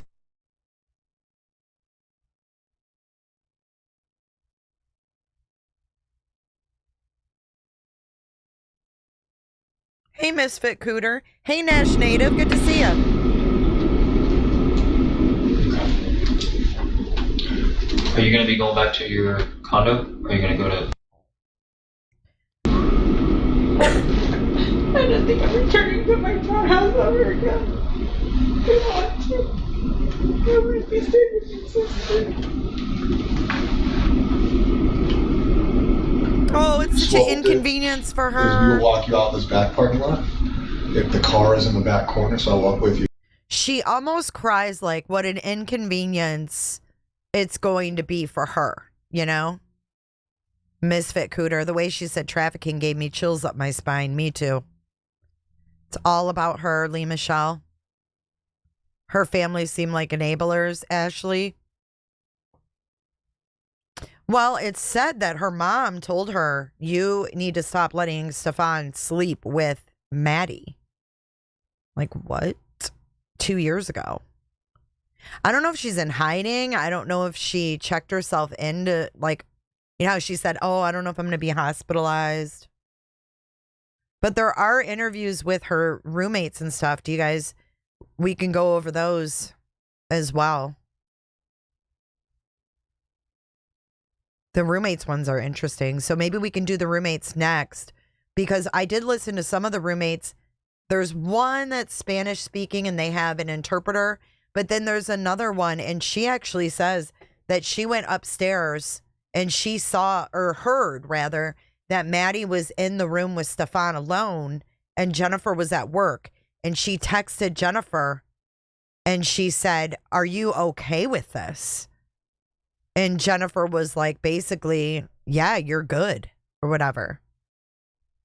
She said she's staying with her sister. Okay. Let's see what the results of this poll is. Do you think Stearns will end up pleading guilty? 61% of you say yes. 39 say no. Oh, I would have too, Luna. I would have yanked my grandchild out of there. Fight me. Her dad, Juan, made her pay rent and mom set boundaries, but Jen was an adult piece of shit. She would wake up with Stearns. And then Stearns had an ex-girlfriend as well. All right, Misfit, it's a date.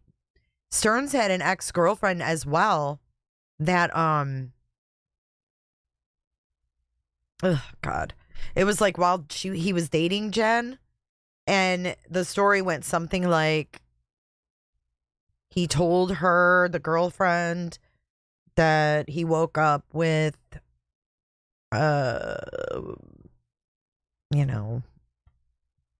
erection next to Maddie, and that was what made her break up with him.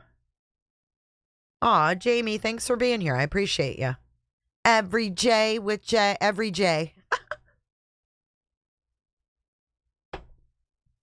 Yes, if they take the death penalty off the table, he will plead guilty. Oh, One-Eyed Flo said no because he's disgusting and wants to see images. I haven't heard the ex-girlfriend one. Are these all on Plunder? I haven't heard that one. Have I seen the interrogation? No, I'm going to have to go look at these. I haven't seen any of those. I didn't know. Bye, Doris. Good night.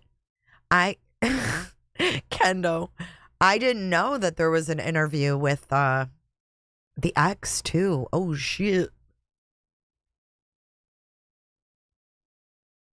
Oh yeah, I did hear about that. He wanted her to play, like, not move. Okay, I think the docket has released more at this point. Because he just plays them, he goes live and plays them. And Plundermore makes videos, and then puts them out. It's short but gross. Did Maddie's dad know about any of this going on? I don't think so. He wasn't there. All right, well, I think so too, Charlie. I don't think a plea. I'm just saying, like, will he? I don't know. I don't think they'll plea bargain with him. I don't. Yeah, that's really gross, me. Really gross. Can we do the roommate videos? Do you guys want to do them tonight? Or tomorrow? The interrogation is terrible. Oh, I can imagine. Well, let me look at these and see how long they are, and then we'll go from there. I don't know if I can take any more tonight. Let's do it tomorrow night. Let's do it again tomorrow. Because it's too much. Like, this was a lot. I feel like we need a break. Or do you guys want to do it? Tonight, please. Yes. Okay. I just didn't want to drag you guys down. I'm like, if people are going to leave because it's too much, like, I don't want to do that because... Thank you, Divine Timing, for becoming a clicker. We'll do it. It is a lot, but I didn't want to drag y'all down. You know what I mean? The interrogation tonight? Okay. All right, so let me get... I'm going to make an event while we're on right here, and I'll just give you guys the link. And we'll do this. Special thanks, too, to Plunder and the Docket. Those are the two that I sincerely appreciate getting, putting the hard work, the time, the money, and everything that it took to get all of this stuff, because it's crazy. And I know there's a lot. So we're going to do what one? Stephen Stern's interrogation. All right, let's get an event up. Just give me a sec. And that way I can just give you all the link and then we can just meet over there.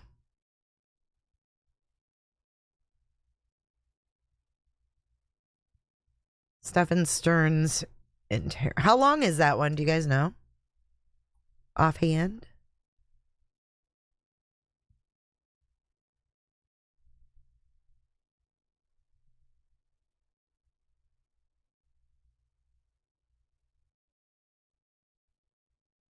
Hang on, I just got to put a thumbnail up there of some sort. I'm going to put this stupid screenshot of Jen that I took. Okay. Give me just 2 seconds, guys. Thank you for your patience. Hit the like button if you haven't already hit that like button. Now would be just a great time to do so. Just a wonderful time. It's wonderful over here at J is for Justice, and I appreciate y'all being here tonight. And I'm coming in hot in just a second with this link. If you say Ferris Bueller, you lose a testicle. Okay, here it is. Thank you for waiting. Just give me a few seconds to end this one.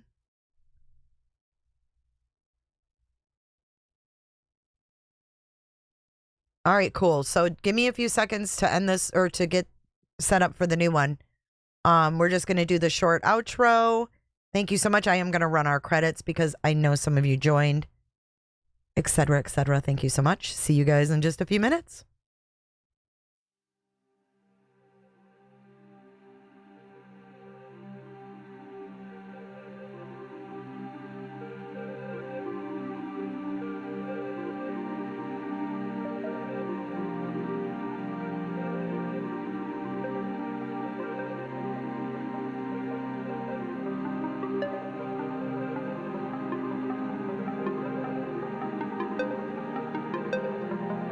So much for watching. If you enjoyed this live stream or video, make sure to give it a thumbs up and hit that subscribe button so you don't miss out on my latest content. Want to take it a step further? Bring it all in and join our community clickers by becoming a Patreon or a YouTube member. You'll get exclusive access to our Discord server, special channel perks, and much more. Until then, I'll see you in the next one. Click, click, click, click, click, click, click. It's real easy, man.